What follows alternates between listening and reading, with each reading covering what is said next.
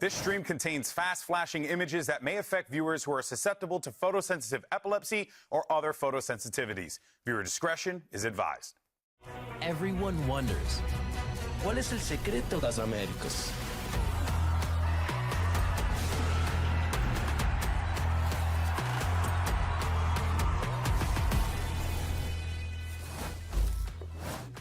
It's the final day of Stage 1. Can you believe it? And today, we're going to get our playoffs bracket all locked in. Hello, everyone, and welcome to VCT Americas, coming at you live from the Riot Games Arena in Los Angeles, California. You're not going to hear that for a little while, friends, so, get used to it. Also, it's Mother's Day, so make sure you call your mom, okay? Seriously, all right? Just do the right thing. Happy Mother's Day, mothers. Happy Mother's Day to all the moms out there. All of you guys. Make it happen. Now, of course, let's go ahead and dive into our action, because you know what moms love more than flowers? The Pulsar flick of the week! Of course. That's right, and this one's going to go to EG's Supermen. Not their children. No, not at all. At least not my mom. Yes, Superman. This was crazy.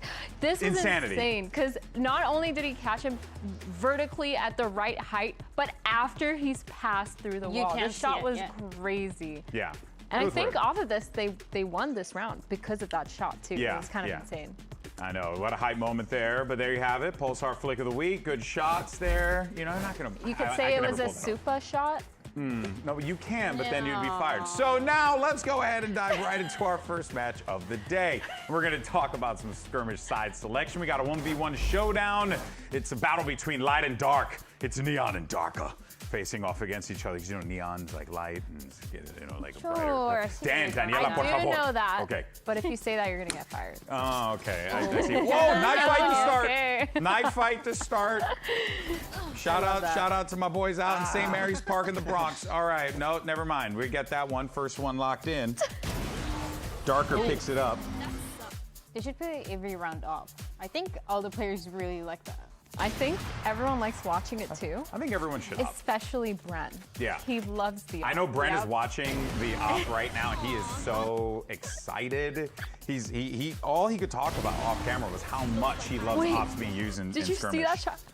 He barely saw his head. It was like a little pixel on his screen. Yeah, no, that's that garbage that Neon does from time to time. Oh my word. Oof. This is good, honest gameplay. Bren would agree that what Neon's doing here is good, honest Valorant. There you go. Brennan, you should be pleased. 5-1 for Neon, only using the op. What a guy. I love that for him. Hey, it's just a warm-up, warm up for the game. It's just a warm-up, exactly. All right, well, folks, look, here's the thing that's important to note here, right? You see the teams on the list, all right? Both teams, they've already qualified for playoffs, all right? But this match is still extremely important for the Alpha group, because pretty much you need to see Leviatán get a map win. They need a map win. They get a map win, they kind of solidify their spot at the top of the group. But if they lose a map, if they drop a map, right, it's just a map, then they end up in a much different scenario here. It's pretty interesting, because I don't think Lev were expecting MIBR to lose yesterday. So now they're like, wait a second, we can get first? We can get first? That changes everything. Yeah, I believe no matter what, if Lev wins, as long as they win, they get first seed. Pretty much. Yes, but for Loud, on the other hand, if they win 2-0, that's different than if they win 2-1. Exactly. They get the 4th or 3rd seed, essentially, is what they're fighting for. Yeah. So, and it will be huge for Loud to be able to go from a team that we didn't even think would qualify for playoffs to getting the 3rd seed spot, potentially with a 2-0 victory. So those are going to be the things you got to look out for. Okay, friends? Just be on the lookout for it. There's more to it, by the way. It's going to get a little crazy. All right, numbers are all over the place with this thing. But let's talk about the roster, the stakes, what's at hand here. And more importantly, how does Lev look to continue to build upon this? Because, Dan, this is a team that we're hyping up big time for good reason, because they have been performing immaculately well. This is an incredible team. I think we were all talking about it from the beginning of the year, but now this is, of course, when we're starting to see it a lot more, with a team that looks a lot more solidified, even though last week it didn't really go their way, losing against MIBR and getting destroyed in a way that maybe people were not expecting, because they were expecting that upwards trajectory that they were going with. So for Lev, I think it's them, even if they had an advantage, for example, in a map like Breeze, being able to, or going back to the old patterns of playing slow, not being able to try, or not trying to be one step ahead like they did before, and I think that really cost them the series, but it is one of those things that they should be able to fix. Yeah, I think the series was still close enough for them to be really proud of how they played. They were ahead, you're right, 5-0 at the beginning, and on that Breeze game, and then that one timeout from MIBR just changed the whole thing. But of course, trying to solidify that first seed is really good, because when they do get that first seed, it's just one more BO3, and they've qualified for London. So it's really nice to see.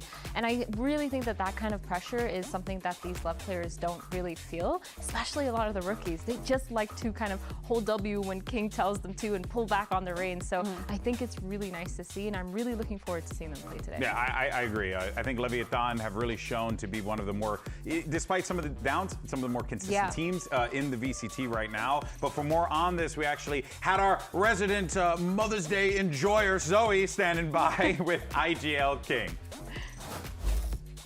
King, you guys suffered your first loss last week, but the general consensus watching that match was that it was really close. When we talked about it afterwards, just felt like you guys were missing the clutch factor. Do you guys agree with that sentiment, or did that loss maybe reveal bigger cracks to you that needed fixing heading into today's match? Honestly, whenever we lost, I was like, what happened? But it is what it is. Whenever you have your first loss.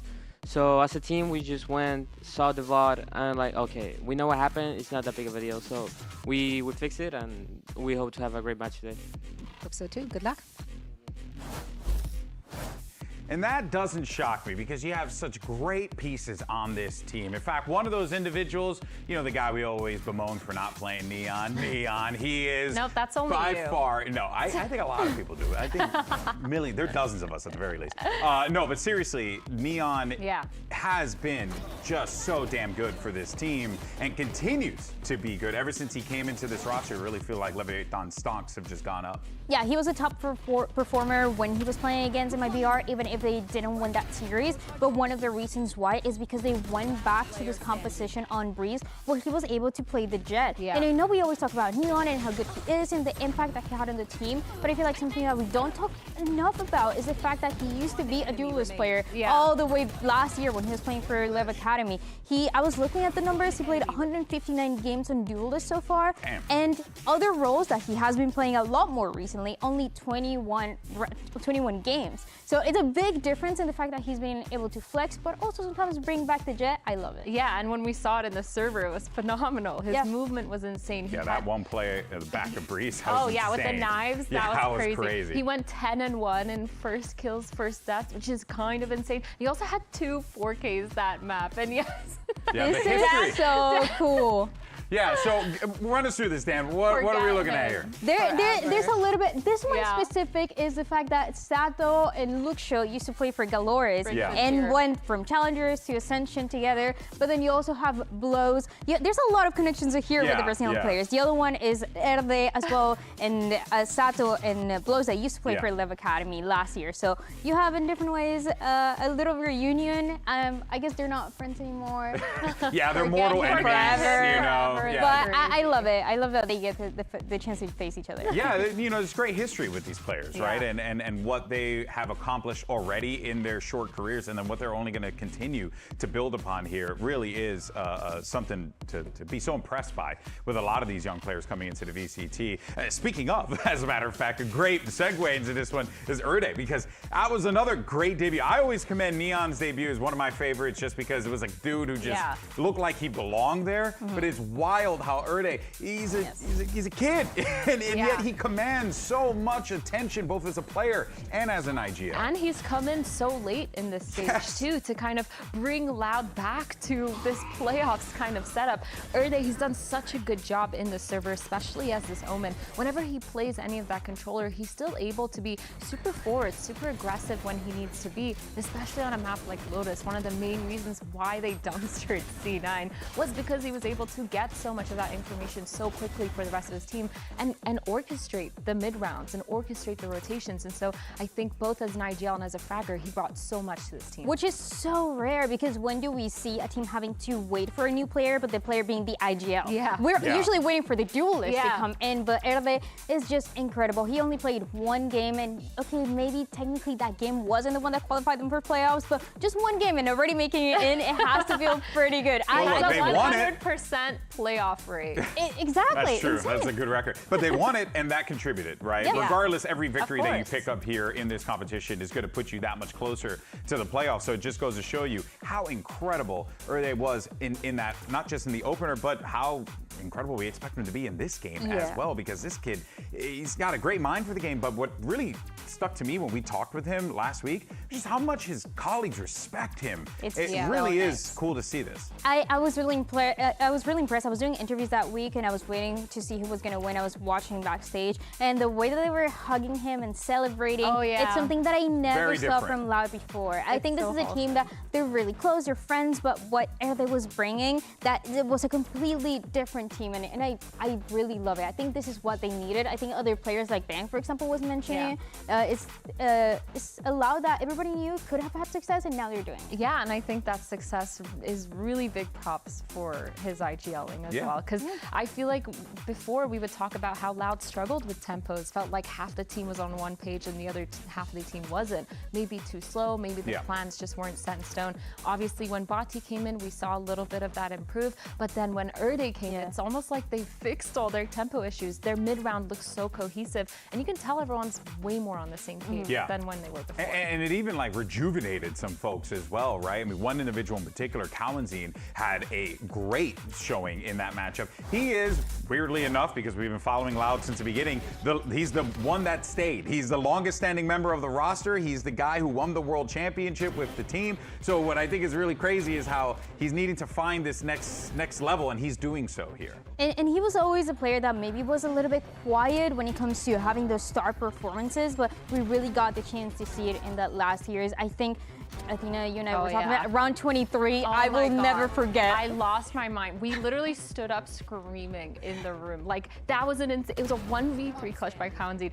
And then he broke every single peripheral afterwards by accident, by the way. He just stood up and ruined everything. But no, like you said, he had a phenomenal game on Breeze. His Sova was so good. He ended up top fragging, getting the highest KD on that game. And the main reason was because he was just so good with his util. Verdi broke that stuff. Verdi broke it. You Oh, blame it was Verdi. Verdi's fault. Okay, I love that. He did a really good job with his util. His Sova util was the main reason why they could retake alongside with the harbor wall. And it just felt like when they were flooding, he was always there to help with the util, and then immediately after getting those frags. Yeah, needed to find that next gear for him, you know, and it came right at the nick of time thanks to Erde and this Loud team that I think we're celebrating. We're excited to see what they bring to the table here, but let's be honest, they're going up against a brick wall, right? They're running up against a force in this Leviathan lineup, so no matter how you shake it, this is going to be a difficult game for Loud. I think it's going to be explosive for both teams. Like, they're going to have to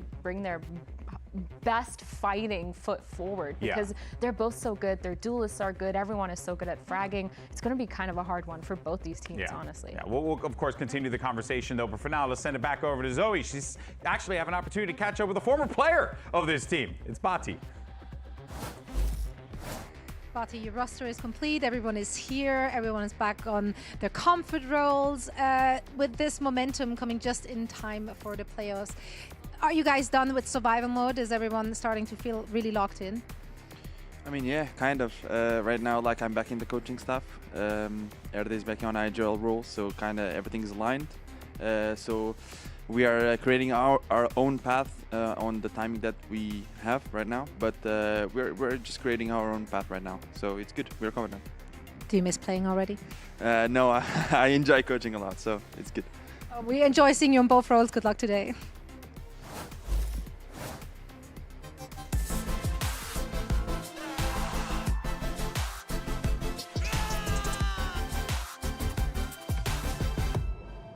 Yo creo que el rol nuestro en sí, como crecimos mirándote a vos, en realidad, ¿no? Vos en ese sentido, para nosotros, o para mí personalmente, sos como un rol a seguir, porque nada, o sea, yo creo que nuestra región realmente, si no hubiera sido por ese top 4 en el mundial, yo no sé qué sería nuestra región realmente, ¿no?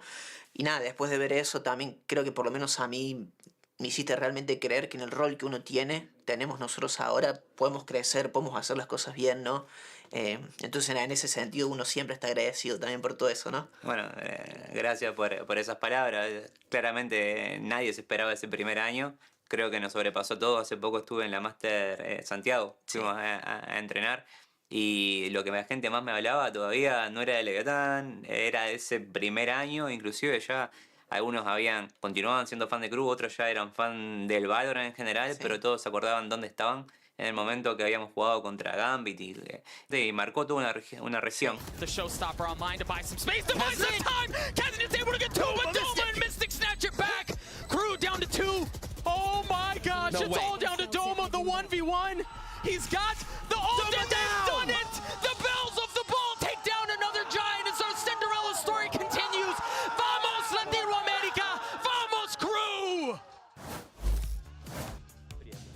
Hype moments is what the VCT is all about, but one thing that we love to do is bring the fans in, have a good time with them. And at the end of the show, we'll typically do our predictions where we're wrong, and then people get to mock us on the internet. So what we decided to do was get you guys involved and have you guys make the decision for us. This way, we don't suck. Ain't that right, everyone? Give it up. Yeah, all right. So we have two competitors joining us here. We're gonna explain what we're doing in a minute, but for now, let's meet our our contestants. Myrna, who do you have? This is our Lev fan here. What is your name and why is Lev going to win today? My name's Charlie. Have you seen these guys? They've traveled all this way. They're here to win. Period. Okay, they're here to win. I love that. All right, and Dryad has someone as well. Dan, who do you have? And I'm here with Alex. This is Loud's fan. And why is Loud going to win and why is Loud better than Lev?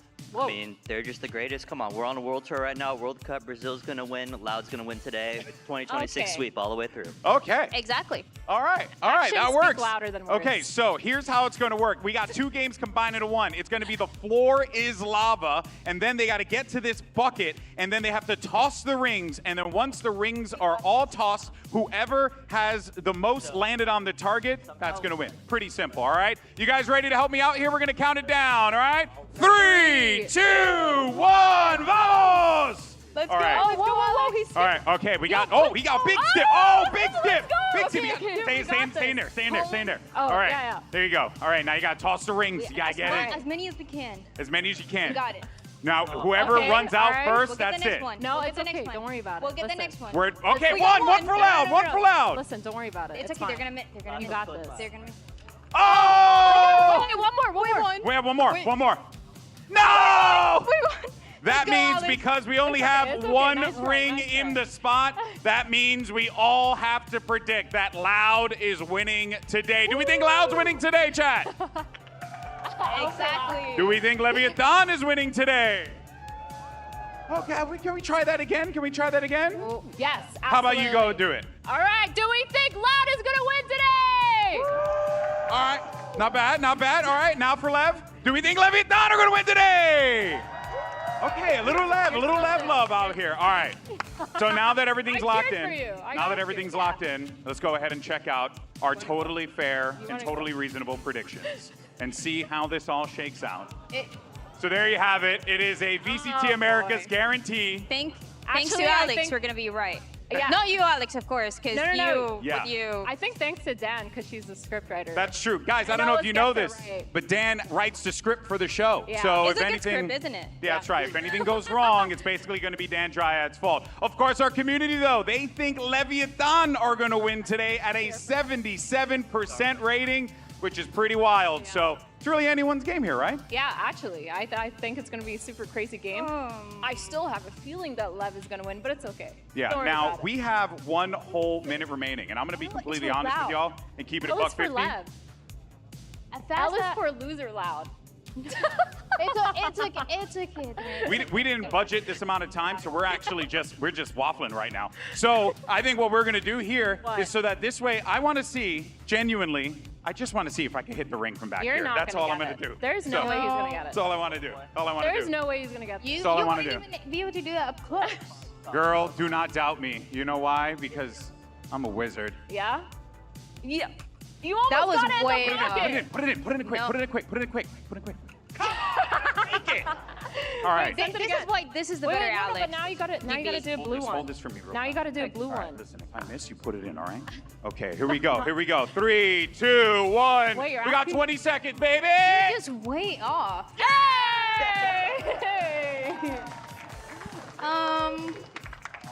Never doubt me. Never doubt a Puerto Rican. All right, guys, that's going to do it for us here. It's now time to get the show on the road. Our two teams are going to take the stage, and we're going to see who locks in their spot for playoffs. The VCT Americas Stage 1 starts right now.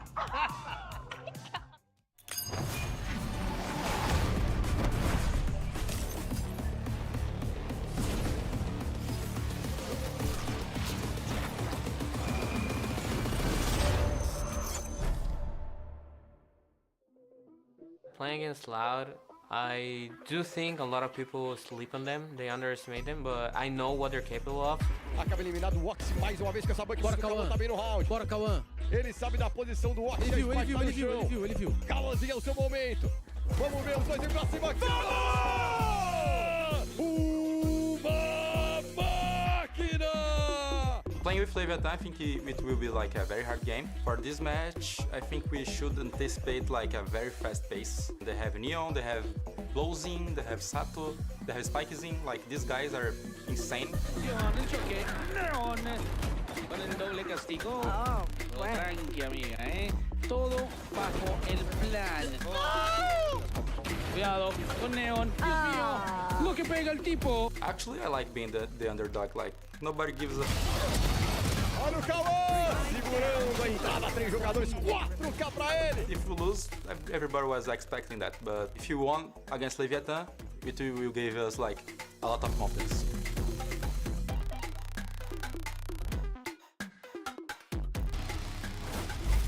All right, Riot Games Arena, it's time to get this show on the road, and let's bring out your first team. Put your hands together for Leviathan. Today, this is the chance for them to secure that first seed in playoffs. Again, if they get that first seed, they only have to win one more match before qualifying to London. This team has so much to prove now that they're playing against this Loud team. They have a lot of the firepower. They have all the potential. Yeah. They just need a little bit of these things to fix. Small games from when they played against the other team that they played, making sure that they get a lot of those small mistakes underlined, because the amount of firepower, the amount of talent that this team has, it kind of goes unmatched on paper. Yeah. No, we heard King talking about that earlier. After the loss, they went back and said, what do we do? How do we fix this? They seem like they have good heads on their shoulders, but so do their opponents as they make their way to the stage. Welcome to it. You have Loud. And Loud, this is a team that we didn't really know what was going to happen towards the beginning of the stage, but now they have secured playoffs and they're trying to warm up, be ready for that potential Masters London. This is a team that, with the addition of Erde, looks like a completely new one, renewed, energetic, and with more potential than we've ever seen be hoped for these individual players. They last week got a win against Cloud9, and that felt like was just the starting point for all of the potential that they can have. Yeah, and even though it was like a lot of people would look at that win and say like, yeah, you know, they pulled off a win against Cloud9. Cloud9 were also in a really unique situation, coming in with some new firepower too. So it really was just a question of who was going to step up in that moment, right? And as your first time in the field. And what he ended up getting was Erde, and leading the charge with this team was brilliant. I mean, for this VCT Americas stage where anyone can beat anyone, it is literally anyone's game every single time that we step into the server. But we're going to go into these maps here. Leviathan picking that find first, followed by the Breeze. What do you think, Dan? I think this map of bind is interesting because we haven't really seen it for Loud. And it felt like in the past week we've seen a lot more bind. The last time was like kickoff. Yeah, the first couple of weeks everybody was avoiding it, and now for Loud is, you know what, let's bring it back and kick off like you said for Loud. They were still playing with Mankata, obviously very different team, very different vibe. And Leviathan though recently played it against Envy and won 13-4. But I think this should be a little bit of a different story. That was an Envy that, well, before yesterday, that was the fastest game that we had. That was in the rankers. You know, they had had to play then. I think it should be a lot closer, and like you said, Athena, earlier before, this should be a very explosive game. Yeah, and I think when I'm thinking of explosives, I'm thinking of Breeze, because that map, we saw Loud be insane on that map. They're so good. It was a close game against C9, but they're overall 3-0 on this map. This is kind of their bread and butter, so I'm looking at them to make sure that they close that one out, because Leviatán, they haven't won this map a single time so far this year. So it's gonna be really interesting. But jumping into that bind, we have the Neon and the Phoenix, Nice which I double duelist. actually really like. Yeah, I kind of like this one here. You know, of course, tried and true Brim on Bind, right? It's such an iconic duo. Yeah, and even for the Phoenix as well, for Sato, before last week, he had 100% win rate on this stage, and he has been incredible. So going back to it on this map, it just feels like it's something that suits him and the team really, really well. Straightforward composition. Love to see it. On the other side, though, got some changes, got some mix-ups here, and I like seeing Luxio on that chamber. I think this makes sense because Loud, they've struggled before in the past when they did play this. Again, they haven't played it since that kickoff. We've only seen them play it with the Yoru, and obviously that's not really viable unless you're Exter. That's fine, it's back. But this makes a lot of sense. For me, I'm looking actually at Lev to make sure they solidify almost this win, because it feels like both these maps are so one-team sided the first couple maps that I'm expecting a third into this. I'm really excited to see it. I think especially going to be a lot of momentum early on, and who's going to be able to carry it, especially because, again, we haven't really seen this map for Loud. And I know for a second we saw that right at the top it said Batty in the middle. No, I promise you it's not Batty. It's actually Erde, the one who's playing. I know, if you miss maybe a couple weeks you might be confused, but yeah, Erde should be there. He's back. Yeah, and I think also one thing to keep in mind is Bind isn't going to be in playoffs. This map is going to be gone in that rotation. So a lot of these players are probably either really, really done working on it. They're like, we don't need to learn anymore in this map. We need to get ready for a set. But I mean, maybe they still have a lot of those creative strats that they haven't shown yet in their back pocket. And I'm excited to see it too, because last week we got a chance to see Loud, and we got the chance to see Erde for the first time in VCT Americas. But something that we didn't really get the chance to talk about is how it was Onur who used to be the coach for Erde back in Lev Academy, alongside Sato, alongside Blozin. That is the reason why Kesnet is who he is today, why King is who he is today, why Masino is who he is today. He is incredible, like you said before, a player development. And so, but he also, because he got the IGL and coach, they work together, they know each other pretty well. I think we need an Onur counter of how many rookies he's brought to the stage. Yeah, very influential, as you heard in that coach's interview as well. Of course, folks, it is now time to start the action. Let's head into our first pistol round of the day and send it over to your casters. Here's Rivington and Van Silly. We're definitely ready for the action. It's time for the match. Before we get on to Bind, got a few things on the list to go through. The fact that Lev's ready to get themselves into playoffs with this one. They want that win, but Loud's also hungry. There's still a position they can jockey with here. There's also a scenario somehow that Leviatán could get 4th seed going into playoffs after this game. And that's if Loud is able to win 2-0 today against Leviatán. So that's why the Des was saying this matchup is super important to try to get that #1 seed going to playoffs, which means 1 win in the playoffs will get you to London. It is time for that match start presented by Samsung OLED as we head on to Bind to see how these teams are going to play up against each other. We heard the agents being talked about a bit before. See if Luxo can show up on this chamber as well, as it's going to be imperative for that attack side to, I think, pick apart Lev a little bit with how slow they are to their sights if they aren't doing this kind of move down B long. And some standard stuff for Leviatán to really try to push and go for these group fights, take some long B control, take the orb for the side of Satko as well. But let's think about it from Loud side. They haven't played this in stage 1 yet, so this is a new comp coming out for them. Verdi going on this raise instead of playing the Yoru from the kickoff, of course, because of the nerfs. So let's see if this will help out now for Loud, moving in now towards his B site. Space given at A, but it seems to be all about B for the time. Nice little dog check over towards right side. I think I got an eye on Luxo.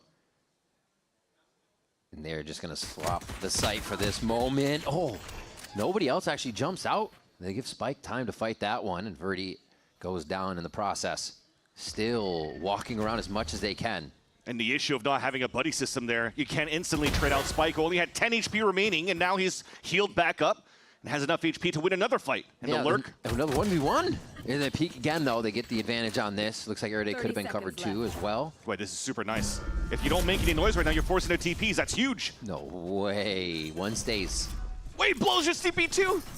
Now they have full info on the 4 TPs from Leviathan, and it could set up. So Luxio's in a prime position to stop them on the rotate. Yet, Lev going through the TP again. Oh, are they going to know where it is here? One for him. The trade comes through. Are they going to be able to get the back line? Luxio tries to get into sight first, Beautiful and flash. they should be able to just swamp this, right? Another flash hits them square in the eyes. And now they just look, keeping one on high. It's Neon and Hookah. That's the pistol round going in for Leviathan. And that's the tough part when you're looking at Verdi's responsibility here as that tip of the spear for Loud. You need a little bit of that buddy system to come out for the trade, especially when you made it out so silently, and there was never any pressure coming out from Leviathan to get information in the mid-round towards Hookah. Yep. You have to expect there's some pressure out towards Long. Get that system in, get that buddy in to allow yourself to get a better opening towards that site. But they almost made it possible here with how they broke angles for Loud by having these lurkers up towards that A site. But Leviathan still scores up on top with the pistol round. Look at this force buy. Stingers with the Marshall for where? Still towards Showers. They get a repeat on. I like it. Neon looking for chip damage through his own smoke to start this one off. You could wait it out here for a good 20 seconds if you wanted to here, because you still want to get the potential Luxio moving up to get a headshot with that Marshall. So you could start moving in and taking over sites with these Stingers. Instead, everybody's rotating towards this B site. The jiggle is good here for Blows. He sees a couple. That initiates Loud to go a little bit more quickly towards this B site. Not a lot of delay here, so this is going to be Loud taking the site. Hookah's covered. Let's see if they can get the plant down and keep it safe. It feels weird since they can't really see what's around them, and that's just going to be Lev setting up for the retake. So the push through maybe from Loud gets stopped right at the front door. In goes Spike Z, and they get the judge down as well. And now Doable. Loud's trying to turn it. It is doable. Erde and Verdi looking for where the last one could be. And King now trying to reset, reload, making a bunch of noise, so he almost has to cut it and reset the situation. Quick peek. Looks like they're both just going to take this off the smoke. No, they let it dissipate. Stinger's not penning much here. 7 HP, or 7 in the mag, 13 HP. This would be huge for Verdi to grab here, and needs a little bit of room for Loud to grow in this game because Lev's already going to have the advantage. King gets a third, and he knows, bring it on. The repositioning from King was way too good here. Never expected by Verdi. After he did the damage onto King and forced him to fall back, he thought he had the advantage by repositioning himself, but lost a little bit of his opponent in the field of view. Unfortunate too, that was probably his 13th occasion in the clutch throughout this whole stage for Verdi, but unfortunately couldn't capitalize on this one. King also is making it known. And that was an expensive round here for Loud. Remember, it was a Stinger buy with the Marshall. They couldn't get the plant down too because of Leviathan being very quick to flood off the double duelist in the back of that site. So Loud will have to go for a full eco this round. Neon taunting this Bulldog through the smoke for 2 rounds now. Gets Luxio on the second time around. And now Loud's committed to this B side of the map unless they use a lot of util to re-clear. That'll help a little bit. Adding another one to the tally here as an opener for Verdi. Actually quite up there in the column of the first kills, close to even Jogimo and Zekin. Great delay. King switching to site to make sure they have a bit more time to buy for Lev to get into position from this one. Whoa, a lot of smoke's going down. A little blind for Spike Z, but he's able to clear his eyes there with a quick rub. And Neon's able to come up with 3 quickly, but also patiently taken back by Lev there as they knew they had the time that they were bought from King's Snakebite. Ends up being a good damaging round for Loud onto Leviathan for that one too. Things kind of stay normal. It's almost as if Leviathan won their bonus round, and now we'll see Loud go back into a bye. Good eliminations round coming through here for that second and third round for Leviathan, only getting the plant for Loud on that pistol. But they've done a nice little entry so far towards this long B site. This is twice now that they walk contact into the corner. They expect a jiggle peek coming out from Blows, who's been so good in this spot. Remember, he was laser beaming his opponents when they were playing on this map last time around for Leviathan. He was definitely an unstoppable force. This time looking to get challenged one more time. It's Verdi at the point. The economy's so good, you see him sitting with the Guardian still, ready to stay back, play with the money a little bit, and yeah, he's gonna play his life. Goes for the clear, Run it back, comes through. And Sato's going to make quick work of Erde. Nice swarm of the site coming in from Loud, but it's already Lev starting to pinch them in from every side here. And the spike, unsure if it's safe to plant. They go for a little bit more util clear to make that confirmation. Yeah, no choice. You got to plant right now. You know that they're encroaching towards the back. They're still getting stopped. They don't know. They're trying to just bait the plants out at this point. They know they have 50 seconds, so it's a lot of time to work with, and they're going to choose to take a fight instead. Getting on hard angles towards the spawn. Re-cleared by Neon. Backs himself up, coming all the way over from Showers to do a bit more work here on the B site and help the squad take it back. Lev, 4 in a row from the defensive side. Right now, the protocols for Leviathan 2 has been amazing. You just talked about it, Riv, the amount of times they're able to delay these plants, but at the same time, understanding where the gaps could be. Loud had a decent idea. They knew the pressure was coming towards Elbow when they lost that fight on that side. They knew they were getting double flanked, so they're like, okay, maybe we can push towards the spawn and then try to plant on the A side. Yet, Neon stays all the way back at this position right here to not allow for them to move forward into the spawn, and then the value that Sato is getting on flashes, on kills. They got to find a way to stop this man. And it looks like they will just try to stop the momentum a little bit. Calling through a timeout coming into the 5th round here. Just punishing rounds. The second round bye for Loud's obviously going to throw them off a bit.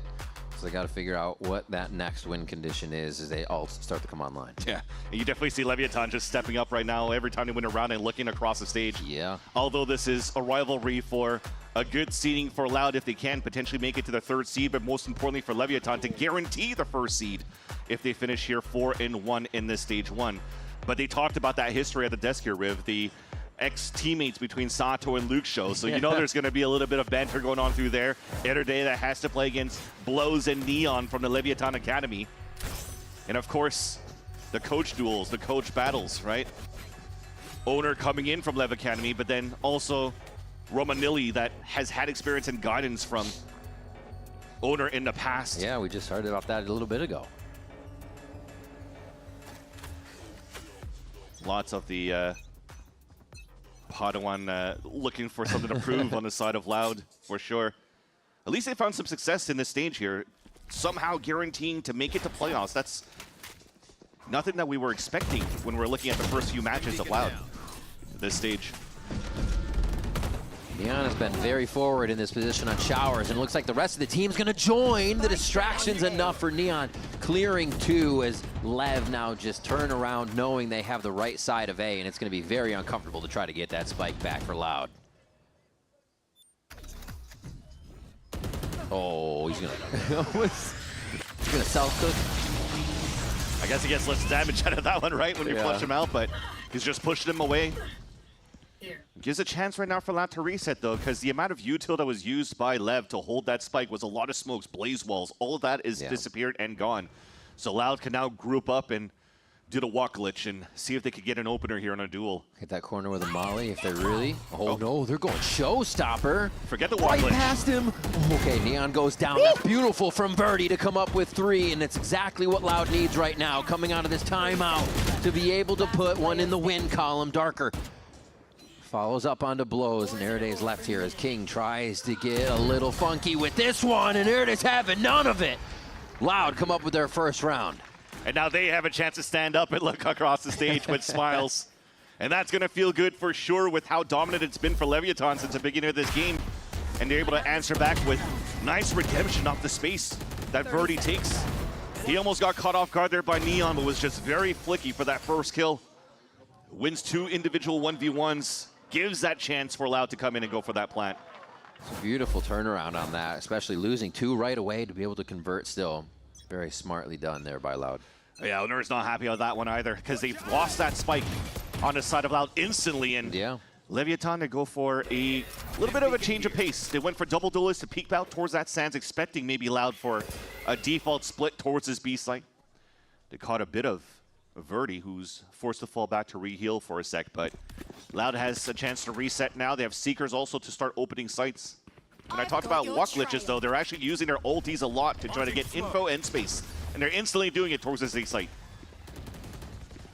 Holding still towards Showers. They're going to keep coming through the teleporter to bring that power back to A instantly and try to give Lev A lot of trouble out of U-Haul here. They just almost saw Spike. Verdi did catch a blink of that.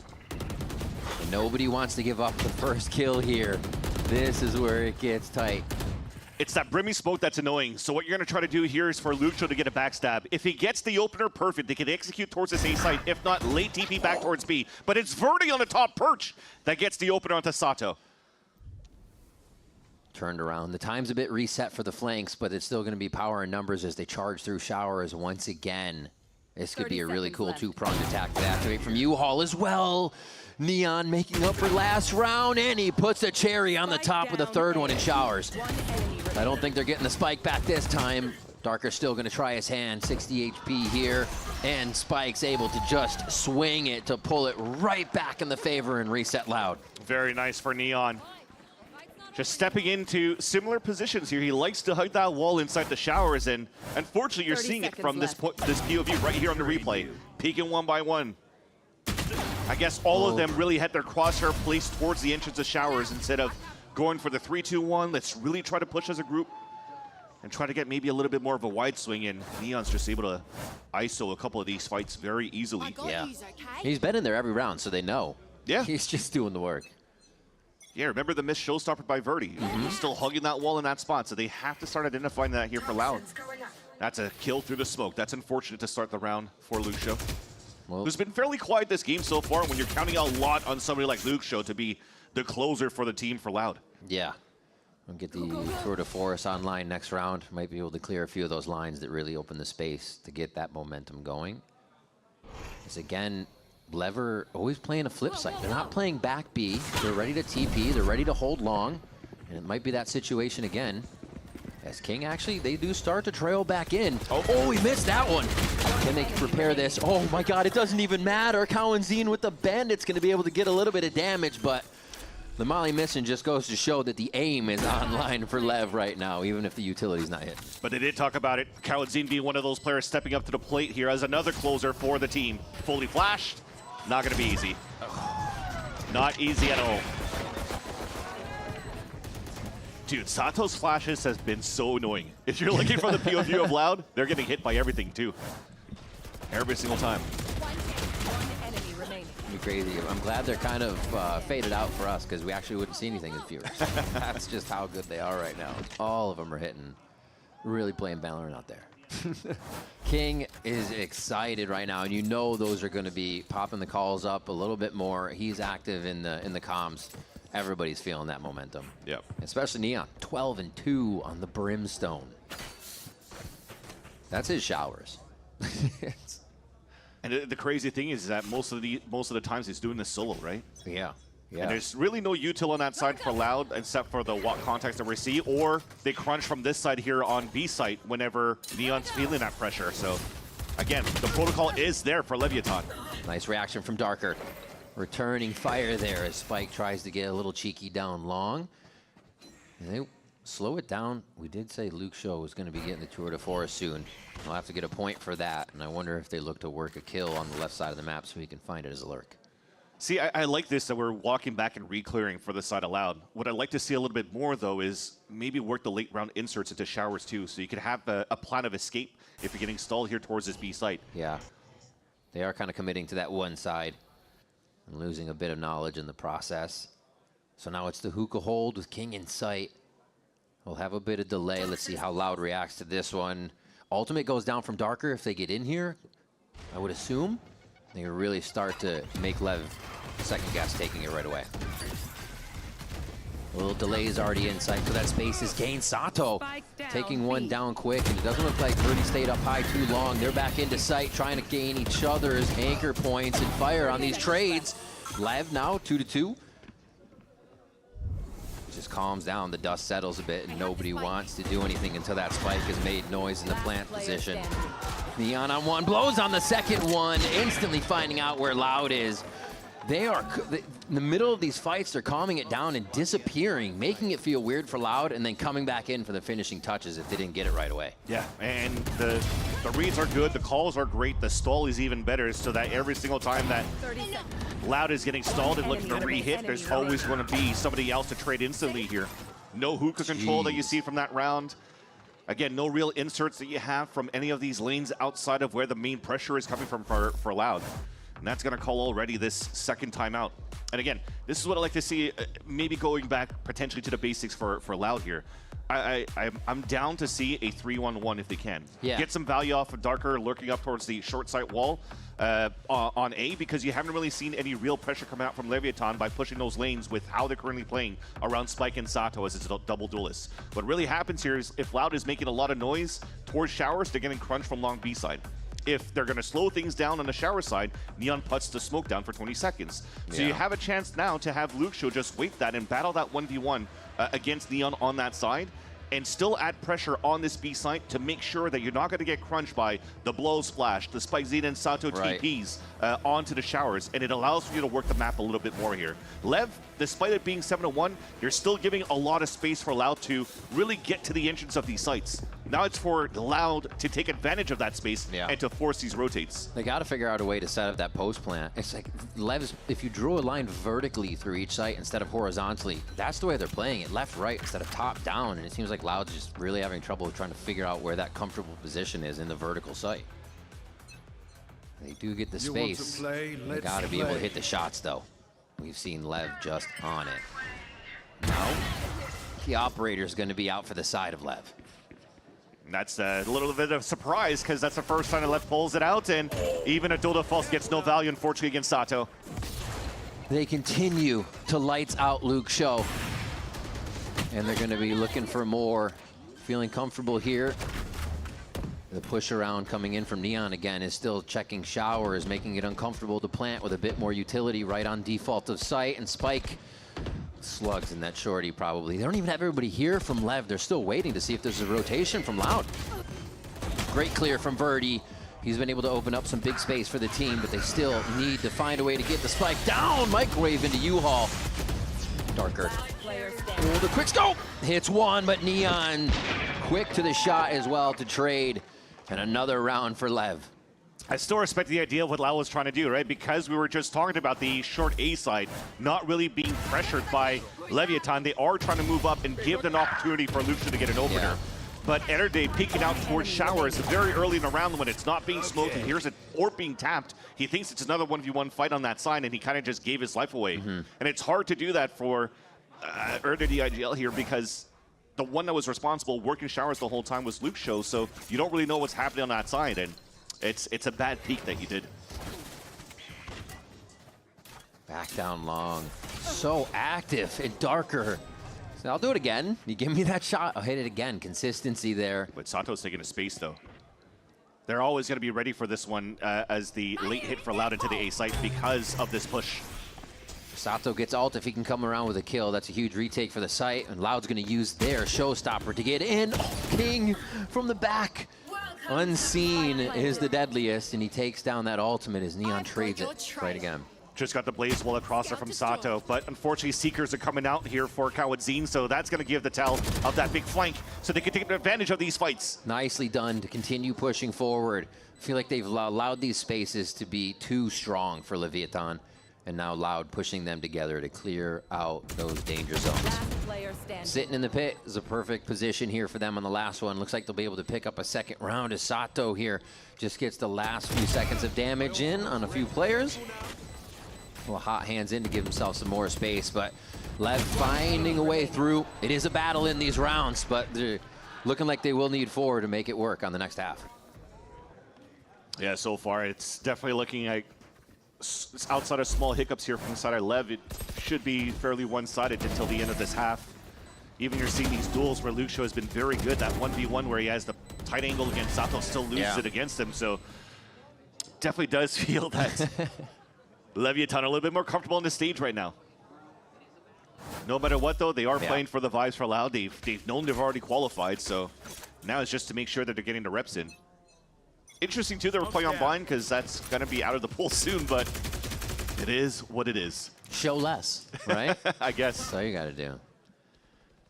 Nobody needs to see the tricks right now. U-Haul being held by the judge, and this is a much slower round from Lev. They'll allow Loud to make the move first once again, but Spike's down, so this is a go around and find everything out that they can round. It has been that story since the timeout, just to default and wait where the lanes are going to get pushed up. And this time, instead of using bodies, they're using a dog out from Kawadzin, so that is going to be able to push him back a bit, which is the defender of Neon, allowing here the walk-up of another off attempt of Luxo in short A. Still a 3-1-1, but on the reverse side, so they could really try to open up this A site. Was that a fake runaway that they tried to do? I like it still. Didn't really buy a kill on the left side. A nice kill onto Neon. As Loud continue to creep forward. Again, the shift space being gained. Oh, Spike just taking one down instantly. They're toying with him here at U-Haul, but Luxo's not having any of it. He's been able to circumvent the site in these smokes and really just weasel his way into a dangerous position. Now Spike's got to figure out where that might be, and he can't. Right to the hip. Luxo gets another one as he's cleared just a handful of players in the last few rounds by himself. Really making it work. Yep, sneaking through here to chip boxes through the smoke. Found that timing against Sato, who threw that run it back to get info towards the front of that site. And again, that was a free kill. He just had his crosshair placed onto where Sato is going to TP back to. And Sills finds a different position to take down Spike in the back of Triple from the bench. So nicely done for the lurk. But it was all thanks to the first opener by Erde. Catch and it rotates across, and I felt like maybe we kind of over-rotated a little bit too quickly for the side of Leviathan, because we haven't really made too much noise from the side of Loud on Sands and on Long B, with the exception of the of Darker letting himself being known by the flash thrown by Blows so that they could fake a presence over on this B side. So maybe that was that one element that kind of forced the over-rotate from Loud Leviathan that Loud took advantage of. Ooh. Very clean. I think a lot of those Loud realizes too that they were gaining the space, but losing B long or losing one side with that vertical site play. So it was never safe. You're never really gaining the ground. So doing a little more, like you said, defaulting out, finding where people actually are, paying off big time. Right to Showers. Oh, committing to the line. Just in rendezvous though still. Hello. Oh, he steps out of it for a second. Spike and Sato are gonna punish. They back up, leaving one insert, and they play a little bit here with Darker on the left side of the map, but it looks like the commitment will be towards A. Got fully hit by that flash, both players there, Luxo and Kawadzin. Again, another huge flash coming out from Sato. Yeah. He's still gonna stay in, ready for the swing. Saw what Neon did earlier from this position. Says, look what I could do. No, they double peek it. There you go. This time. And that's what we need to see all over the place. The fundamentals coming in before the strats. They rinse and repeat for Loud here, and they can get themselves a fourth round. Neon in arm's reach. They're looking to get the side. Whoa, right to the shoulder. Gives actually a chance to get that trade down. And now it's Erde versus Blows.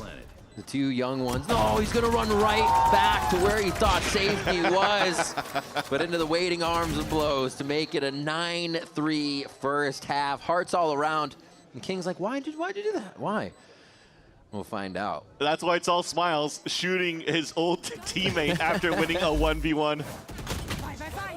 But look at that flash, man. Kawadzin had no chance. We never switched out to the Headhunter after for Luxo, trying to go for a quick no-scope. He got caught off guard for sure. Big first half one here by Leviathan with a 9-3 scoreline. Lev came out strong to start this map off, but we did see Loud wake up towards the end. Let's see if they keep that momentum coming into the second half. We'll be right back.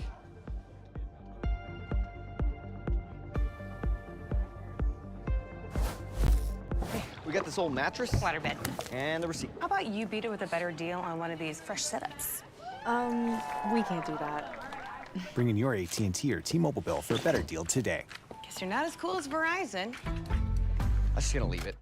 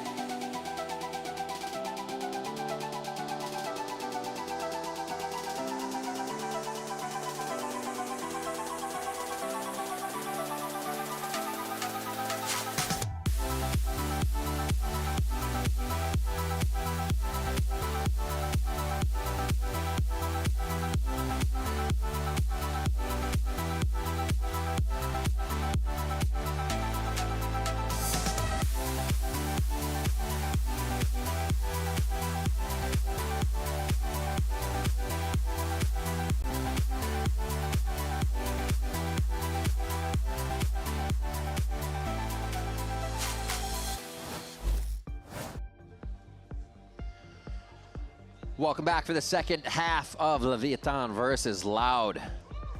Loud coming out swinging in the second half is the name of the game. Pistol round is almost a must, but they were already trying to get funky in the second round of first half. They buy in, they try to get the Stingers, they try to get the Marshall. Lev said no. We'll just have to see what they can do. Everybody up there is having a lot of fun, though. Yeah. I mean, we were just looking at the player shots before, and it's basically NRG mimicking what King was doing on the other side of the stage.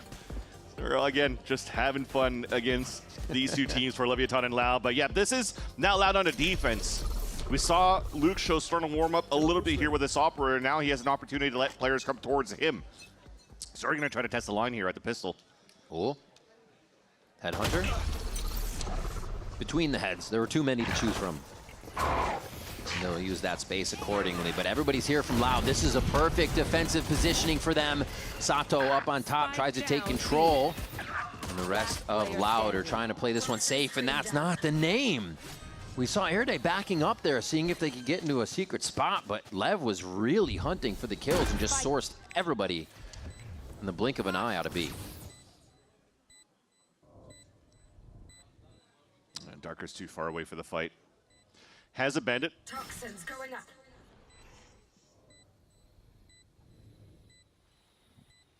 They're just hiding. Just like crawl in, and then they're all going to peek out on him. Another pistol for Sato, entering the site, hopping up on top of B, and somehow living throughout that as the rest of the team just fanned out into the site. So you can see the coordination there from Lev. Just flashes again. Oh. Oh, that's how he lived. Okay. And just with the fall bump, too, making his aim go wayward, still hits a headshot. Yeah, he's different today. Just simple crosshair placement, but being very precise. Good reaction times, and he's winning a lot of these duels. Yeah. Already one away of getting the run it back. I don't necessarily think they're going to try to use it this round unless they want to make sure that there is nobody stacking towards where they want to lead towards to, which is this B site for now. Lucio's trying to watch a tight angle with the headhunter there. If they get up B long, they could just go run it back Phantom with Sato. He buys into this round. That doesn't mean the Sheriffs won't catch heads here from Loud. It just takes a few shots. And that's why it would be nice here. He's the one that's invested the best weapon in a round. Yeah. In the server for this round. So if he gets a pick against pistols, easier for him to get to run it back. He can now farm orbs for the other players instead. But Leviathan are making sure here that they're not walking into any of these traps. They're still waiting back towards the spawn. The best positioning you have for now is Verdi right out towards the spawn. Finds that timing for that tuck. One of those shots putting a little bit of an advantage in Loud's hand, but they're still down considering the weaponry in this round. There's that kill on A. Yep, Verdi finalizes that. Come around, a few more Sheriffs ring out as Blows is finally able to trade one back. Loud in the advantage right now if they try to creep back into the site. Spike just catches the back of Luke, and they're going to have to repair this one. Cowanzine gets slid on as well by Spike as he knows the fight's not over. And now they're already watching behind them, so this elbow crew can just stay steady and wait for the site to be taken. Big game of timings for this round. Everybody finding their backstabs, their kills, but the advantage is still here for Leviathan in the pulse plan with weapons. Walks right up. Oh, wait. The chest. Erde with a big shot there. Can they get it to half before the damage comes through? Neon makes the noise. Runs straight at Spike to make sure it's in his favor, and he still plays Verdi. Red Bull clutch for Neon. An absurd buying game so far. At 1 HP as well.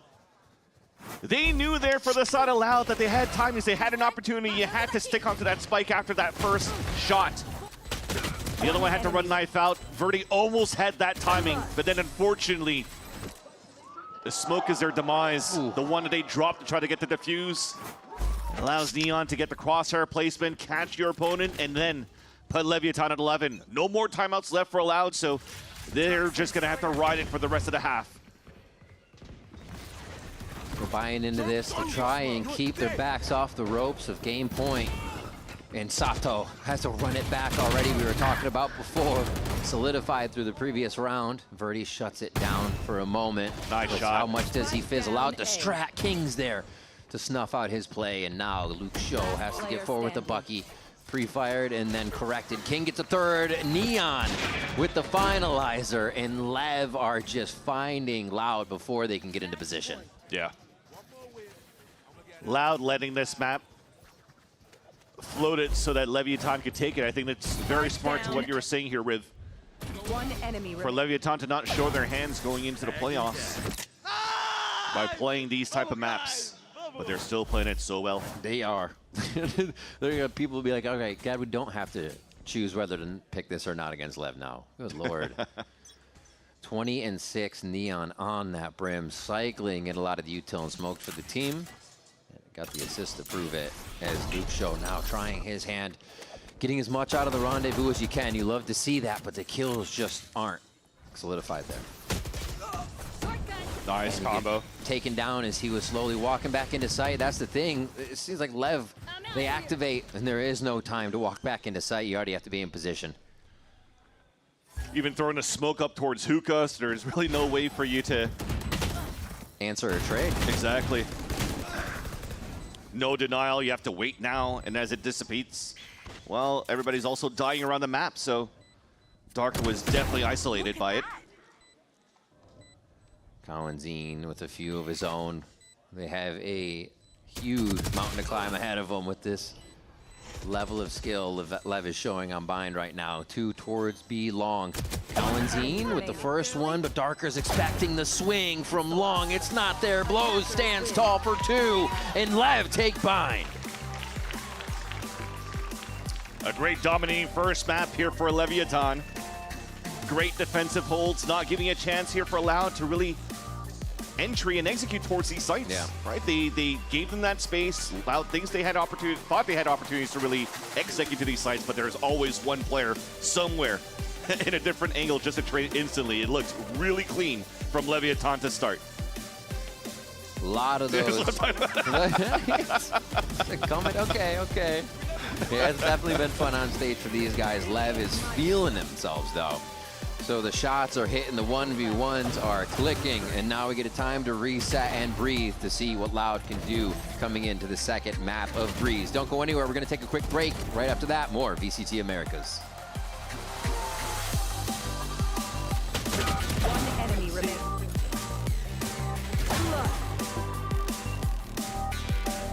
One enemy remaining. It's the last of them. Attackers.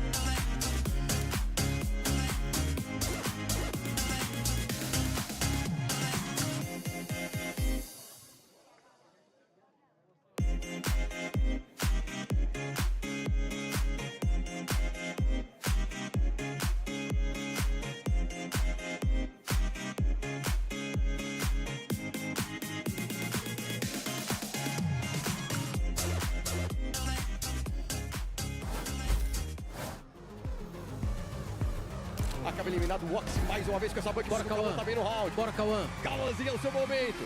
Vamos ver os dois indo pra cima. Las rondas pierde el equipo que pone las compras. Cuidado con Neon. Y ahora a ver, no quiere venir a jugar. Cuidado ahora porque está. Lo busca. Onur, you played such a pivotal role in the development of so many young players. Today, you're facing off against a former pupil of yours. How does it feel to see them succeeding and making it to the big stage? Of course, I'm happy for them. We have a lot of talent, young talent in our region. I started in 2021 with Crew. They were young, you know, King, Massino, Kesnit, all that players that you are like watching right now like stars. They started like Neon, Blow, Earth. So I'm very happy that they are like having success in their careers because it's very hard in our region to make a good career in esports in general. So I am very happy for them. Does it help you? Does it give you a special insight facing off against him today, knowing what he likes to play and what tendencies he has? Not really, you know, we only focus in our game, you know, our own adaptations. We don't think too much into the person behind the rival. So no, just playing our game. Right on. Good luck, Map 2. Always a pleasure to hear from Coach Onur, an absolute legend in the space there. As Zoe was talking with him earlier, having worked with so many players and of course has had so much success. And that success continues here because they picked up a big map win. In fact, I'd probably say a dominating map win. Yeah. 13-3 on Bind, Dan. A great way to start things off. That win is going to help Leviatán get one step closer, but they're still not there yet. They have to be able to win out the series in order to get that first place spot. Just one map away though from securing the #1 seed, being the other team that is just one match away from making to Masters London alongside the same region of Crew, who is just also there and waiting. But I think for Leviatán, they looked amazing, and I think we really started to see where this was going. First of all, with these reactions that they were sending to the other side for Loud and talking about the friendship that we had, but also once they see the bonus won their way, I'm just like, I can see where this is going. Yeah, I see a little running spree going there. And I think Lev is actually trying their hardest to break that record that was just set again yesterday for the fastest VCT Americas game, which initially was theirs to keep against It's Envy. a nice Sunday. It's Mother's Day. I'm okay if they want to go a little fast. You know what I'm saying? It's all right with us. It's okay. Prediction is Loud, remember? Yeah. Oh, no. I forgot. See, this is you're bringing it back. Now, of course, so let's go ahead and talk. What was his name again? Alex? Alex. Alex. What the heck? Me.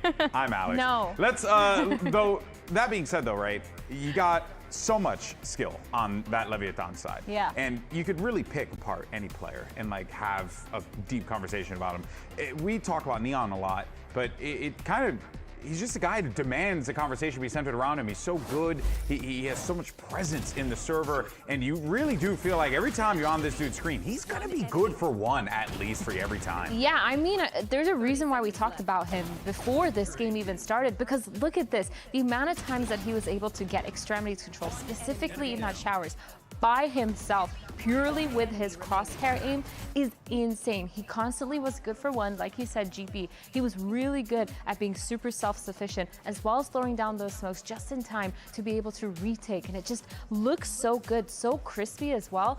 It's kind of insane that my Brimstone is just fragging out that hard the whole time. It's insane. And it's also, he's still new to this Brimstone, by the way. The 4 times that you see him play, that's pretty much the first 4 times that he's ever played Brimstone in his career. We mentioned it earlier on. He used to be that duelist player. He has over 150 games of playing duelist versus not even 50, not even 40 on any other role. And I mean, doesn't matter what he's playing, he's fragging out. But on top of that, he's going probably to be playing Jet next map. I feel like he's just set up for success this series. I feel like that's his 4th game on Brimstone, and that's his performance. That's in officials at least, and that's insane. But yeah, I think going into this next map, we're going to see him back on the Jet, which we really love to see because his operator is insane. This guy is so flexible, being able to play with the rifle, being able to play on the operator, as well as just being annoying as a duelist with all that movement. It's been really sick. Yeah, it has certainly been a lot for this Loud team to have to deal with, as you can see evidence confidence from that 13-3 score. So now let's see how the Loud camp is feeling. We have Zoe standing by with the coach of Loud. Romanelli, you guys are down 0-1, but we're heading to Breeze, a map that you and your team have been extremely successful with, overall an 88% win rate, and this stage you're 2-0. Is there any temptation to switch things up when technically it ain't broke, you don't need to fix it? We don't need to do like a 100% like switch. We just need to adjust a few stuff going like game to game. Depends how much the playstyle of the other team sometimes. But besides that, not so much. Like, just keep our game, keep it simple, and that's it. Let's see if we can head into a map 3. Good luck.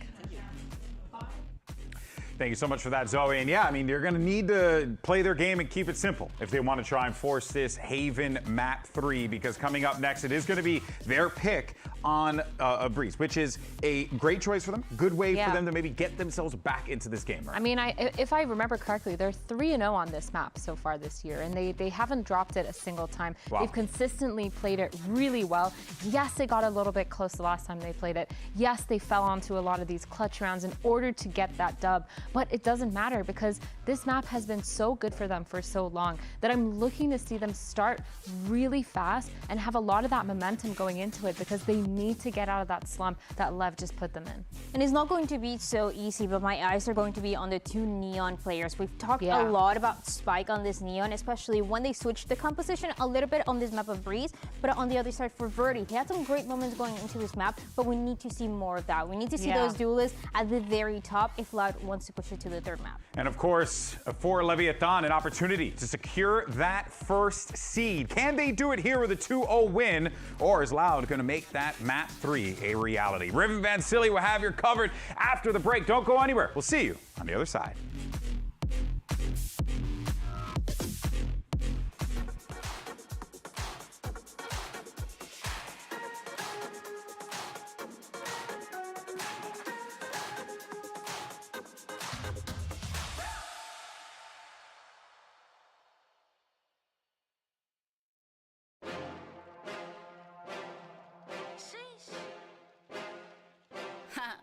Okay.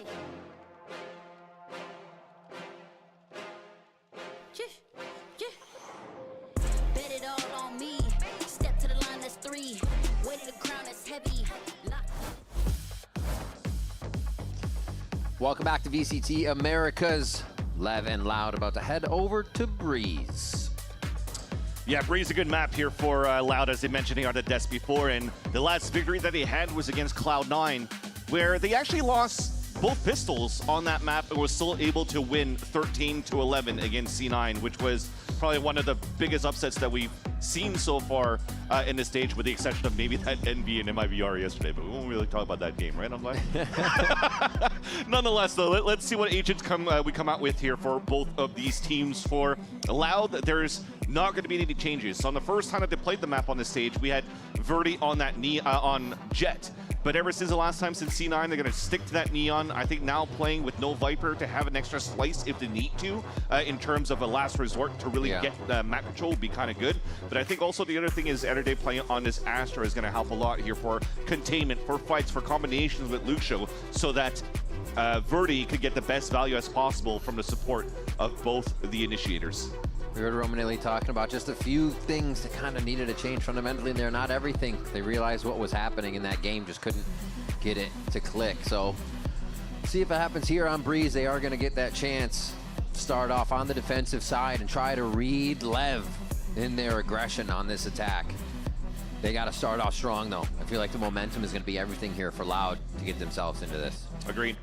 Leviathan on their side, though, did you remember Leviathan with Neon playing some Chamber in the past? He was really good on flicking as that spot, but he's actually playing a Jet this time around, too. So they're playing a double duelist with Neon and Spike. They're actually trying to leverage timing and elevation, too, to maybe try to catch this whole type of, like, darker flash peak, trying to maybe catch them off guard here when Loud is going to play for these type of team fights against Leviathan. So we'll have to see how that pans out for this second map. But again, I think after seeing a little bit of Bind and the form of Leviathan so far in this matchup, it is definitely going to be a tough one for Loud. Last thing to talk about too is that Leviatán, with that map win that they just had here on Bind, will at least guarantee them not to get 4th seed going into the playoffs. And that's super important, right? Because you're starting at the bottom bracket if you're 4th seed. You do want to get that 1st seed though, so they want to finish this in a 2-0 or 2-1 for Leviatán. If not, they also have a chance to even fall down to even 3rd seed if they lose this 1-2 against Loud. I'm interested to see how the comfortability of the little swap for Darker and Erede do here with the Astra and the KO switching. Erede had that versus Cloud9. So keep an eye on that as Loud starts to push down. Lots of info mid. Take some long shots there. Quite a bit of damage done by the Ghost onto Darker. And they will not retaliate anymore. Actually staying quite far back with everyone else and just allowing this 2 team to walk towards elbow and seek things out.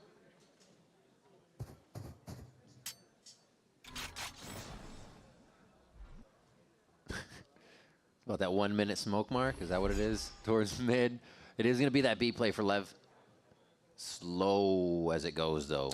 The shift strategy. Yeah, Lev is not worried about this, right? With that smoke, it's pinged out, but the most important thing is the high-low stack towards the staircase. You see how passively they're playing towards this B site? They're just trying to play the retake as they let Leviatán in.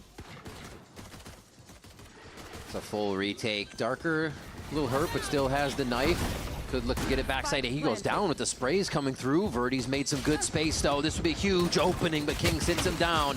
As Loud starts to take the space, they get 3 as they light up the kill feed.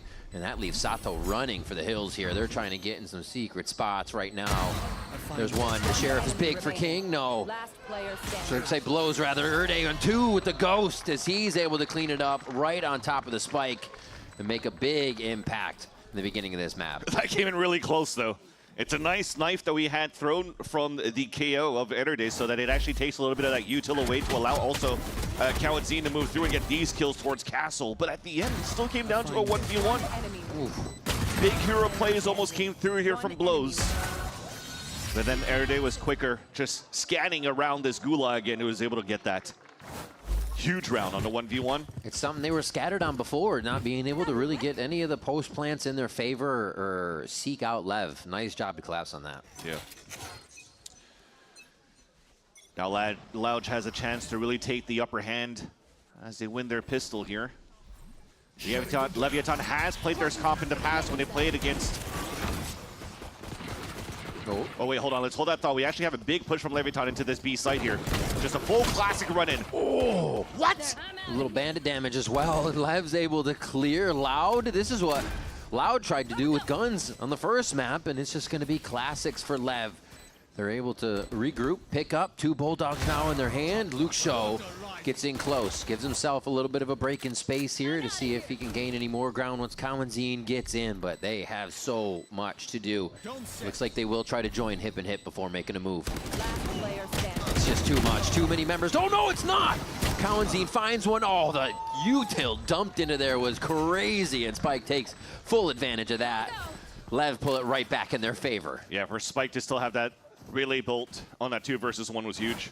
That breaks Econ for Loud. I literally was just talking about a potential upper hand that they have. And look at this. They're not playing a flash comp here, so with the amount of walls and smokes that came up and nobody to pop through, playing out in the open should have been such a good position there for... Yeah, I mean, I'm wondering the same thing, Romadilli. Yeah. But yeah, they really got caught off guard trying to swing out through the Astra util, and yeah, the aim was a little bit better there for Leviatán on the attack side, and now it's a walk for Loud down towards middle. Ooh.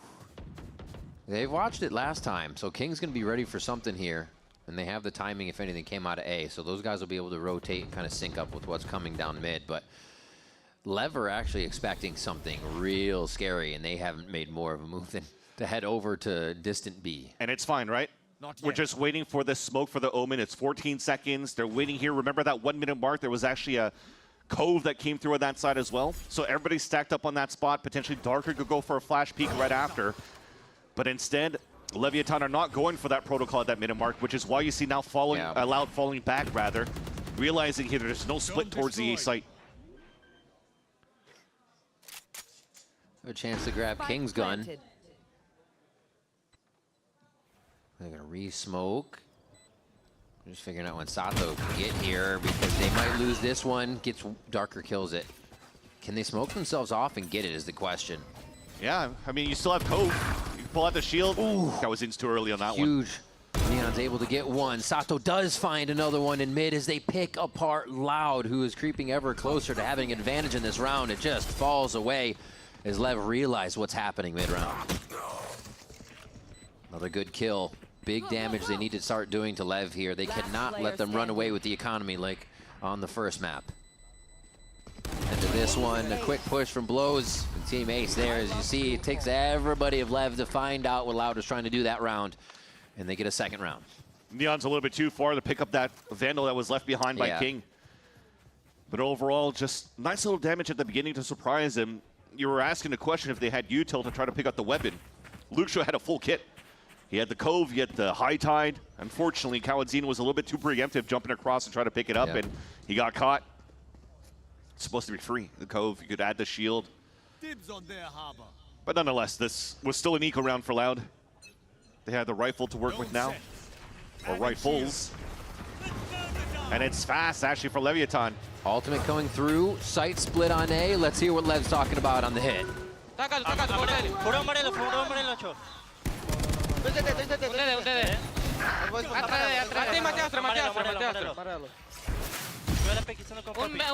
Meio, vamos matar esse cara aqui. Vamos.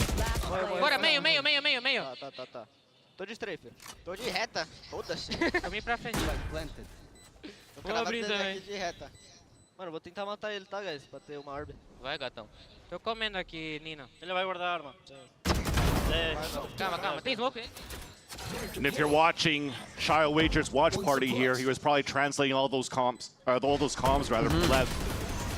Seems simple, just trying to identify where the players were at after the reckoning towards the A site and winning all these fights and making sure that they're staying as a group for the attack, and it capitalizes for 3 rounds in a row. Also leveraging a double ult on top of that with Blows' Hunter's Fury. And that's a huge run to use it, right? Remember, this was a buy round we had previously for Loud. Yeah. So you shut down the economy again. You force him to be on another gamble of pistols and a Marshal now in the hands of Luxio.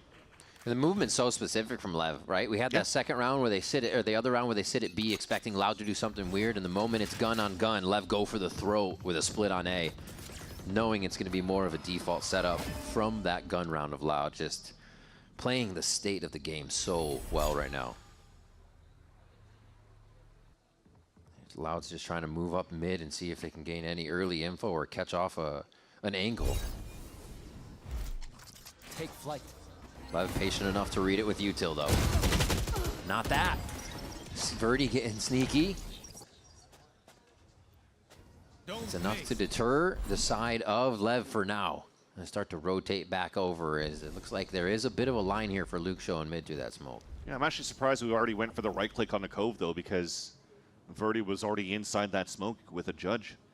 That could have given him a good position here for a good 20 seconds, but now as it trades out a little bit at least, and they feel that they have some good map control and expecting Leviathan to go for a re-hit towards his B site, so those two guys are just going to stay close by leveraging a judge that was left behind by Verdi.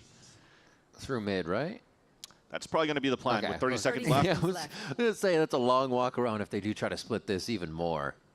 So they re-go to what we saw last round for the same strat, just a little less util, more eyes on the play.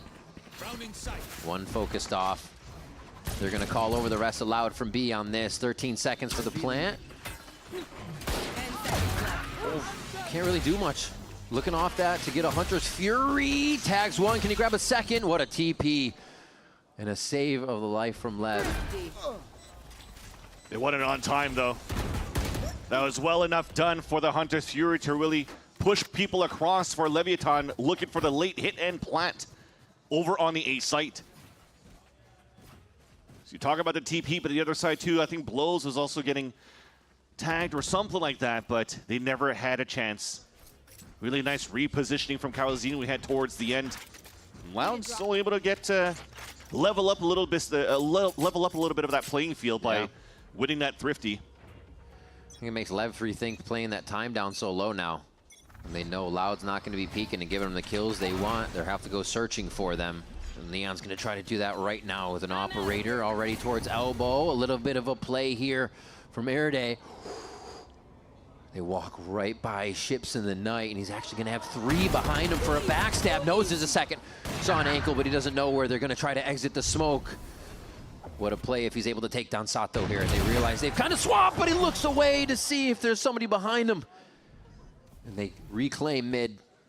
But good damage already coming in from Loud. He thought he backpedaled enough to start going back down towards that staircase. Runs into a wall and face plants on the ground after by Sato. And that's a huge advantage in the round for Leviathan now, a 4 versus 2. Now you're forcing players to re-clear and find info. And just these tucked angles, it's just, again, well played by Leviathan. They want to activate on something right away. There's a kill. They go to see what can be had from that situation even more. See Neon pushing down mid, or pushing into mid, getting that space so they can still hold elbow. Lev is not happy with just 1 kill. If they can get more, they go towards it. Now plant towards A. Simple one. Simple, yeah. They heard Dark already towards that B site. That's why double pings came out, and you saw the knives out pulled from Leviathan with the rotate over on A. Darker trying to go for a save here. Just cut off. Would have wanted that to go around the side. Nice identification of one on the left to take that fight. And now make a little bit of noise just to get a peek out of one. He's trying to draw that with a step and now cut noise. Darker, this would be huge. Oh, to get another, it's always the turn! What is this timing? Sato gets another one in the same way, and they're able to capitalize on the round. Sato blessed by the Valorant gods today in terms of timings on Breeze, and also the amount of flashes that he was hitting on that first map of Bind. It was a nice little attempt towards the end. But again, I'm still questioning it. Should have we saved that rifle from Darker? The money was still quite good to maybe try to get an op out for the next round, which it won't have now. I think this is the reason why we're seeing this timeout coming out from the Brazilian organization, so they could figure out what they could do next here. And Romanilli has lots to say. Yeah. I mean, just owners listening to the squad, seeing what they're feeling, right? It's a much different situation right now. And Loud's rounds have been the timeout. They were kind of that hard-fought pistol round, right? They required a good for the Flood retake, where they caught Lev off guard, but it's really the only time where we've seen them kind of have that upper hand in the round. Lev seemed to always be able to switch it back in their favor, or even have an audible to strat A and B when they need it here. And Loud's trying to figure it out with this timeout. It's tough for them to really get their footing, too, with no early ops or anything. I mean, it's also very tough in terms of the comp that they're running to try to run an operator on their defense. Maybe they want to give it to Verdi instead of Lookshow. But also the thing is, I have to commend Loud that they're on their attempts to being fairly proactive around the map, especially for mid control at the beginning of these rounds. But it's just a reaction after that at the minute. What do you really want to do with it? Yeah. Leviathan has been slowing things down every single one of these rounds. Always starting a little bit more passively behind towards their spawn. Oh, Neon starts him off again. And now you get that identification of Darker out. A huge trade from Erday. Well, that's a source position. You know somebody's going to try to kill him there, and immediately with the way Lev's playing, he's done a good job to hide himself, making Spike feel kind of weird now. Back and forth, what's the timing? Oh, he gets another one, playing it exactly the way it needs to be played for this elbow situation. And it's another turnaround timing shot for Lev here as they find Loud trying to reposition. Yeah, Lucio just counted. That smoke comes up. He has to fall back to try to save his weapon. Let me just shoot through that. Here is that push back down here from Loud. The jumping? Okay, King. They're heading back the other way. This is going to be a big catch for Verdi, though. This could step it up. This could build momentum. King still got it. And finds the Vandal hit to give Lev another round after Loud's timeout. Yeah, an 8 HP remaining after the first duel, too. That was so close for Verdi. Picked up that rifle, moved forward, try to win that 1 versus 2. I love that jump spot from Neon. You have to be quick here to flick onto that one. Unfortunately, Darker had a lower weapon. Couldn't be as precise as he wanted to. One enemy remaining. Get out of here. So after jumping judges on the nerf, it's what, jumping vandals? Yeah, yeah. Right, please. We're just going to keep going down that list. Loud 1-0 ult away from having everything, and you're going to get Spike overdriving right away, trying to make it feel awkward in mid. Erode says no, it's his. All a fake. While they're making so much noise on the middle, pretending that they're going to go for a mid to A split, because the Owl drone was also moving in from blows on A main. Sato went for a full TP towards B, realizes that it's clear. So now it's up to blows that cuts to rotate. But Erode wins that one. Big advantage. He's starting to have his own timing now. If they keep playing off of that, they'll start to turn things around. They already need to tack down on the economy that Lev has. And here comes the retake. They know one's close. They're just waiting now for Luke Show to be able to finalize the smokes and get over here with safety. Last player standing. Shots. Here they looking for the ace. That's Darker actually getting the fragment kill as they come into the site. A confident round, a lot alive on that round, and it's exactly what Loud needs to turn this one. Yeah, and that's Leviatán finally for the first time being a little bit more aggro outside of the, what was it, Reckoning Hunter's Fury split that they did towards the A side. They wanted to up the tempo for mid control and running right into the Loud setup. That's what they wanted. They wanted to see the aggression coming out from Leviatán, and they know how to stop the mid aggression. But it's also thanks to Erode getting, what, a 4K and a 2K in the last few rounds, making it very close for Loud. Honestly, I said it's whether him and Darker switched the Astra and the KO coming into this. His pop flashes were good, not pop flashing and sidestepping into smokes to trying to change that entry technique. Always has something on his mind to make the play work. And that's why we're seeing him at the top now for Loud. Verdi's able to tack down the first blood here. Spike gets an evener. And they slowly move in, trying to cut these walls. The perpendicular hits from every one of the controllers, and Lev lighten up the screen a bit. Okay, Luke Show. Making an entry into the site with an entry into the site. You have to look at their POVs of how quick they have to be on reactions, too, with all these walls. Off of Reckoning, it was a nice little first blood, also by Verdi. That was really needed for the last two players inside that site for the B anchor to really stall that push from Leviatán, but now into the mid round, Spike does have the high gear, so it's easy for them to rotate back towards the A site, and blows, once again, responsibility to cut the rotates, this time from B to A. A lot of pressure here. The angle was just off for that check to happen. I think that's what has punished Loud quite a bit here. Luke Show, 87 HP here. Same HP, same armor, actually, as we come into this fight, and it's gonna be Spike who comes out on top. 6-3 for Lev. Plants a spike, defends a spike, is Spike himself. Yeah. Nice little 1v1 in and off angle too, but look at the chaos that was ensuing towards this B site.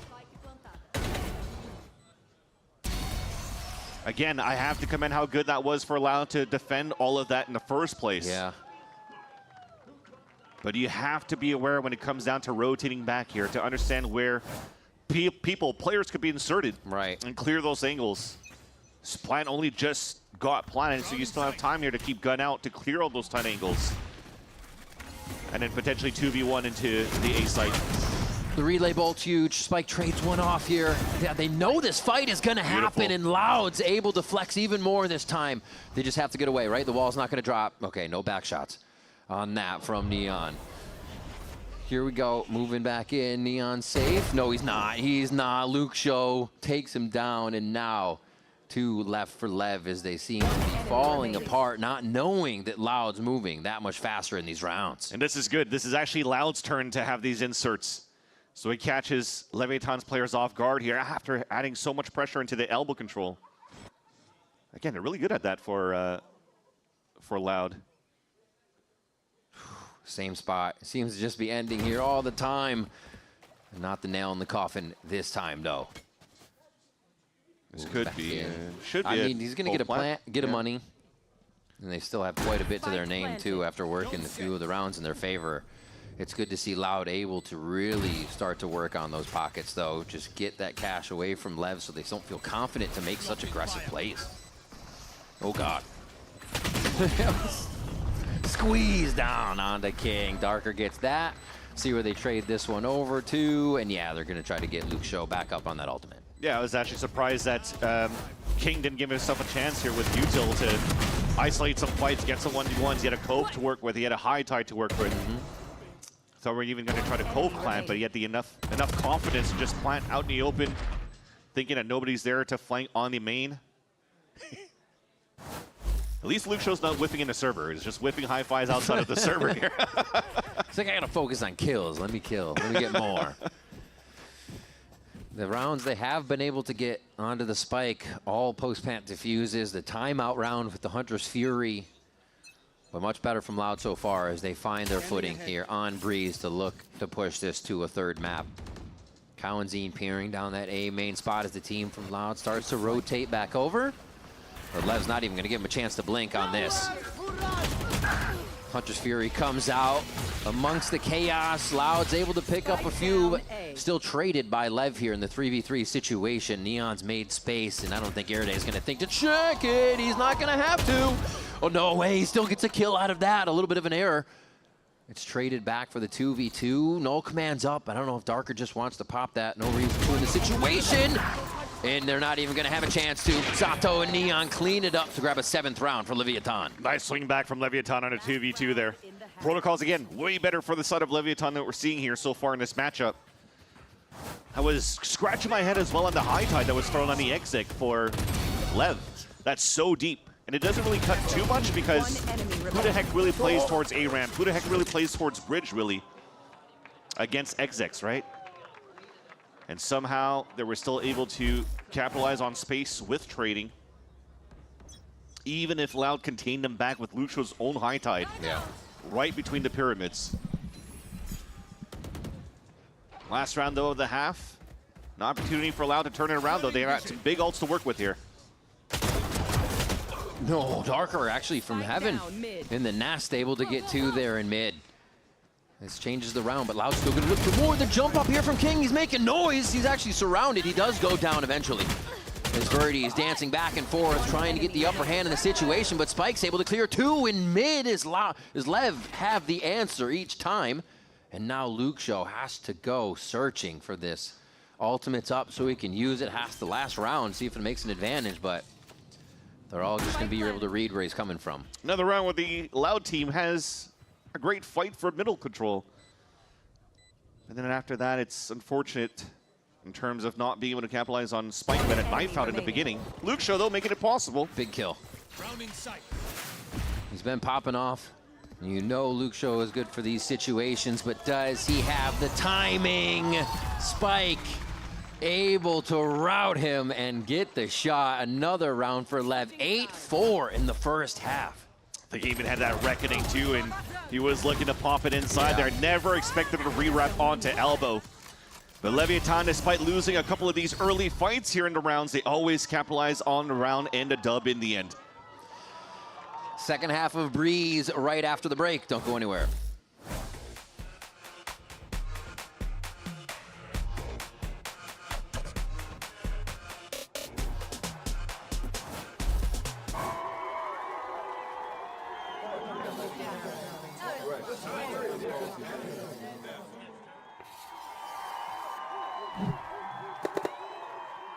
Red Bull gives you wings.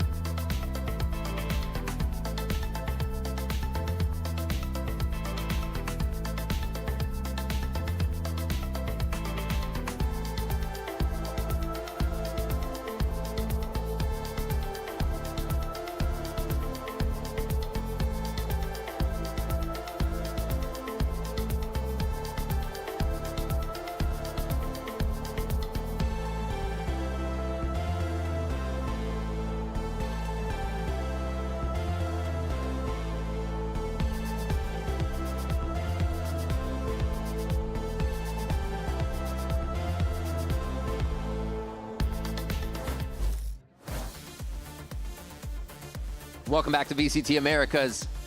Leviathan on the verge of locking in that first seed in the Alpha group. Just a few more rounds. And the Loud have to get the momentum here. They have to find the pistol round. It was actually pulled away from them by Lev on the first half. So it's not even really an up or good for them after that. It's just been tough.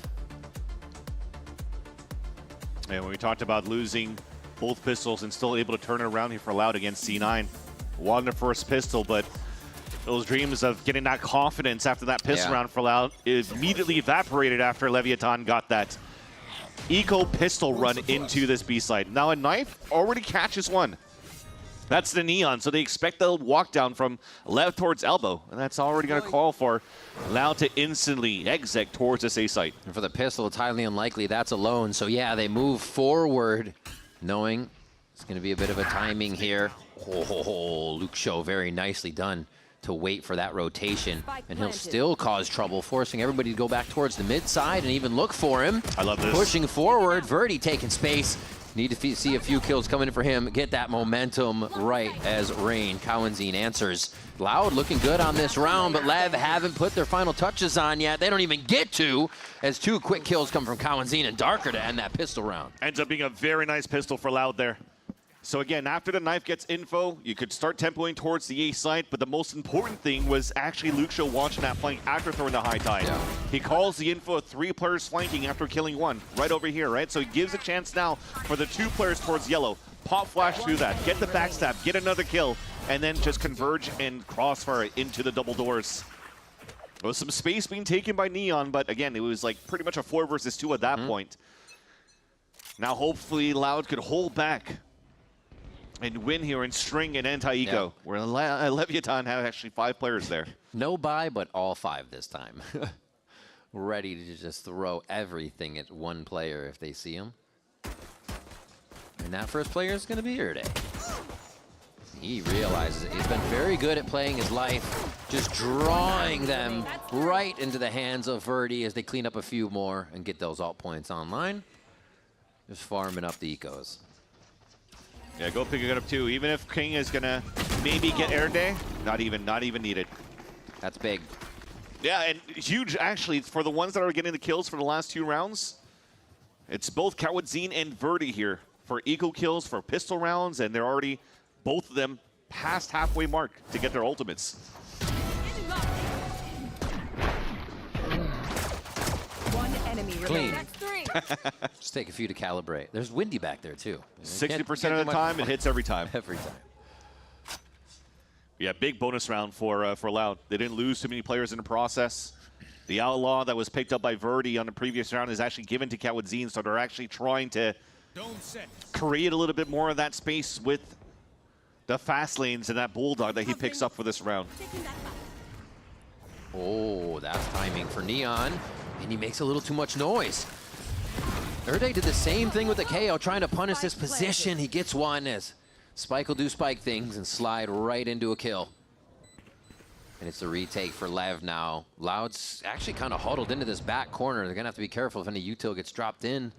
They're not looking at too much. They high-tided towards that site, thinking that they're going to flood back towards the B site, but they're actually triple flanking on A main for Lev.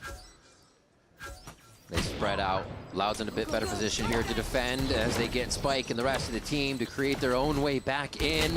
Hugs out. Yeah, Luke Show's going to be giving that one over to Spike. They slow it down.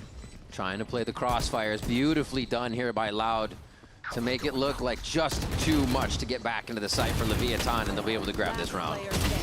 Stopping both, too. No weapon save for the side of Leviathan trying to run back. Nice little pop flash, too, and selfless play from Darker. So the other ones can run out and instantly take down those 2 players from Lev.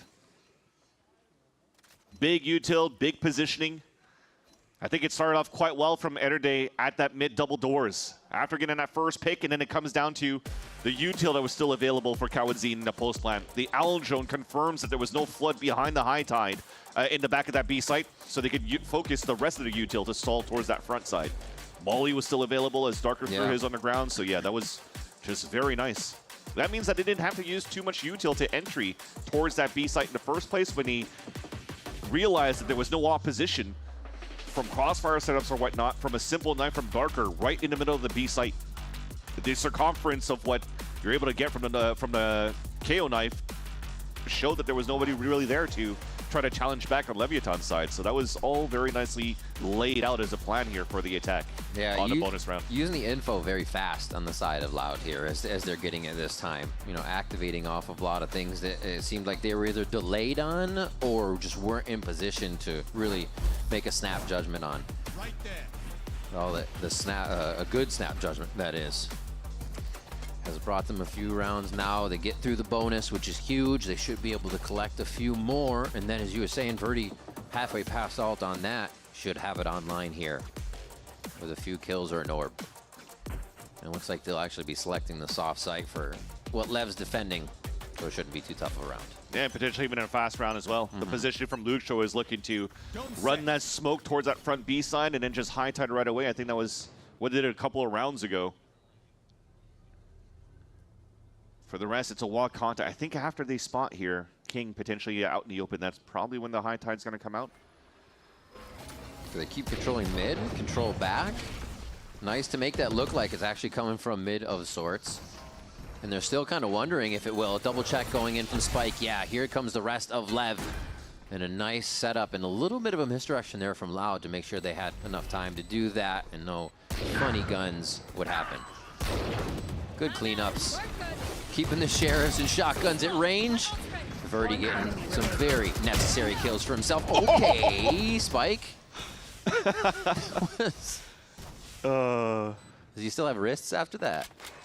Holy moly. That is age 100%. That's just a regular Tuesday now for Spike, trying to save this Phantom for the next round. But yeah, after realizing that nobody's really peeking out towards the A-side pyramid, that's when the high tide came out. They're probably thinking, okay, they're leaning more towards middle, leaning more towards orange.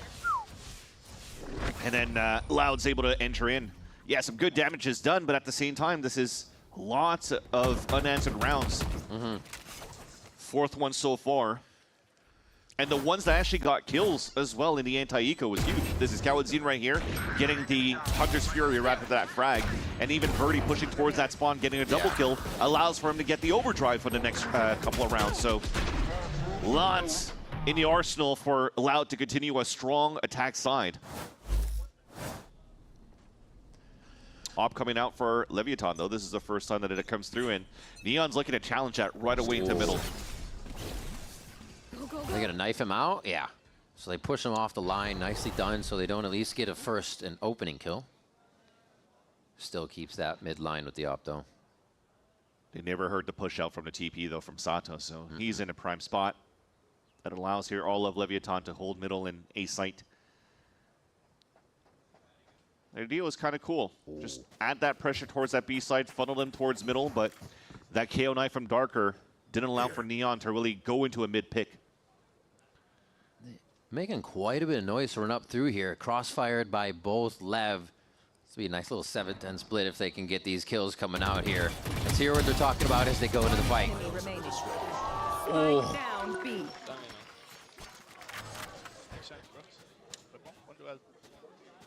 I think they said, man, we're all dead.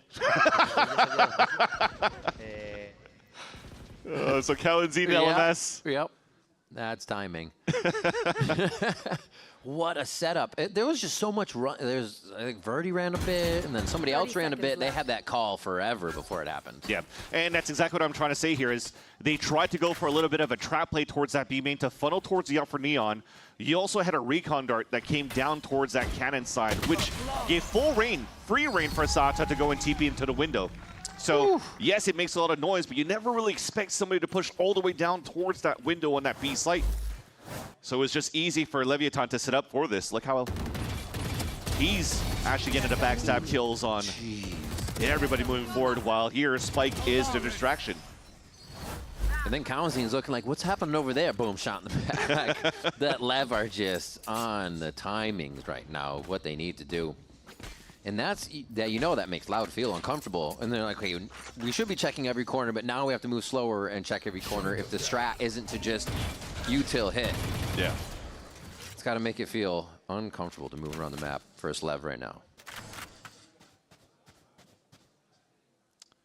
Good news, too, for the Leviathan camp is I don't think that Neon really shot an op out yet, and they never really saw it here for Loud. So that's another element of surprise that continues in this round for defensive team as the Owl Drone comes out on the attack, trying to go for attack with the Hunter's Fury that we were talking about, too. Reckoning to try to stall on the defense.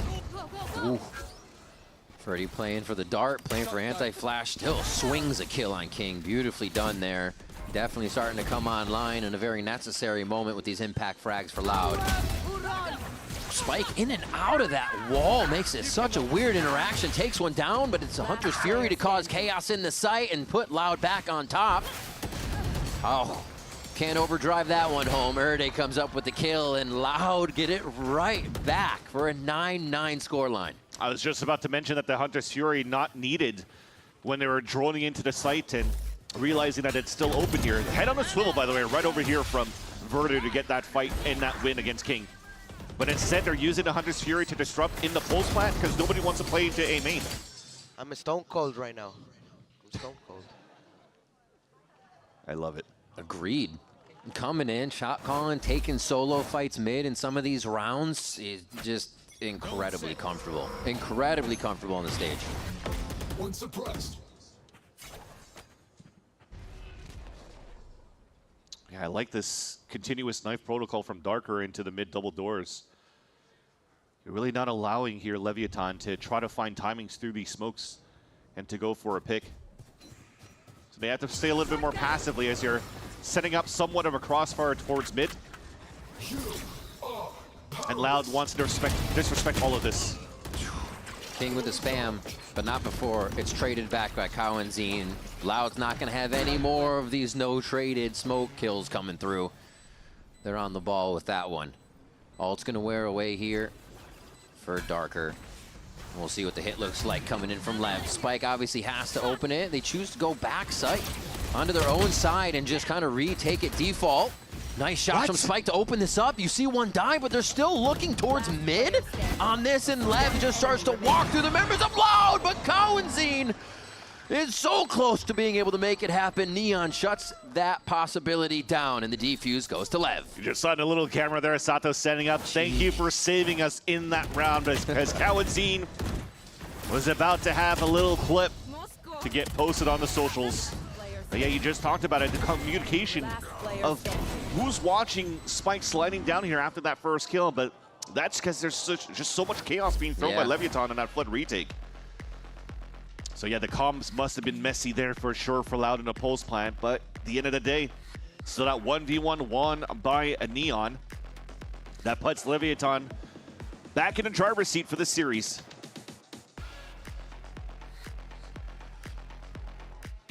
King being pretty vocal here in this timeout right off the bat. And it's a Lev round.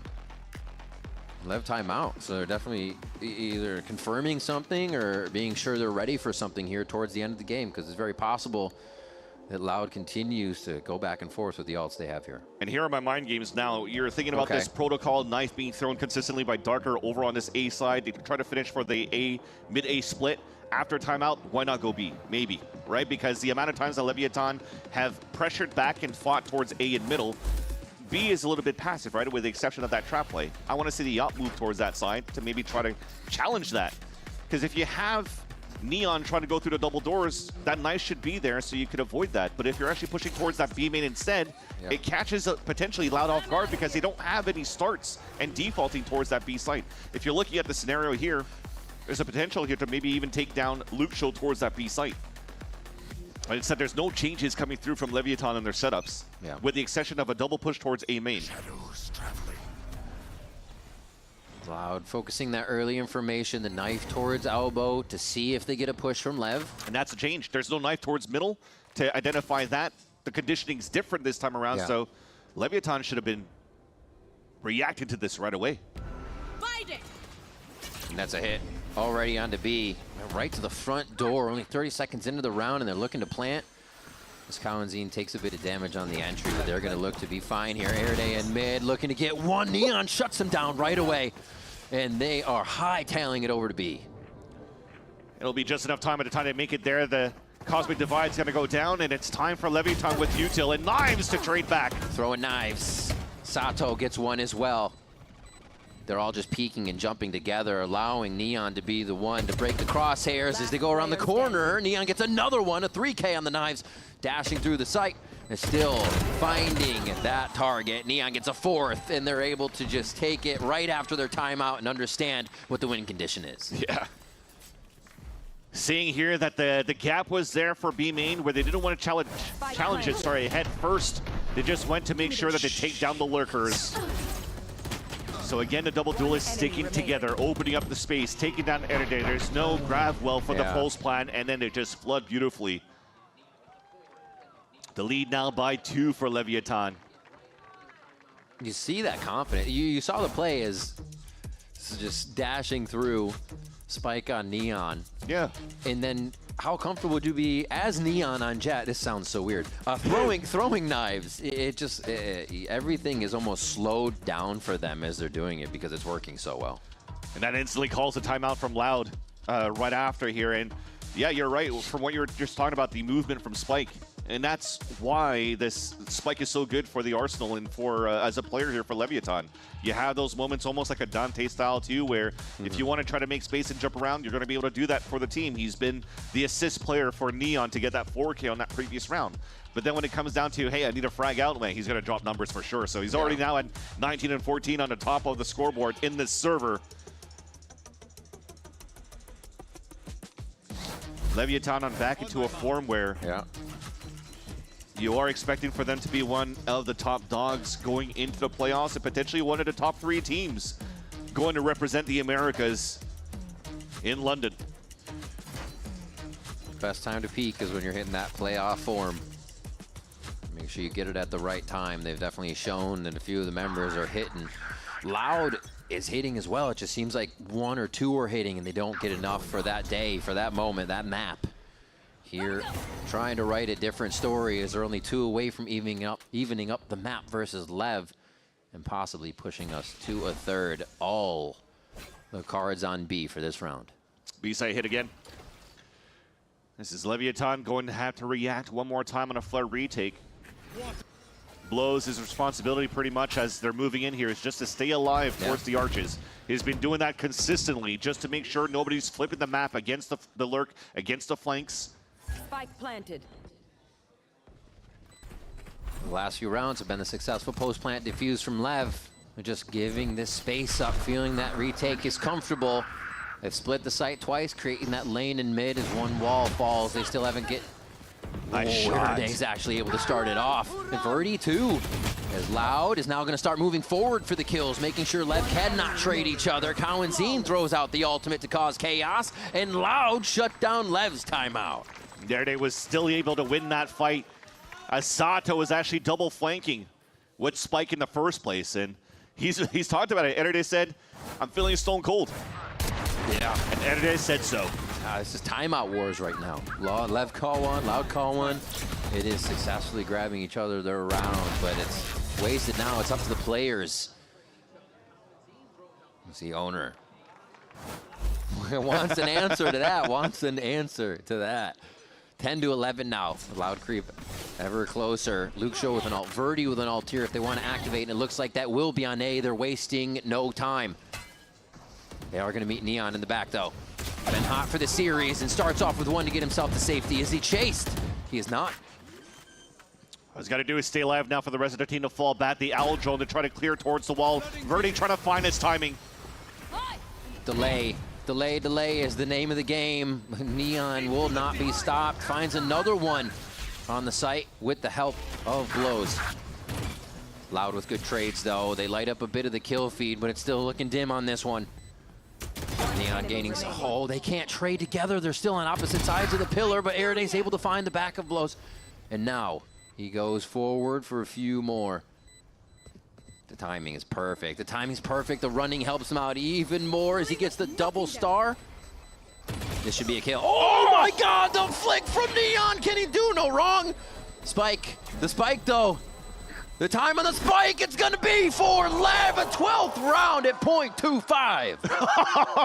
Was it so close for NRG to be able to clutch a 1v2. 0.25 remaining on that defuse.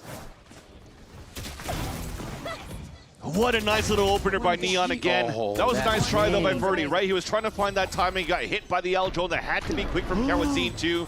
They tried to answer it back from the Reckoning on the post plant. Oh. That was thrown by Luxo, but we fought back with aggression for Leviathan. We didn't care about the ults. Yeah, that was a close round for Loud to keep it and to stay in the game, and now backs against the wall. Thankfully, still weapons to work with, though. This is map series for Leviathan to guarantee the #1 spot in the alpha group of the stage 1 of the VCT Americas. Still playing one on-site in A.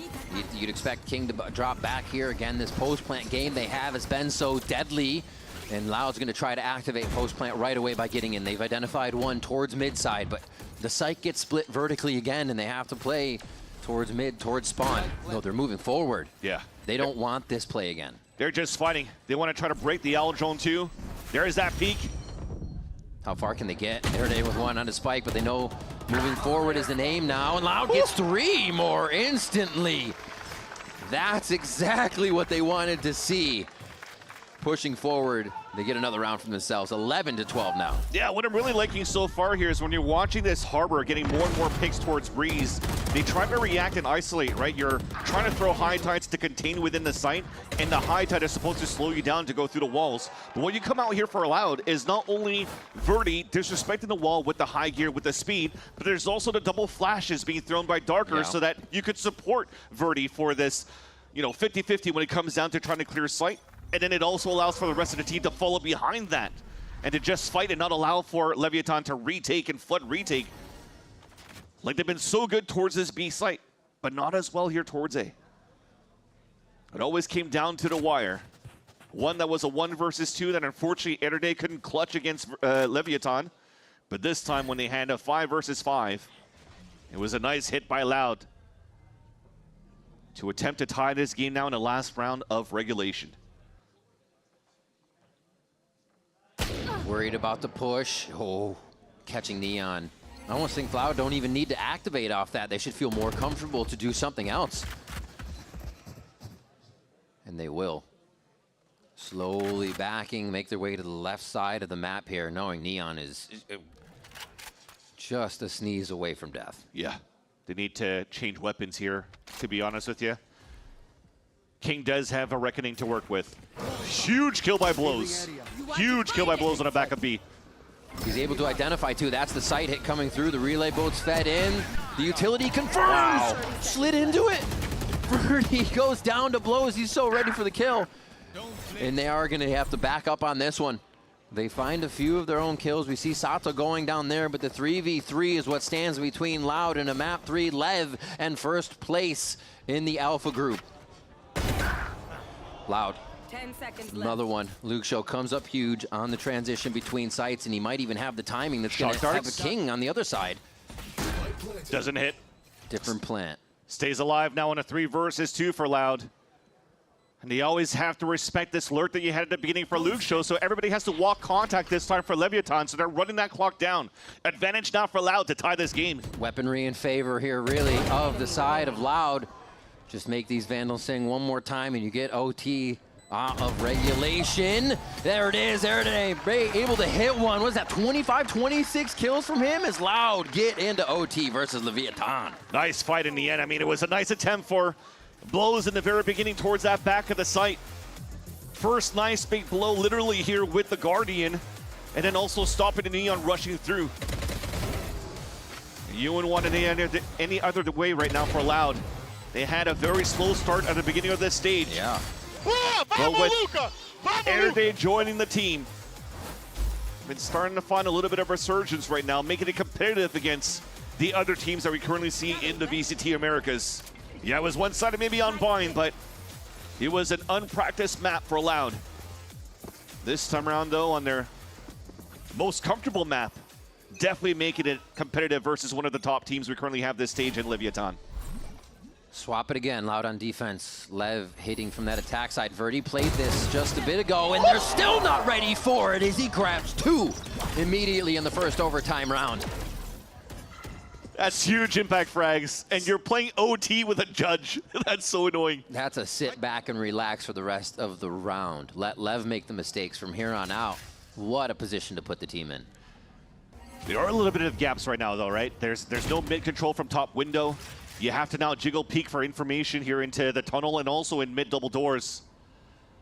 That might give that gap that Leviathan needs here to win some duels. Yeah, Verdi has done his job, but you still have Sato and Blows to deal with. They already spotted Sato. Tempting the fights. They give that to him at B main, and still there it goes for the trade amid the double triple peak solo. As they have the team coming through, it's going to be no pressure to go in for a flawless first round of OT.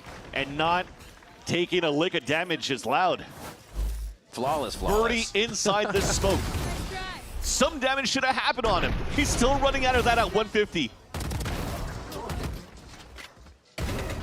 Very clean confidence here. It's that brain activation where they've had to have said to themselves, yo, we can win this game. Like, map one might have been map one, as you were saying, but the team tells themselves that. They go round by round and anything's possible. And it definitely sees here from the side of Owner that he was desperately looking for that timeout. Because remember when he was putting his hands up trying to figure out what the hell was happening, that was like, what, round 20, 21? And there was no timeouts left for both of the coaches. So now that he has the opportunity to do so, he was actually counting on at least winning that first round of OT. But now it's a timeout not only to salvage this map, but also hopefully run away with it from here on out to close this on a 2-0. To really see here is a little bit of a change of positioning once we get back into the server. We'll have this operator in the hands of Neon. And I think what really changes with him, instead of playing towards that middle double doors, and I was saying a pivot somewhere else. The question is he going to play on the top here of Castle? He's going to play on the top of Ladder? Or is he going to try to walk out for that pick? As we were mentioning here, a slower walkthrough from Loud at the beginning of these rounds when they're finishing towards this B site. And it's looking good. If you look at the way the map went already, 9-3 for Loud, but that 3 was on the defensive side. They got through the defensive side of OT like nothing. Now they're onto the attack side where they were finding most of their rounds and might even feel more comfortable to bring this to a third map now. That mid pressure again does spot one, but it's not going to stop Lev from pushing. Neon was definitely watching a passive angle at the beginning towards that B side and realizing here that there's no pressure coming out from Loud yet. They're gambling now that the hit will be coming towards this A site. This is a rinse and repeat. Verdi goes to the pillar. They start pushing a little bit more back site. This time that seems to be stalled. Ping will kind of play into that. And yeah, Verdi's still going to try to take the space. Look how far Darker is as well, trying to push up a little bit. They're right next to each other in this smoke. They don't even know it. Neon's able to get 2 out of the situation. Insane. Lev now on top of this one, but just by a player. He's 1 HP left. I wouldn't even say by a player at that point. Okay, Sato goes down. It's even 3v3 as they get back in. The site's in a default hold here, front and back. Cowanzine on the spike. Still going to be the last one alive as they get in. Verdi makes it that much harder for Lev. Looking to push the third map. Cowanzine gets the first, and Verdi will get the third. 14-12. We're going to Haven. After all, Loud able to close this second map. Again, one of their strongest maps that they've shown here at this stage. Made it very competitive for Leviathan in the first place, but it was never the cleanest of victories for Loud on a map like Breeze. It's open. It gets really brawly when the teams are playing close against double controllers on both sides. It's very tough to get some good footing in there, but good on Loud. Again, with the arrival of NRG, are showing that they are still a force to be reckoned with, and that we've been sleeping on Loud in this first stage. They have a chance now to close this on this third map of Haven. Actually wild what we have been able to see the IGL edition of Loud be able to bring to the squad, and we're going to get another map of it too. It's going to be crazy stuff to see as we make our way to Haven. I think both teams now warmed up. This should be a banger of a game, right? It's not going to be the fast one. Everybody cross your fingers. It's going to be awesome. When we come back with VCT Americas, we got map 3 between Loud and the Leviathan. Don't go anywhere. One enemy.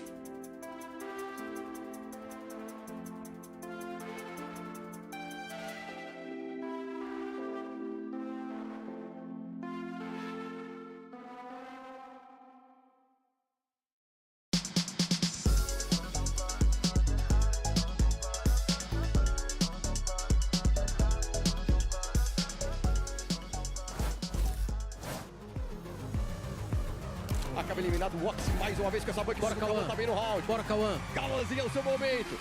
Vamos ver os dois pra cima. Estas rondas pierde el equipo que pone las compras. Cuidado con Neon. Dios mío. Y ahora a ver, no quiere venir a jugar. Cuidado ahora porque está. Lo busca.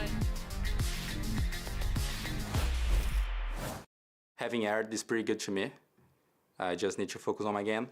And I think what I need most is confidence again, because we are losing a lot, so it makes like us feeling bad with the game.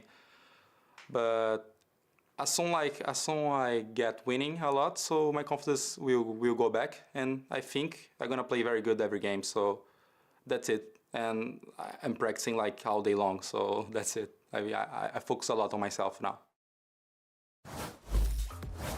Well, they say practice makes perfect, and in the instance of Loud and Cloud9, the work is paid off. They are forcing a map 3. Now, despite the fact that they lost that first map, nothing can really change for Loud's perspective here in the playoffs. But what we did see, though, from Loud, Dan, was a team that was not willing to give up and was going to play every single round through, so that this way they can only just continue to refine what they have. Very, very different, and they continue to be undefeated on this map of Breeze. I feel like towards the beginning, that first half, we got a little bit worried. Yeah. There were a lot of great ideas coming in for the Lev defense and how they wanted to approach it, finding great timings, playing around the smokes as well. But once we go into the second half, you can see mainly how great the IGLing of Erde is, how good he was at making those call-outs, make quick rotations, when they are able to spot an enemy, how that play is going to follow up. And I think that is really what allowed them to come back and take it all the way to OT. Yeah, it feels like they started with these really nice 4-1s a lot of the time, and it actually enabled them to get into a lot of the sites, make sure they're getting into those executes. But yes,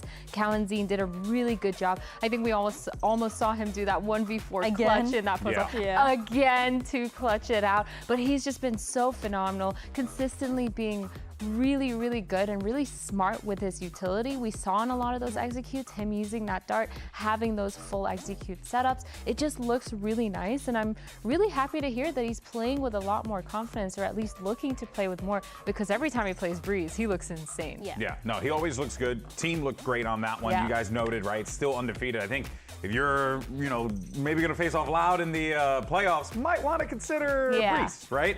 That being said, though, part of the reason why was because we were also seeing the team not quit, and they pushed it to overtime. So in OT, we're thinking, all right, this is where it's time to see, Athena, how can this Loud team deal with the pressure of the moment, or does Leviatán get that 2-0 win? But instead, it was Loud.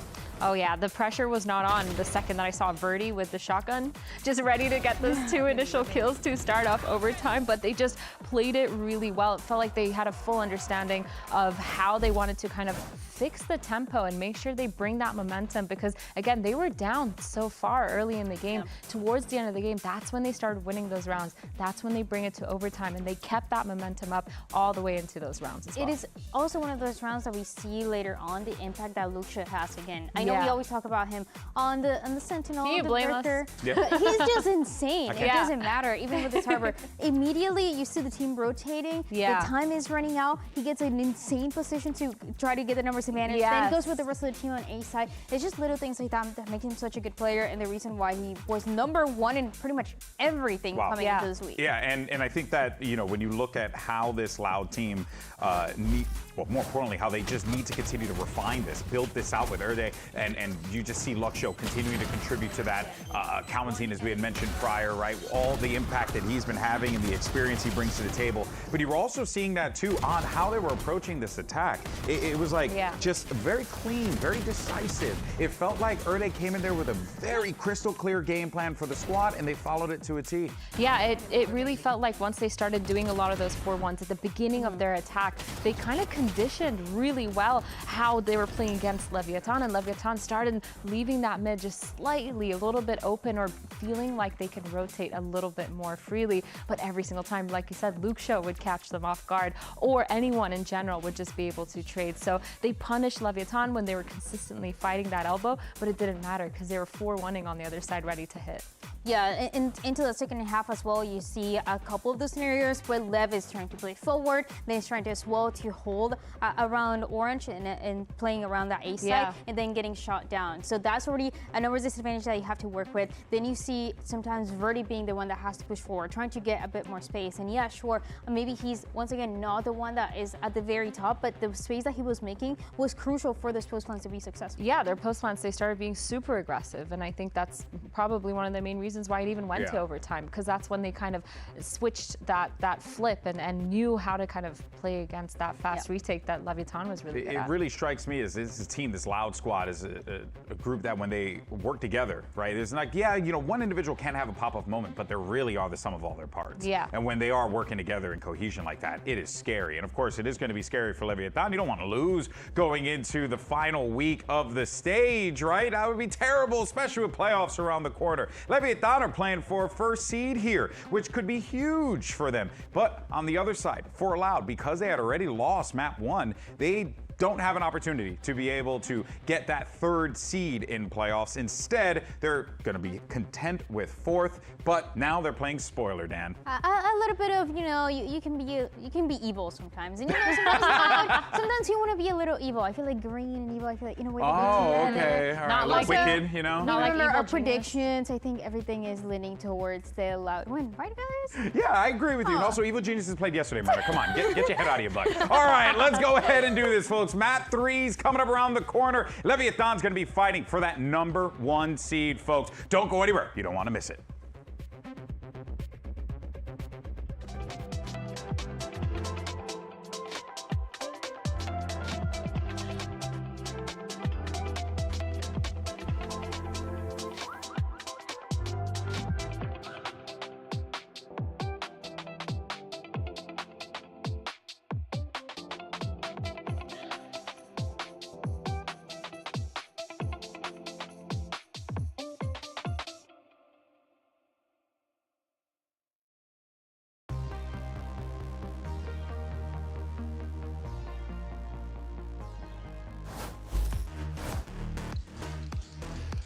Welcome back to VCT Americas. After an overtime win, Loud pushes all the way to Haven, a 3rd and final map.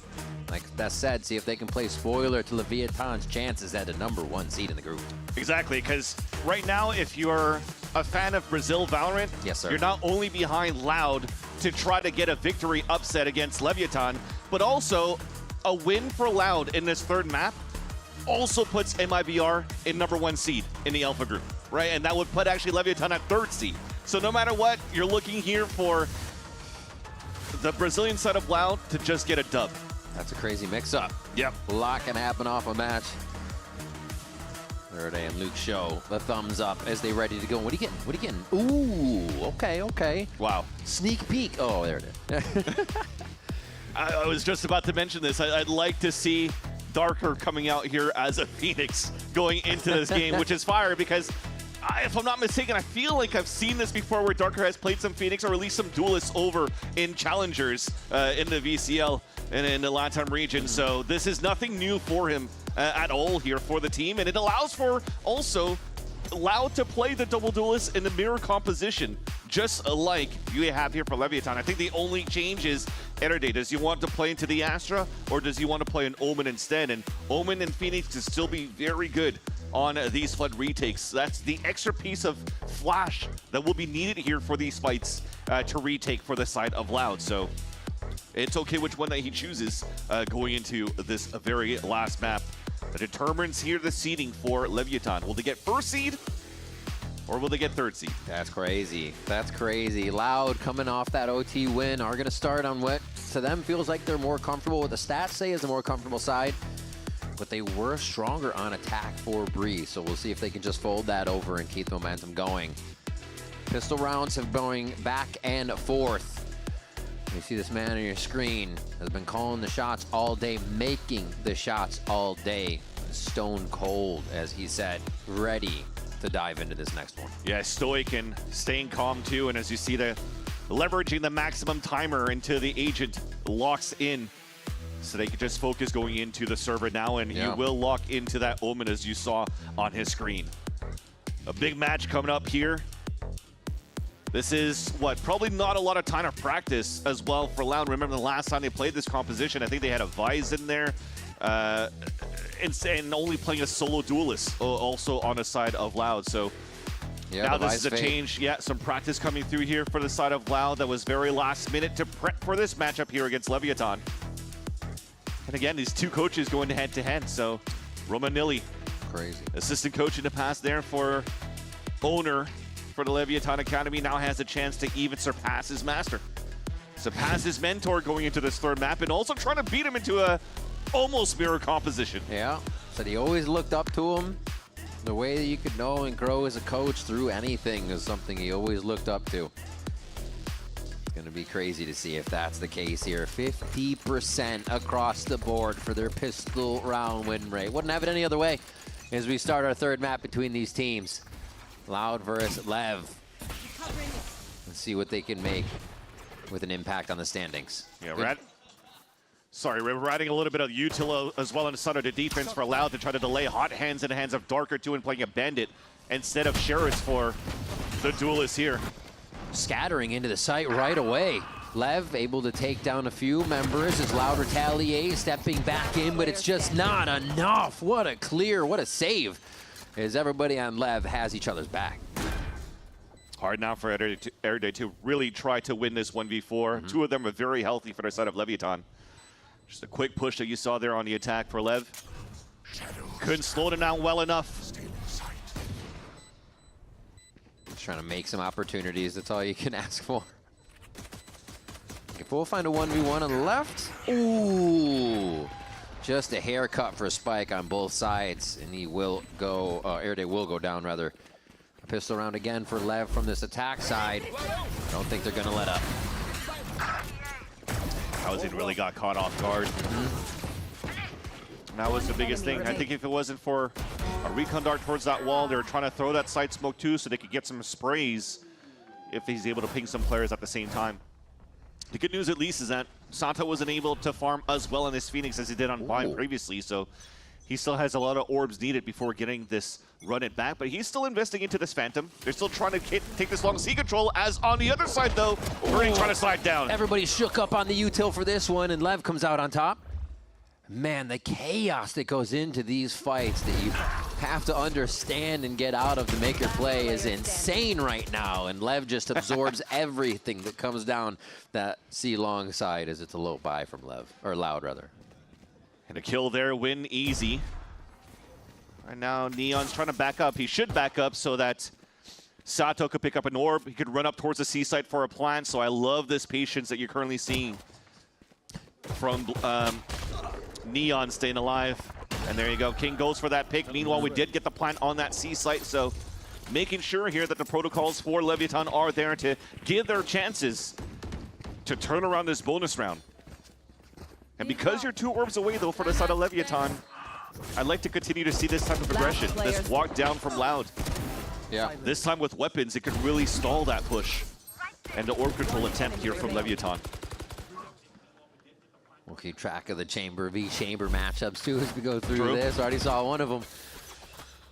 Neon 3-0 here to start off. Same thing with Spike. Fast to the sewers. Oh my God, drowns him in that one. Luke Shaw instantly down by Spike. And this space Lev is gaining just causes Loud to go into util mode. Enemy mark. Trying to close that gap to see if they can catch him off guard. Hot Hands makes it all the way back into spawn. Avenues are created to enter the site. Flash actually a little awry, but still able to work off. It doesn't bother Sato one bit as the rest of the team also comes in. Doesn't even care about the orb either. Big flash coming out from smokes and walls. He catches players off guard, and he just laser beams the anchors inside the A site. He had no choice but to save this time around here for the IGL of Loud. Yeah, the floods that you currently have from Leviatán continues to be very good. I mean, you saw it from the aerial view. What Loud was trying to do to stall here, that big push. They threw Hot Hands right in the middle of the fast lane so you could isolate fights and try to force the players into the left side graffiti where they could maybe crossfire at that spot and play around the turtle smoke. But they didn't have a chance to set up. Just the flash was too good, too easy. That's such an aggressive attack too. Spike just into sewers. Right? That's basically the confirmation on the run the strat, right? You do find that one in sewers, it goes right away. You don't, might take a little bit longer, but Lev has been getting a lot of those kills that continue their strats right off the bat. Yep. Oh, couldn't even get the rendezvous out too. The reaction from Spike is huge as well. Because he was looking at top if anybody was playing high ground, and then just flicks down for the instant headshot onto Luke Show. That's where he was pistol round. Yep. Already. At the end of the day, I could still respect the position that Luke Show takes. You talked about the rendezvous that's available there for Luke Show to escape, but at the same time, he is that type of player that could flick back and take down a sliding Neon. And after the amount of rounds that we've currently seen that's currently being played in this whole series, you definitely saw that Spike and Neon are warmed up from that second map of Breeze. You just mentioned it. It's supposed to be a brawl coming through right now for these two teams because of how it looked in terms of momentum for Loud to be able to close out their map pick of Breeze.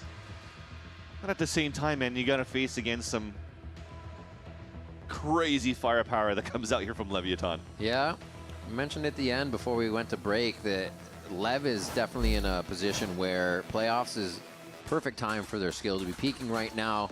The way they're playing their maps, who is coming online and when, and a lot of time it's more than one person in a game, which is really allowing them to capitalize on advantages, roll the momentum as to where Loud is having that one player. Maybe Airday is fragging 26, but there's not a finish to that round that was really great because the 1v1 didn't go somebody else's way. It's really tough to be able to measure all that on a full eye test on every round, but I don't know what's happening in the rounds, that is. But yeah, Lev just seems to have the answers. There is definitely a change of tempo after this timeout. Look at Luke Shaw already moving up. He's pretty much playing a one and done here. No place to TP out, way too far out of range, but it allows at least for Loud to get some good map control, good information. Yeah. Deploying drone. Until there. Sourced out. Nice little save there. Oh! Neon. Short or long, still hitting these ones. Actually takes quite a bit of damage, I say that, and he just gets a miss onto Verdi, quickly moving in and out of that garage area. They're still pushing, though. The space is prepared. Blows. Sits darker down right away. And they still have this space for Cowanzine. That's a nice try. That was a 145 there from Verdi to almost take down Neon. That's a headshot at that distance. But does not confirm the kill, and Neon's just going to stay back for the rest of the team to protect him. Last player standing. Still an eco round, yeah, trying to do as much damage as he can. Verdi that repositioned himself all the way from garage out towards A-long, and fortunately, there's still a trip up there. I'm out of here. 10 seconds left. Gun for him. Spike planted. A little bit of a position. And honestly, just around to kind of get the aim online. Beautiful, sees that, and the aim is coming online. This is exactly what he needs to see as he gets himself on the board, ready for more. He's got to move quick to tap that spike, though. I think you have to force out a grab well. You have to force out both the peek from Sato. Grab well. Oh, Now it's been so long, he's checked every angle, he doesn't know which is the right one to go back to just yet, as he sees it's going to be Sato or I say rather King playing with him long. As Sato comes around from spawn. Leviathan waltzing through these rounds right now to take him away from Loud. Yeah, but we just talked about econ damage, right? That you wanted to see coming out from Loud, so great little shots from Verdi. Another quick flick from Neon. Just reminds me of that previous map where somehow in a small smoke that we couldn't see unfortunately on camera, but that had to be impressive. A close range op shot to a shorty kill on a 180 or something like that. This just reaction time from Neon has always been insane to stage. Yeah, he is so ready for any play presented to him. Joke's over. And that's what Loud needs right now. They're going to be forced to see what Sato's run it back has for him. Kawanzin goes to fight it straight up at the top side of sewers. Going to cost him his life here, but nice flashback will regain sight. Damage is already done, though. And that was a fake the whole time. Luke Shaw had the line to look down towards the garage, but because on top of that you get a kill from the running back of Sato, it forced to rotate out, so that's an open C side, sorry, for Lev to plant into. Almost ready to play off the paranoia, but it looks like Lev is even more ready to stop it from coming into the site. We gotta love the fact that Loud is just flooding back in. No respect to how much space Lev could have grabbed there, and that's exactly the pressure Loud needs to create. Oh, Sato. Oh. Down, B. He's got the wall up too. This should allow for the plant to happen. They got inserts at the same time. Nice backstab by Spike. Great mid-rounding call from King too. They were both, and all of them actually stalled by the blaze wall thrown on the defensive side by Darker, which got them off the plant. Being Lev, sorry. And then they were able to pivot back towards this B side because of the lurks, the late lurks that you had, the inserts. It was actually King walking up there towards that front B site. Yeah. It was easy for Sato to move through and get those picks towards that back of the site. So what is the answer for Loud? Even being kept under 5 kills, now being pulled around the map. It just seems like they have to react to everything Lev's doing. Yeah, this one they're definitely going to have to react to. Tough spot now for Luke Shaw out towards long, and Kawanzin's going to activate actually as they try to convert this one now with 2 up. What a play inside the site. That's the reason why Kawanzin was getting caught off guard in these moments, because he's not afraid to go for these type of picks and these type of fights. Spike down A. King here couldn't get out of the relay boat in time. He's trying to get the dodge in, but Loud. Verdi is there. Overdrive to secure it, and it's a thrifty for Loud. A big round and salvages the op 2. Huge round from the anchoring, as you just mentioned, Riv, from Kawanzin inside that site. Scores his first 2 kills of the map with this one here. Against a spiked overdrive. And then right after to the default spot. Sick little behind the back flash there. They throw for both of them to peek out a default. And a nice job by Loud to grab a thrifty for themselves here. Owner couldn't be mad about that one, man. That just came down to just shots that were insane from Kawanzin. You say, okay, a few of those. Push down again from Loud. Staying active, proactive. They just want to make sure that Lev knows angles aren't being held, they're being pushed around the map right now. Yeah, the issue is right now is you're breaking trip, you're trying to fake your presence, that you're taking control of this long seaside, but a lot of teams these days don't care about that. They're just going to re-clear it as a group, and then once they realize that this space is clear, they can still go for a full side exec, despite the early map control that you've taken on defense. Calling their bluff. Said you're not going to stay and you're giving up the site. A beautiful call here from Lev to get back in, but this is a full force of Loud. Hunter's Fury to break some crosshairs, cause some chaos. Spike says, this is easy enough. Let me just take a few shots. Lev with 3 already on the retake, and it's Kawanzin left. Oh, Neon more than ready. 6-1 for Lev. For preemptive as well for Loud. You saw once Lev made it into the site, they tapped onto that spike to try to bait out the Hunter Sphere in the first place. And instead of waiting for the second tap onto a spike attempt for the attack side, they tried to find a timing, which is Loud, to just Hunter Fury, try to go for the Blaze Wall, Hot Hands, and flood back in. Okay. But they had no information going through, unfortunately, because one's throwing the Hunter's Fury, so they don't have like a recon owl drone to see who's really positioned in the on the C site. Leviathan just had the upper hand all along. State of the game read. Spike, rinse and repeat. Ooh, shorty for Luke Show. He wanted revenge on that, and it changes it. They still decide to activate on the strat, though. It's something we considered last round as they continue to move forward, and that's not expected. They haven't been peeking until the util fully comes through. Loud starts to switch up the pace, and it throws Leviathan off. One last kill. King actually looks for the crown on this one. Going to expect there to be somebody coming around from behind since it's been quite a bit of time. And he knows where one of them is. So yeah, a minute to play. He's going to go ahead and keep looking. You've already closed the gap, though, for Loud. You also have a trip in front of that B site, so they kind of really know that King has no choice but to try to re-hit towards A. Luxio's trying to play that distance, which is why he's holding all the way back towards the spawn in case King wants to walk through. Then it's the op line on that, right? He has a total fuss to work with.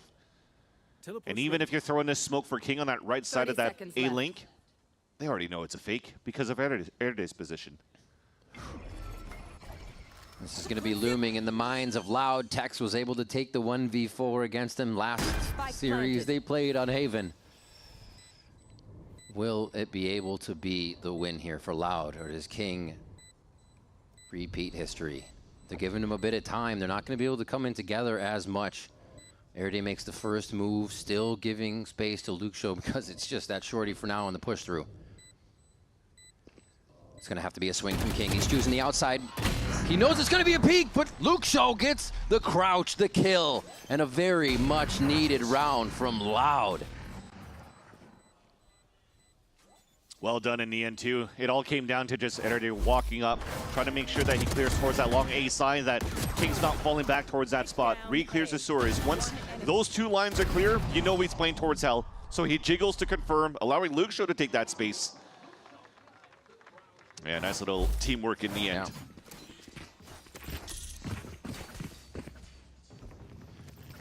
Starting to battle back. Keep it off of a 9-3. Loud can make it the 6-6 if they can keep it from here. The defensive side was a little shaky for him last map, and it's going to be when you're playing on Haven and Lev gets to choose where they want to go. But the push forward from Loud here, figuring out where Lev is, seemed to work quite a bit. No tight angle this time. Oh, but Neon's always ready. Going to be tough to push the operator anytime. And Luke Show goes down, but Spike's already in position. Moving forward, Verdi doesn't even expect that link to be covered yet. And you just see the kind of timing and the state of the game that Lev is creating for Loud to play in. Sato's still there as they can back each other up hopping into the site. They're everywhere, and Loud is not expecting it. Yeah, both teams just trying to find their timings there, right? It all came up in favor of Leviathan, unfortunately. But it was a two-prong attack for Leviathan. One watching that push, but the double duelists were already moving towards the A site. Link to punish the rotate from the A site to B. You can respect the attempt of that hero play from, I think it was Darker moving in. But at the end of the day, couldn't really get that pick. Couldn't deny the spike moving in. And around then comes back in fear of 11 one more time. And again, just too quick moving up on the haystack.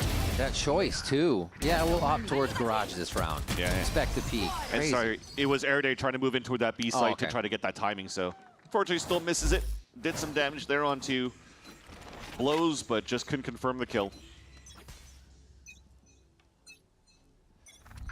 Loud again from garage and from long. A little bit stronger this time. Neon still gets a kill out of the situation. Silver lining is you got the turret, right? So if you want to try to re-push down that lane later on, you have the chance to do so for Loud. But yeah, it was a great punish in the beginning from the op shot from Neon. Verdi, unfortunately, out of the equation very early in the round when just tried to go for the double pinch of A long into the long B push for Loud. Lev just playing this situational game where they'll get some kills and then make Loud feel like they need to make the move. Peak, you think we're coming up? They're just buying so much time before they crash the site here. And all they got to do is wait. They drone to make sure nobody else is pushing out towards that window. right now for Loud, they went for that smoke front B site so that hopefully you funnel everybody back into a last-second push towards the C site where this flash from Darker could do some good damage. This time, Loud choose correctly. It's going to play right into their favor. And they're confirmed now. Kawanzin's able to make quite a bit of ground here, so all they have to do is look down long. 2-3 kills. 2 of them are for Lev, though. Not what Loud wants to see. The flash from Sato comes through to perfectly clear the back sight. And now they're worried about Kawanzin. Spike planted. Don't even know where he is yet. The smoke clears and he'll have multiple eyes on him already. There's the clear. Blows gets it. 8-2 for Lev. They buy the time at long and are still able to take the site out of a covered C by Loud. Yeah, with 3 players there, the only thing they had was that curveball from Darker. There was no paranoia to help out from NRG, and this is what hurts. The recon to the fast lane. So the fast lane nullifies the flash from Darker, and then the recon that was from Blows allows for the wall bang to happen from Leviathan. They had the right numbers, they had the right read, but unfortunately couldn't counter the util because everybody was so focused on trying to go for a trap play that there was nobody responsible to break the dart. And speaking of fast plays, nice little curveball on the top by Sato. An assist to allow SpikeZine to get the slide kill. I mean, why wouldn't you try to go for a little rendezvous play? Everything's been garage focused for the past few rounds. Yeah, there was going to be an op from Neon that got an early kill, but that's exactly what Lucio is trying to headhunter out of the way and meets a Phantom. The way Lev is switching up, what Loud thinks they're going to see is just crazy.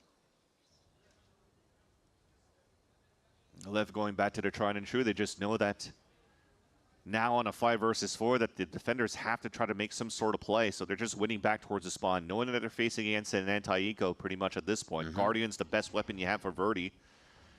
He's trying to be the contact on that ramp, jiggling with the Guardian, and once he finds contact, if he finds contact, Darker flashes out, and then it just fled through. But it's the call now for King to walk out towards the C site because Neon hasn't seen or heard anything for the past minute. Well, it's definitely a good idea for the teams watching Lev that they are going to be a pick-focused team if you are playing slow. Just op on op, trying to source out an early kill somewhere before they move.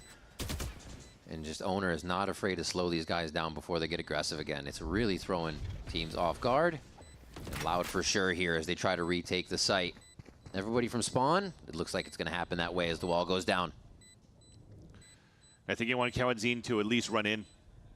Here it is.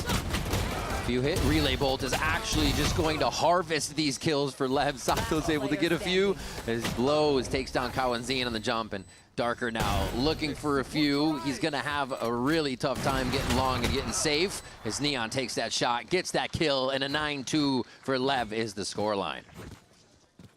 Yeah, dying to Spike, dying just at all it would be the name of the game there for Loud because you need the econ to stack up in the next round with the bonuses.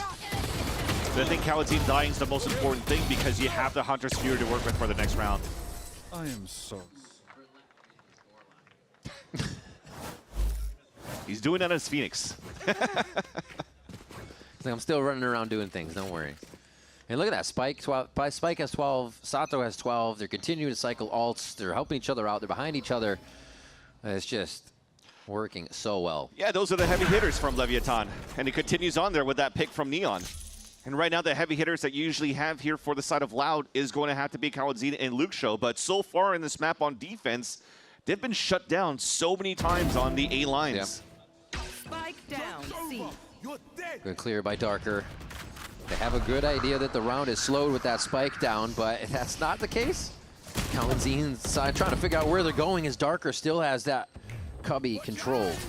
One enemy remaining. They've made this round really weird for the side of Lev right now. Beautiful job by Loud to get into positions that just throw them off. And they got to hit the shots too. It's something that Loud's been kind of going wayward with. And the moments they're called upon, it starts to count here for a very much needed third round. There it is, 9-3. They do collect it. And Loud will be able to secure that one. Kawanzin really wanted to get that kill. Not let Sato escape there on that last round. But what a big round by Darker. Being that second line, pushing down that lane after they've lost Lucio in the first place. And look at the picks he gets. Keeps the fight alive now for Loud for the second half. 9-3 first half coming into Haven in favor of Lev. We'll see what Loud has when we come back after this.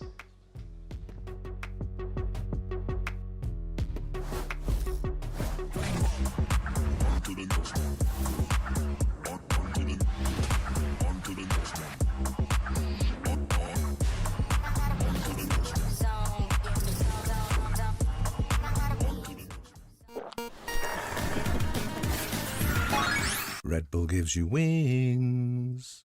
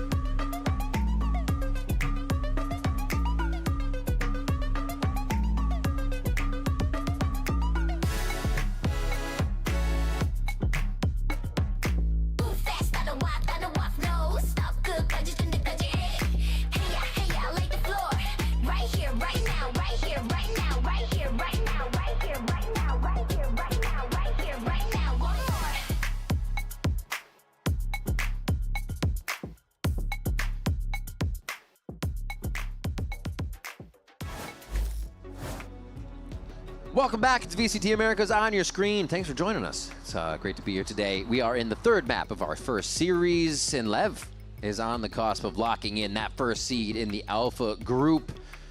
They get taken down on the second map. Loud found their footing, but again seems to be slipping as Lev take full advantage of that and run with the momentum to that 9-3 first half. Yeah, you can definitely see here for Loud that the map pool still being worked on, right? Mm-hmm. Blind maybe because it was a choice from Lev for their strategy going to playoffs. Gray is still looking pretty good, but Haven coming out with a new comp. So you're testing the waters here, knowing that you're still guaranteed a spot to go to playoffs, so why not just try things out against Lev here as they tried to go for the triple peak for Leviathan and orb control for Sato. Yeah, still works protected. Out. Yep. B is covered by a trap for Lev. They continue to kind of rotate around, and with long control here for blows, they start to focus more towards the side of the map that Loud want, and that's going to be the activation. The go button is pressed as King gets a little bit of burr. He's getting out safe though. Loud are going to feel good, but can they get into a position that makes it feel better? Spike says no. Oh my God! Lev is just, what? Are they coming through the walls and not around them? Luke Show fires back though with the headhunter and gets two. And they have to resort to find blows. Now what a save here for Loud to come back and still be a number up in this. One-way smoke, that's huge. That gives that timing for NRG to play that 1v1. Luxio's just trying to run that clock down. Nice patience. No kills, no plays. Wait for the double peek if you even need to get it. And they're still hearing not half, so easy here. Day, a lot of patience. And there it is. They find it. Sun was in his eyes. Luxio gets three on that one, and Loud start off with that pistol round. Yeah, at least he got a dink. I guess we'll take that one there for the attempt of blows. Dang, the retake speed was adjusted so well by Loud. Got to give credit there for them to be able to react to this finally. Yeah, gotta love also the recon being thrown from the A site to C. That's something I've seen Poppin also do with Envy when they were playing on the map of Haven. Trying that out, and the thing is it's not necessarily always going to get you the best success rate because of the neon fast lanes and how you scale through across that, but this time it definitely did work to allow for Spike to get a nice little second kill.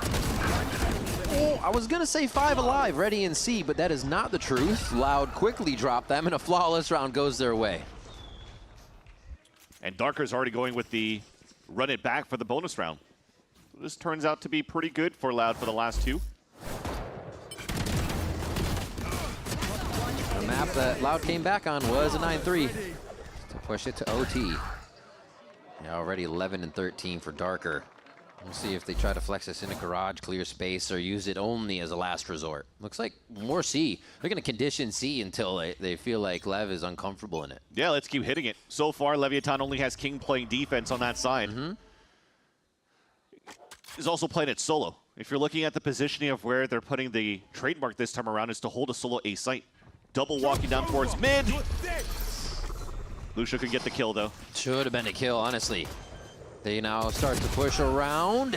Darker clearing with the run it back. It's 3 big informational players there for Levin Garage. And the post plant util. Darker still has 2 flashes as well, so he's going to have to play towards the default boxes to try to help out the back of the site. Paranoia just absolutely shuts down Spike's vision, so it doesn't work like they want to do coming into the site. That doesn't matter. Sato's Phantom is working. There's still 3 Loud members, though, and they're keeping this safe with Erde in sight. He is not even going down, so this isn't a problem. Looks like they're going to try to get a save on these guns here and even take down Sato. Erde is hungry for more.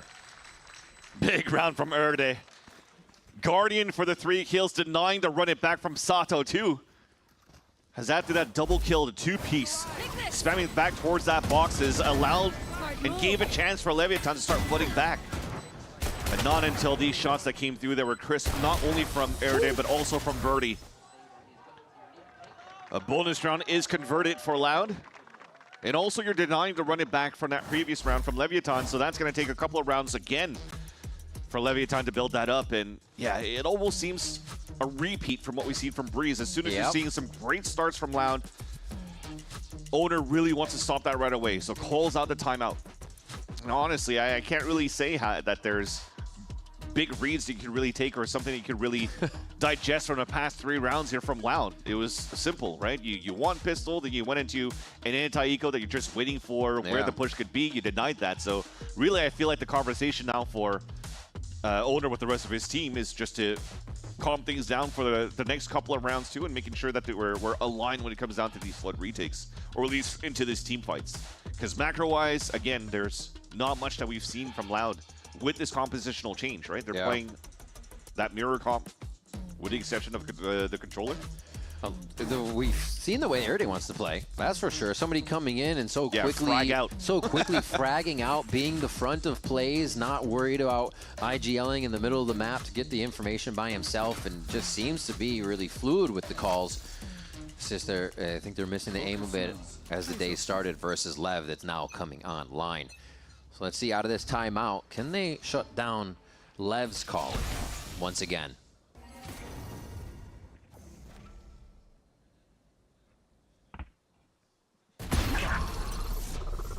Nice shot. That'll be a start. I was going to say the best thing they have for Leviathan right now to open things up is probably the Headhunter and the Sheriffs from all Neon blows and Sato. And now Lucio is able to get the nice quick flicks and give Neon a taste of his own medicine. Safe space towards A that they try to gain while really playing the mid of the map. And Lev gives up nothing. I think it was Teleport's ready. Owner either saying don't go as far forward and stop playing as aggressive as we do on our extremities, right? And wait for the retake, or hold sight, because when they lost the sight is when it really gets tough against Loud, so it is to play in sight here. Bucky for Spike on default. Blows will be watching the right, but it's the shift strategy once again, so this becomes a little harder to read. Oh, there's the time. He turns around just in time, but Lucio still has the aim down the scope. Sato is able to repair what happens in sight, though. 2 left. The blind is not going to allow him to find, and yeah, Loud's just coming through to get their plant, get their kills. King's going to have to do something crazy out of here to get a few. Wait for this smoke to clear. And they'll be forced to go into the next round, wondering if Loud's going to maybe just go back towards C again. A nice little adaptation for Loud. I was scratching my head a little bit here to see Loud walk back towards this A site. Because when they did add that pressure on front B site, you heard the Neon, right? Spike was jumping across and also landed the last footsteps towards that A link. So you would expect here that Lev is pivoting towards a stack on that site. But the walk contact, the full walk into the site, really allowed for them to open it up and to get the round. Useless individual. Grab it and run. Can't ask for anything more out of that round. A nice shot by King to get one. And Loud pick up a 4th in a row here. Very nicely done. The attack side, instead of Breeze, was really something that got them going. They're able to work off these little picks. Whenever Lucio has that operator, it slows them down, but only until they get that first kill. They're being able to make the Outlaw work to get them going a little bit more. So this is where the timeout shines. The same trademark they currently have placed here on this A side to allow the Sova to play solo over towards A. Trap destroyed. Good on him to do that with the, was that a shock, yeah? Yeah. Just starting to map up a little bit.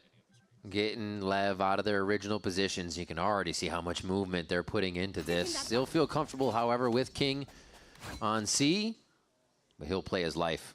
They have really zero map knowledge right now of where Loud can be. It'll easily play into their favor as they walk up. Run it back one away, and that's going to be the plant.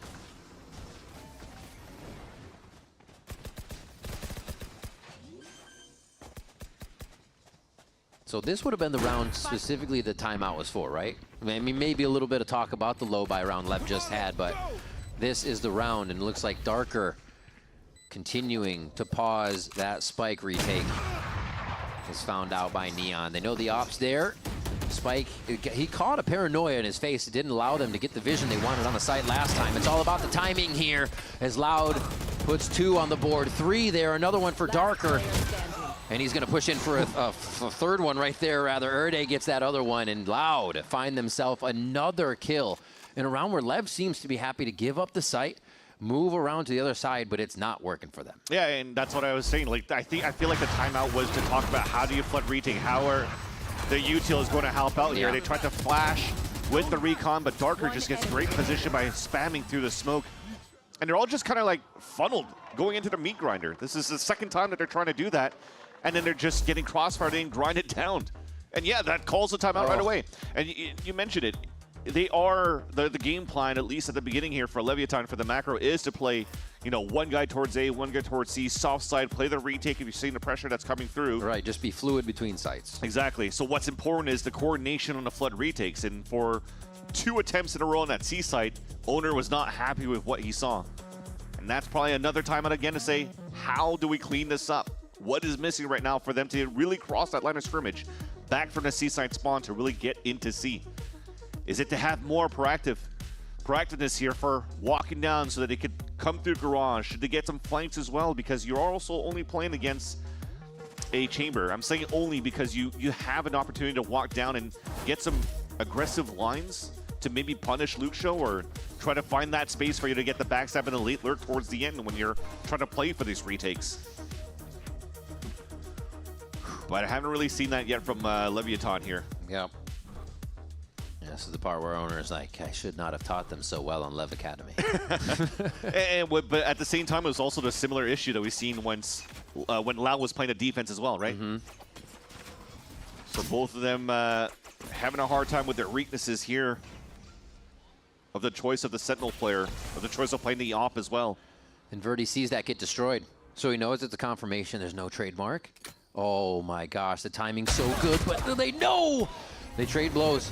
Big kill for blows, but big kill to get the site for Loud and the rest of the team. And that's an instant wall, insta plant. The speed from Loud has picked up huge in these past few rounds. And they continue to then put the pressure on Lev for the retake. And for twice now that you're throwing the shock darts to break that, that's some tape being learned here for the coaching staff of Loud. That smoke just comes up, make the entrance even a little more awkward. Safety on top of the box with a very nice team smoke. Trying to give entry into the site, but it's not enough. They can't cover each other with the angles that are created on the side of Lev, and Loud say thank you very much for another round. And I'm liking, too, that Darker is becoming a pain point as well, playing this Phoenix. Just trying to look back real quick. Like I said, I felt like I've seen him play a Phoenix or a Duelist before in Challengers, but I feel like this might have been his first Phoenix so far in his career. Don't quote me on it, but I feel like it is. Well, it's like riding a bike. You can just put the Phantom back in the hands and take shots, and with Phoenix, you get to do it twice. So, yeah, he is 17-15 right now, feeling good. And we're seeing the little protocols now start to come out of Loud, but you got to say the same thing for Lev as they start off with the Hunter's Fury up the gut and a push on mid. Oh, catches the back of Darker too, so they get confirmation on more bodies heading over towards A. Oh, Loud is falling apart across the map. Talked about aggression, that's what I want to see, so they actually were able to punish Luke Show, right? They took that aggressive line. Trying to get more, almost worried about the situation when they don't need to be. They had the chance to sit back, get in sight. And now only 2 to cover the Praying Mantis formation as they look forward and back. It's not going to be enough for 2 kills. No, it won't.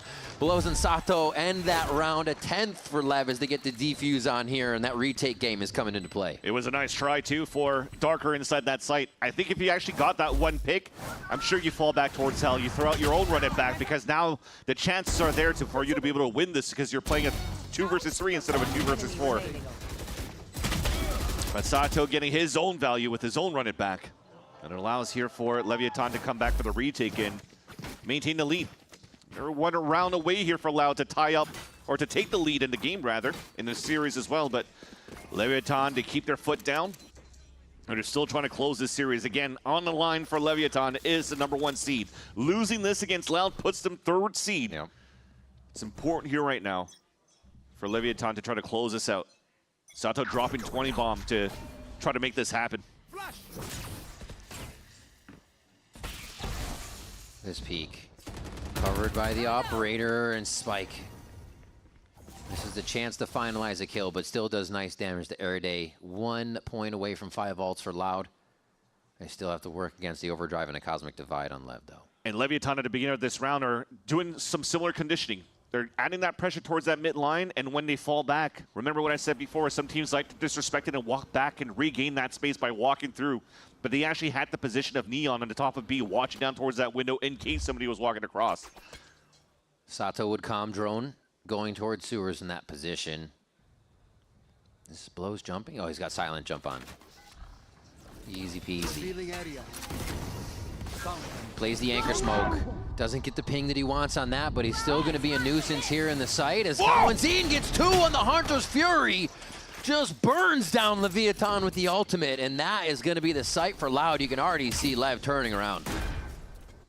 I was surprised, too. Again, another one of these rounds where I'm questioning. They were so good in throwing the consistent shock darts to break the turret, the trademark at the very beginning against Luke Show, but as they walk back towards the A site, they never broke it, so you can really go for a short to long split into the A site, but instead it's just a pop. Fast lane into the Hunter's Fury, and Kawanzine gets 2 picks out of that with the Hunter's Fury, and we'll take it.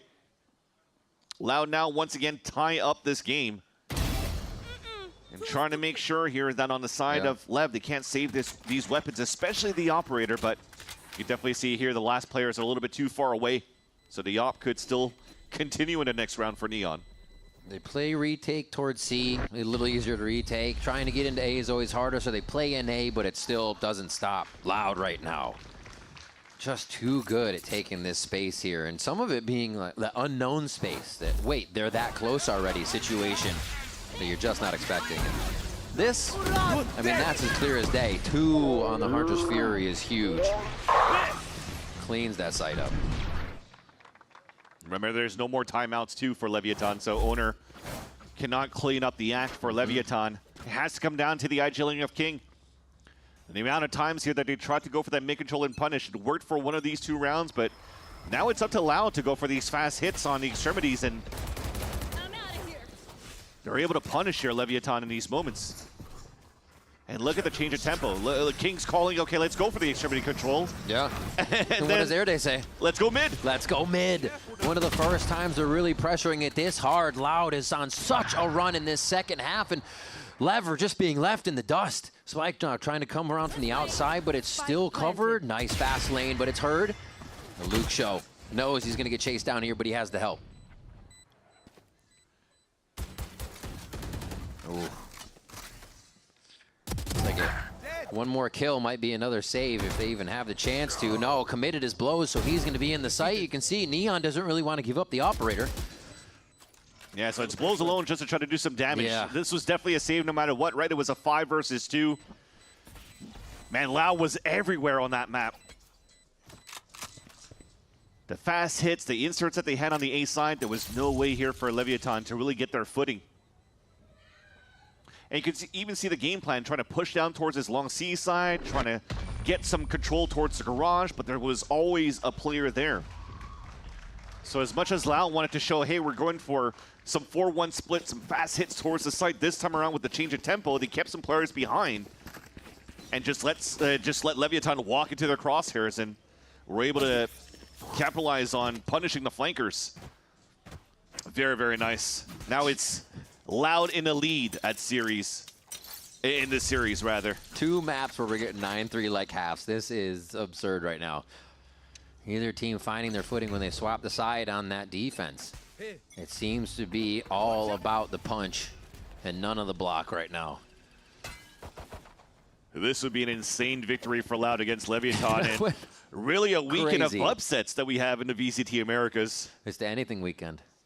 Like a broken record saying that, as many games have been upsets. And Lev still getting into this push game towards long. And Loud want to test B again.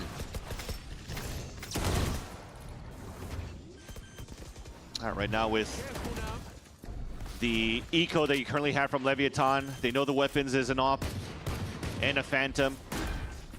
And in the mid mark, when they realize that nobody's really pushing or trying to find a lane with the operator on mid, well, it's a call for Erde to say, let's go middle again one more time. Goes. Clears it. Verdi keeps that in. Gets 2 kills. And yeah, they're going to have to push through on this. The op's going to make it difficult. Neon's trying to get the crouch peeks in. He does find one, but he's the only one left. Does that matter? Does it matter? Yeah, Luke Show's able to hit it from mid. 12 for Loud as they throw the series onto game point in their favor. Match point. I don't think I was ready to call this right now for Loud at map in series point against Leviathan. The turnaround that Loud has shown so far, and Luke Show warming up here for the last few rounds, is not what you want to see here if you're in Leviathan's camp. But again, the Brazilian fans are behind Loud and also behind MIBR. And they want MIBR to get this first seed going into the playoffs. And that push that you had previously from the op of Neon could still buy one here and could still have a tour de force if they're able to salvage this round. Round number 23 for Leviathan on defense.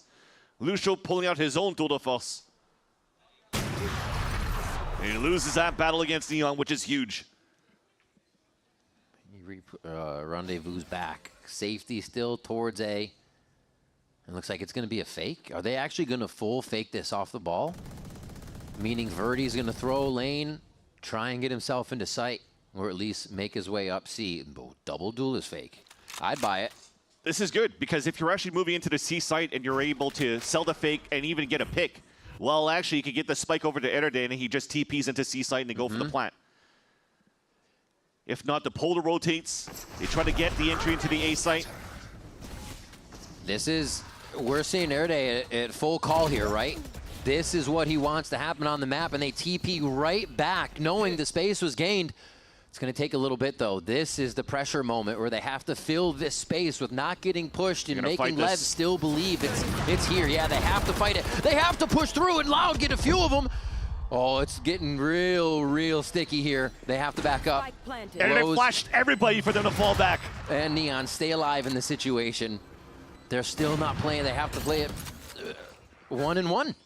They've already separated from each other. They know where Blows is. And that's going to be Neon going down Loud. It's up to Blows. To put the finishing touches on here. What a series they were able to come up with to shuffle the group standings of Alpha around with this win. And it looks like Blows will try to get his hands on that spike. Knows they're in cubby. There comes the shot. Darker gets the 3K. And Loud takes down Lev. Standing up and waving across the stage as Verdi and company of Loud get the upset win over Leviathan. Erde able to win against his ex-teammates. of blows and Neon. And they are walking out happy with Romanilli just bear hugging everybody. He just caught like 7 feet of air off the stage and jumped into his team. that was a fist bump of fist bumps. What a game coming out of Air Day. Yeah. Second map to third map, fragging out of his mind, calling out of his mind. The last round called to TP back over to C with a long run spike. Not something Lev was expecting, and neither were the attack sides coming out of Loud. What a fight coming from this squad. Late changes through stage 1, and they still find their footing. Big hugs that you saw across the stage 2 between Luke Show and Sato, ex-teammate from Glories, out from the Ascension. I think they finished 4th going into that group, and then you saw them separate. Sato moving into M80, trying to qualify with M80 with a North American organization. But also the big storyline, also Romanilli able to get that dub against his master, against Owner. And giving a lot of hope here as well for not only Loud for stage number 2 with this roster, but going into the playoffs. Because remember, this is also a seeding game for Loud. They were guaranteed moving into the playoffs, and now they also have the confidence for the lower bracket run, because they are now in the do or die gauntlet. 1 loss and they're out, and their chances to go to London is gone.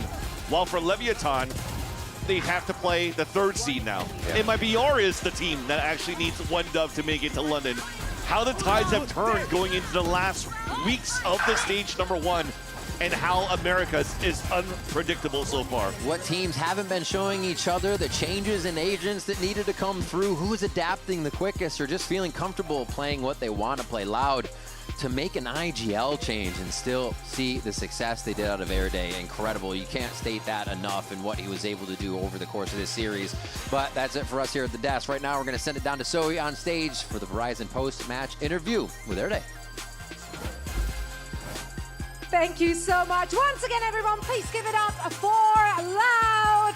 I've aired it with me for a quick chat after, wow, what a series, especially those last 2 maps. We're going to talk about them. But first, I want to talk about the emotional aspect for you personally, because you played against a former teammate, a former coach.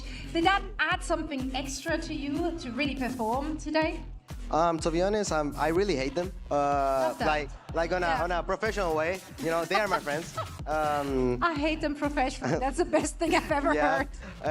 I mean, I know the coach, I know the players, so we're kind of like expecting what they were doing. So we did that and we won. It was like, to be honest, we didn't show like a crazy game on defense side, but on terrorists we're like really confident. So yeah, that's it. And let's talk about your attacking side on Breeze, and also here on the 3rd map. Like, you guys just like grinded it back, because the first half on both of these maps, it was iffy, you're not gonna lie. How did you guys find that momentum again in that 2nd half? I mean, we always like, I always try to give like confidence to all my team. Like, I think we were all confident because we prepared a lot for this series. We wanted to win, and we did that. But yeah, I mean, it was all like kind of prepared, so we were kind of confident. Yeah. Right. I mean, that's what you have to have when you're rocking on this stage. Do you have any nerves at all? Because you're coming into this as a rookie, right? And like, it's not showing in the server, it's not showing in the stage. Do you feel it at all? No. In fact, in the first map, I was like kind of like fuck, bro. I cannot feel the hype. I'm so calm. So I tried to hype myself a little bit for the 2nd and 3rd map, and it really showed some results. All right. You kind of need that fire lit under you. Well, we hope to see more of you and the gang in the playoffs. Once again, congratulations on the victory. Everyone, give it up. We're not done for today, though. No, we have 1 more match. It's going to be NRG versus Sentinels, and you don't want to miss that.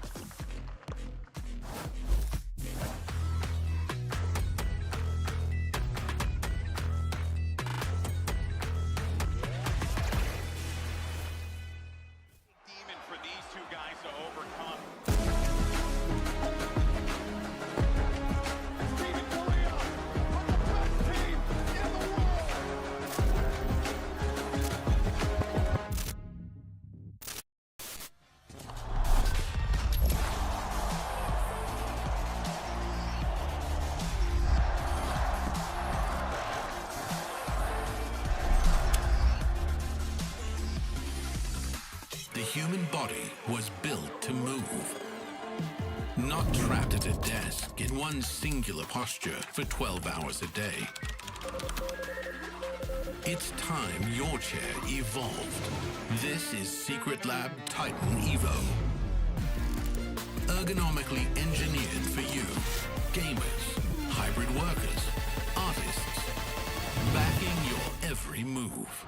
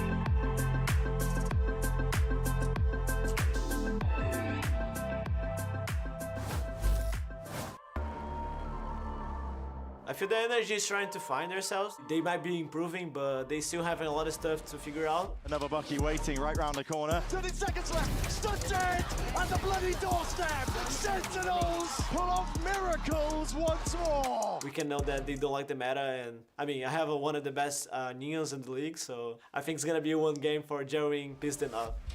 Yeah, that's gonna be a fake too. Digizine on one, slides back, tries to get into a good position, but he's just squashed by two players of Sentinels. And that's gonna be it. Jerwin gets the 3K, gets the kill. If they get like a good momentum in the game, if you let them build like a good round streak, they have good players and they have good crosshairs. We see Keiko like actually frying right now. Although NRG have been really halted here, some good utility traded both ways. Keiko finally for 3. NRG flood on through. It is over in the blink of an eye. We really want this win against NRG to get a momentum back and fly like a rocket in playoffs.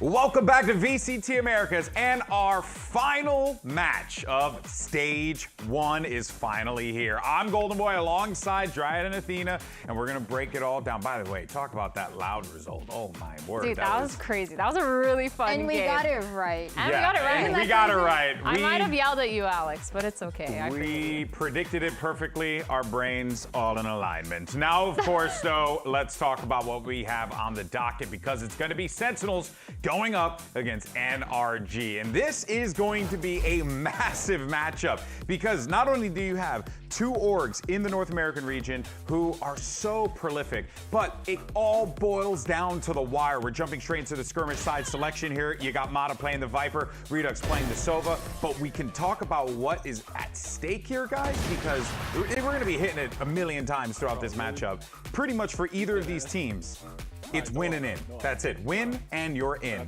Done. Yeah, whoever wins qualifies to playoffs, and whoever doesn't is no longer able so to are be either that. world champions Exactly. or one of the most popular teams in the game. Yeah, this is only one can make it. All I'm going to say is Dan did a good job writing the script, She leaving did. the most important game to last. Everyone needs to go find Dan. What's your what's the Twitter again? It's Dan. Go find her on the social medias and just go ahead and let her know thank you for the script, especially if Sentinels And again, this is all because Hundred Thieves won that match and nobody was expecting them to win. Yeah. So because they won, then this is a do or die for And who was the only person who predicted 100 Thieves? It was Dan. We're also. So again, guys, it's Dan. She wrote the script. You got force powers or something like that you weren't telling me? Guys, hold on. I've been telling you, you're just never listening. Guys, What? it was 4-1 and now it's 4-3. We're Whoa! back. It's 4-4. They tied it up. Come back. Okay. Redux is so back. Knife fight to end it, but in real That'd be life. fun. What? Okay, maybe not. Just saying, you really want to settle the score, do it the right way. Hey, there you go. Oh, snap. Mata, unfortunately, not able to pick up the dub. Redux gets the win 5-4. And of course, as we had mentioned previously, what this matchup is all for and what's at stake here is huge, because what's wild is that we have two incredibly popular teams that are going to be coming into this one. You have your world champions, you have freaking Sentinels. Whoever wins this, you're in. Last match of the stage. It couldn't end any way better than this. Dan, you did such a great job on the script this season. Good Seriously, job. where did you find the inspiration? You know, I thought Sentinels, NRG, you know, everybody champions. Everybody's like not really expecting much from the previous champions from the year before, and also from Sentinels. They have been a little bit of kind of a joke for some people, and I'm like, you know what? This is their time. This is their redemption arc for both. Yeah. I think it's kind of important to point out too that if Sentinels win, they actually get second seed in that bracket. They jump all the way to second. But if NRG win, they actually only get fourth seed. So for Sentinels, not only do you get a higher seed, you also get playoffs. For NRG, they're literally fighting for that last spot. And also, correct me if I'm wrong, the first seeds are the ones that are going to move to the next round, right? First seeds get a bye. So second is... but they'll be able to face off maybe against a team that, you know, they could have the number of. But problem is, though, when you look at the way that this is shaking out, this is going to be a tough playoff no matter how you look at it, right? And it's always going to be difficult with all the players that we have here in VCT Americas. But one of them that has always managed to stand above the rest, you got Cortezia, who's been seeing a little bit of a resurgence here in Stage 1. And honestly, what a great time for him to be able to do that. And also to do it with the Sentinels as well. You can see immediately he comes into the team, the energy, the charisma, the characters brought in, but they needed the results in the server, and they're finally getting it. Such an incredible player. Everybody was talking about him last year, and then when Sentinels picked him up was the beginning of this year. The hype was even more because it was a player that we didn't, in general, expect him to get dropped from MIBR. And then maybe he has a little bit of an up performance. You don't see him standing up as much. You see the energy levels for Sentinels kind of go down a little bit. But ever since the Stage 1, and especially in the past 2 series, he has been incredible. And I think everybody loved it, including and especially Jonah P.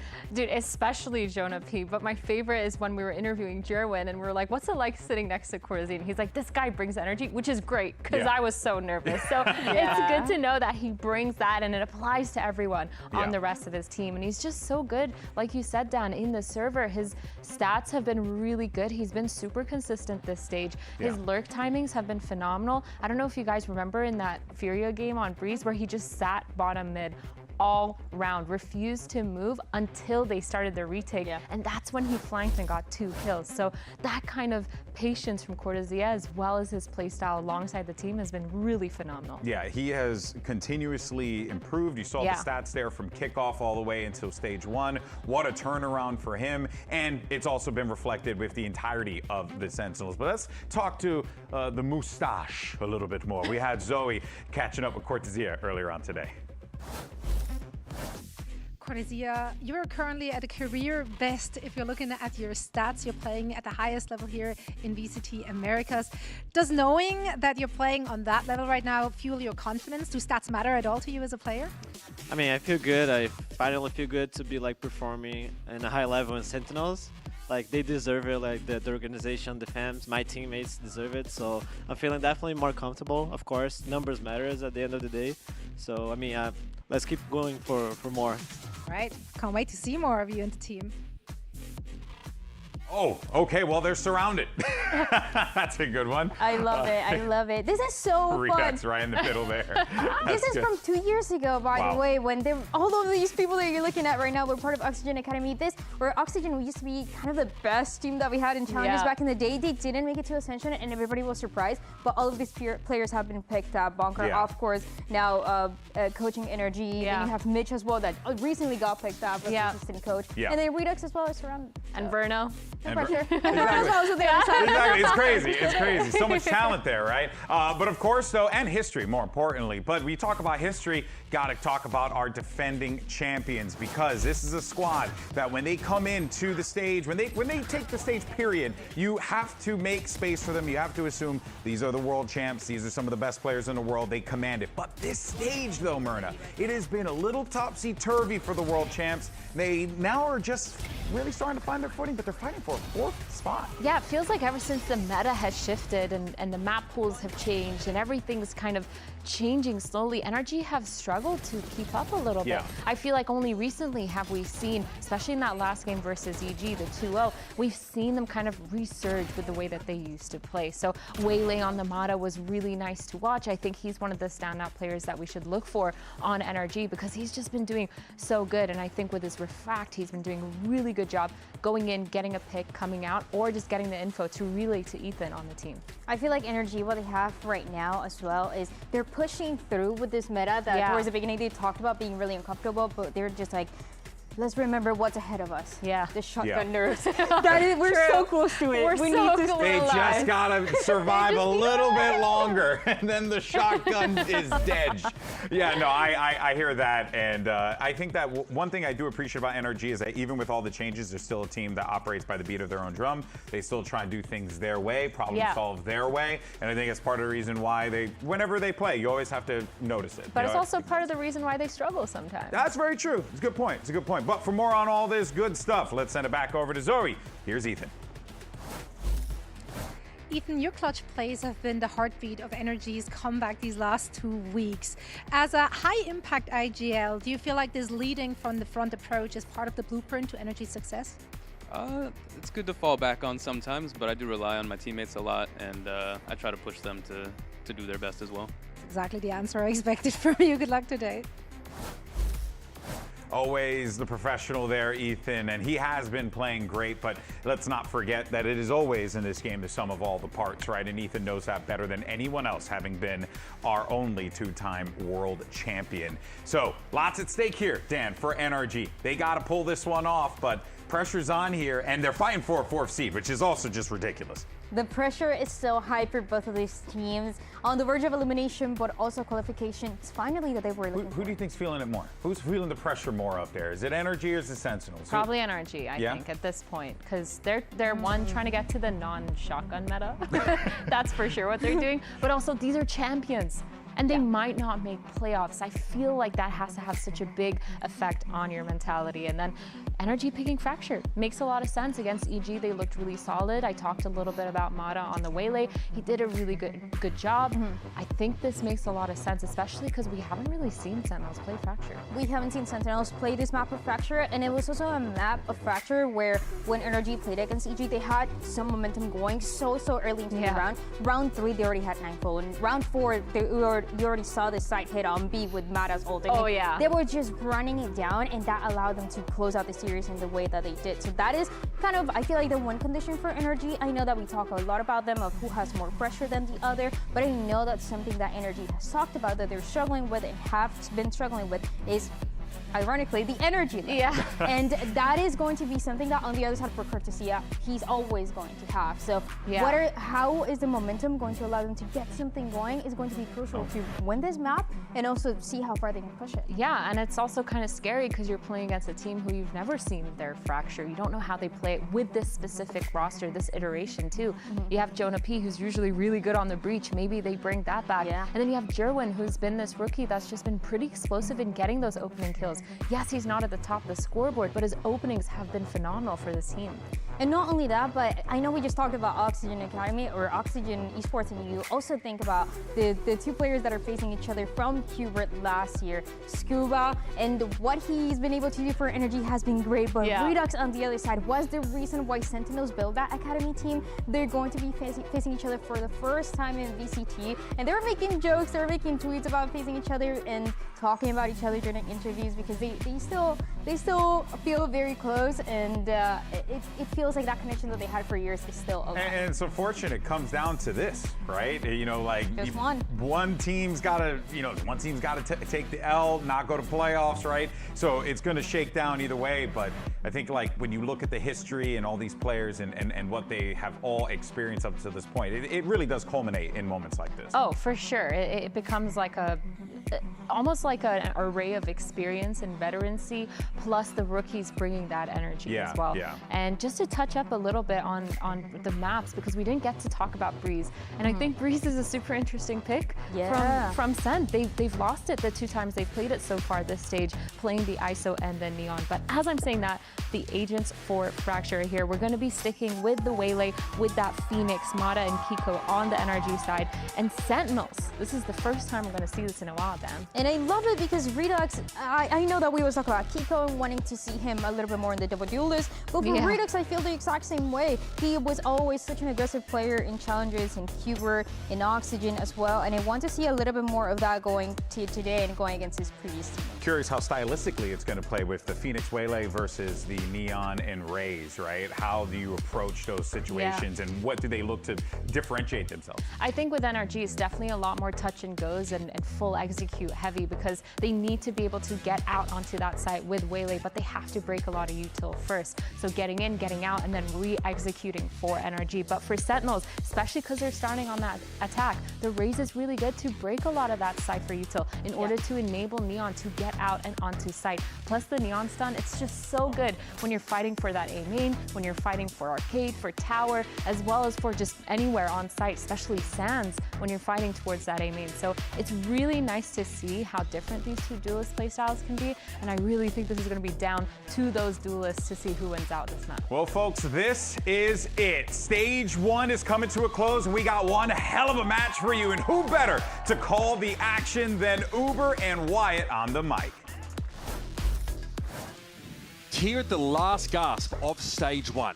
We've got 2 of the top franchises in VCT Americas fighting for survival. On one side is NRG, who since Ethan took the helm, Scuba came into the lineup, everything has gone practically to plan, including, I don't know, the small issue of becoming world champions, 3rd place in Santiago. There's not a black mark against their name yet. They're going to go up against Sentinels here.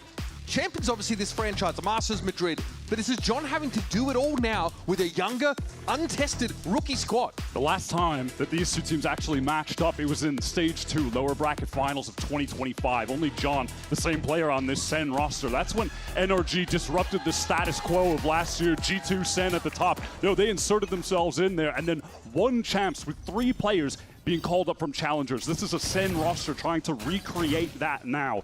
Challengers players from their own academy team, Qbert, who, funny enough, that's where Scuba came from. That's where NRG poached him from to win champs. 6 months behind, but still a chance to find themselves in London. That road starts here. Flash here is getting hot and heavy inside Tower, but Ethan's going to back Kiko up. Joe stunned up anyway. And Redux reduced to practically 0 HP as Center trying to make their way in towards this A side. With the NRG defense playing around this Cypher, they can afford to stack up one site and just use the trips on the other. I love this from Redux. Oh my god, he got the first. Kiko's low as well. This is obviously all in the context of the spike being planted over on the A side of the map, though. I can't believe he was able to get that 2-tap and damn near get a second. That is ridiculous. John on this timing. Oh my god, yeah, time to back off, man. Sees a bit more than he bargained for there. Seas came through. John's going to be respectful of this, knows he's about to get some pressure and doesn't really have any util to stave this off. It's raw gunplay and nothing more. It's going to be traded, but this now makes it a 2-on-2. Jonah tucked here on the site. NRG know where they need to be looking. It's really about the timing at this point. Some spray, the bandit rings out. Marta caught inside the seas and Cortezia puts him to the sword. Cortezia had some really excellent pathing on that post plant, getting up, fighting towards A, and then being able to hold the spike from the defender's spawn, flipping it on them.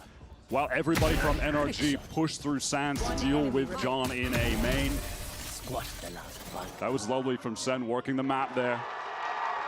And huge credit to Redux, who at 5 HP, tucked in underpass, was able to get the double headshot kill, go 1 for 1.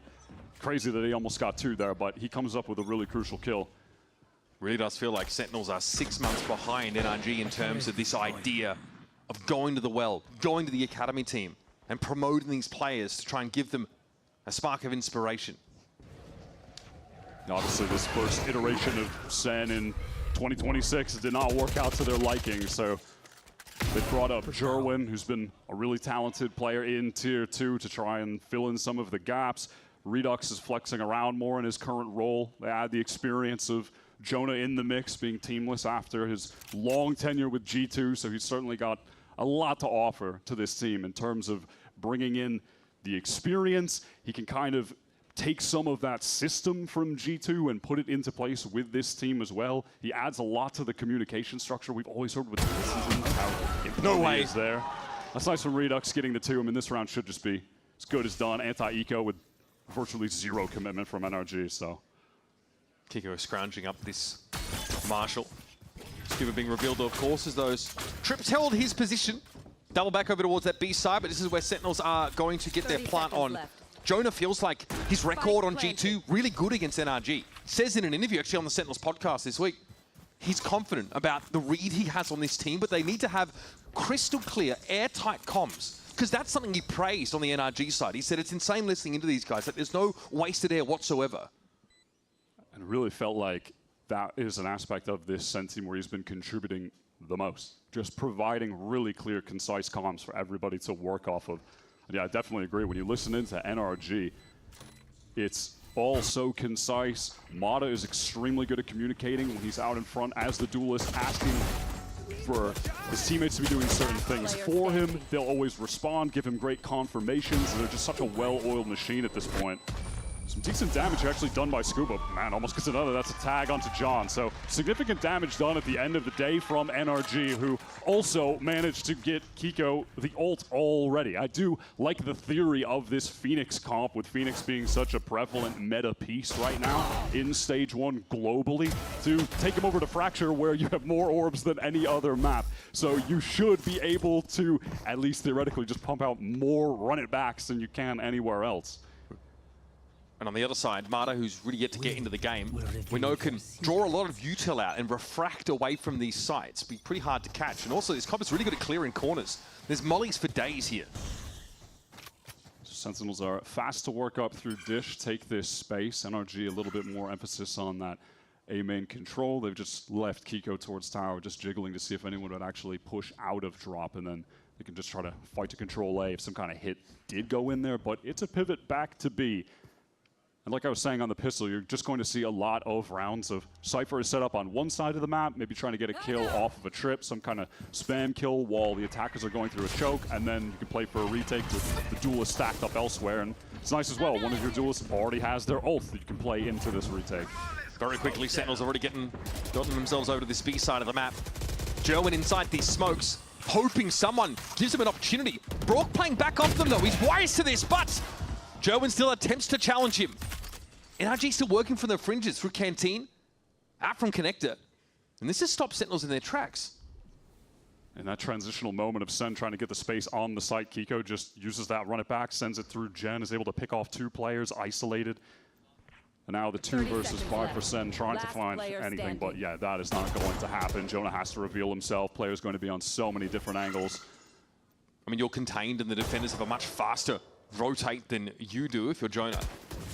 No choice but here to try and make something happen. It's Kiko, top performer for NRG recently.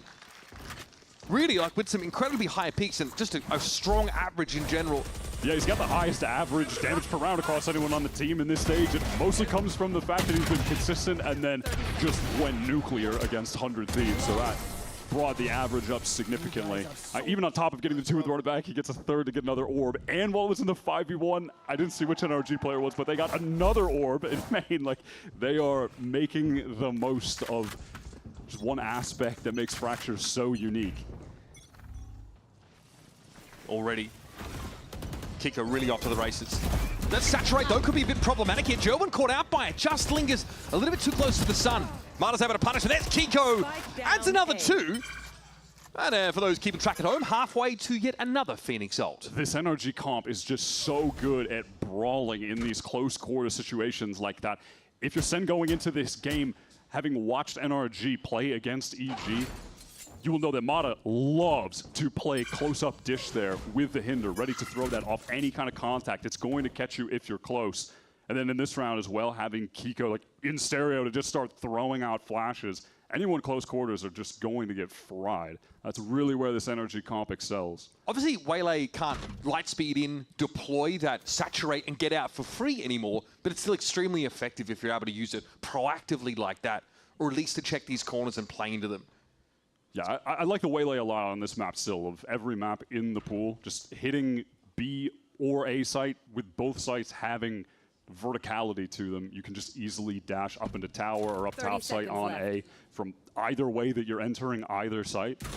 And then on top of that, just playing a map where we're not seeing a breach now, but you know, a lot of teams are still playing breach. Being able to have a Waylay to bait out a lot of util and then refract away is really nice. And we can see that with things like the paint shells, things like the relay bolt from Gerwin, where Mata can make a lot of noise and get out. It's funny, there's actually players across both these teams that took part in one of the biggest rivalries in that year of challenges, with Moist X Shopify and Oxygen in the mix, right? It was Brock and Mata on Moist X Shopify and Redux and Scuba on Oxygen. Those are the two teams expected to be the best. And in the end, actually, neither of them really ran nearly as deep as people expected to, but they were the most star-studded lineups. This is just that early fight brawl again. Yeah, SEN, they've got to be so concerned about trying to bait out that saturate close. Mata plays drop there constantly with it. Nice. Oh, it's going to be one of those games, bro. Confidence flowing already. I mean, you're about to have your second ultimate, and it's round 5, so... Yeah. You are on Fracture. I mean, he's also getting a lot of kills. That helps with it too. Okay, showstopper. And he can just get out. Oh, what? What? It is He one of goes those to the games. door? What does he mean, one of those games? Is there a blood moon? Gun here. Okay, well, vibe out of the showstopper. Kiko, suffice to say, has developed yet another runner back. Prowler here trying to check. SEN all grouped up, trying to make their way out of Sands. Another awkward buy. It's just Cortez with the rifle. This is being watched for, everything being accounted for, excuse me. And NRG really have no reason to ease up on this A site. They can play B for retake. They still have Cypher util on that side of the map. So a noise cut rehit, they are going to be walking into the stack Sentinels. And Kiko can always refight into this space with all these flashes he's got to work with. Brock here happy to get some toasty toes to find 2 important kills. And this leaves John QT facing a, what do you call it, like a high mid-low setup? Yeah, not fancying that one at all. Scuba, though, perpetually lurking. Likely going to be the safe pair of hands to scoop up John. He has finally decided that now is the time that he can go out of B main. At least with that orb, John is going to leave the round with an orbital strike, no matter what. So a tiny consolation. I just want to see the replay of what happened with Kiko, I'm not going to lie. That looked insane. He's already at 10-2. Now he's feeling it. Absolute monster. Yeah, we're going to get that in just a moment, I'm sure. Seas. So the Seas. Oh! Wow. Yeah, it's off the Seas opening the door. And he's able to get the shot on Redux. That's ridiculous. And it looks like it decayed him in that half second before the shot came in, too. Also, love that from Brock on the refight. He sends the molly up there, and then when some action starts taking place, more from like A-Link and site side, he walks into his own molly to get the 2-piece. Brock has been just kind of quietly consistent this stage, honestly. Yeah, obviously, your finals. Solid play. Your Champions MVP last year. Obviously, had a name for himself with a very specific play style and weapon. But here as well, he has been extremely safe pair of hands, very reliable on this squad. And yeah, there are some maps where he can play the sober and cheese a little bit. Look forward to the playoffs as well, because Ascent comes back into the map pool. So if this NRG team get there, that used to be the map that Brock really sent his name on. It's pretty nice for them, isn't it? Yeah. And they don't really like bind. No, SEN, if they get to playoffs, which is great, they lose their bind. So I know Cortez is not happy about that at all. He loves that Viper roll on bind. It's one of his most comfy. Demon on that map. All right, let's see what SEN can do out of this timeout. They won that pistol, but NRG are on a serious roll right now. Gun rounds are looking superb. Kiko is on point. The brawls have been going their way, as they will with this comp. The Phoenix and the Waylay close range. Comboing up those flashes with the Saturate has just been tearing SEN apart. They want to work towards A main early on this round. A lot of pressure towards Sands. That haunt over the top reveals nothing, so Jerwin feels comfortable working all the way up, actually activating the door, applying that level of pressure where NRG have to be concerned about a player being pushed all the way up through Sand. Like they could be trying to split onto the site. And obviously on the A side of the map, NRG don't have anything to refight into. So that space that SEN get to keep, because there was a lack of early presence from NRG.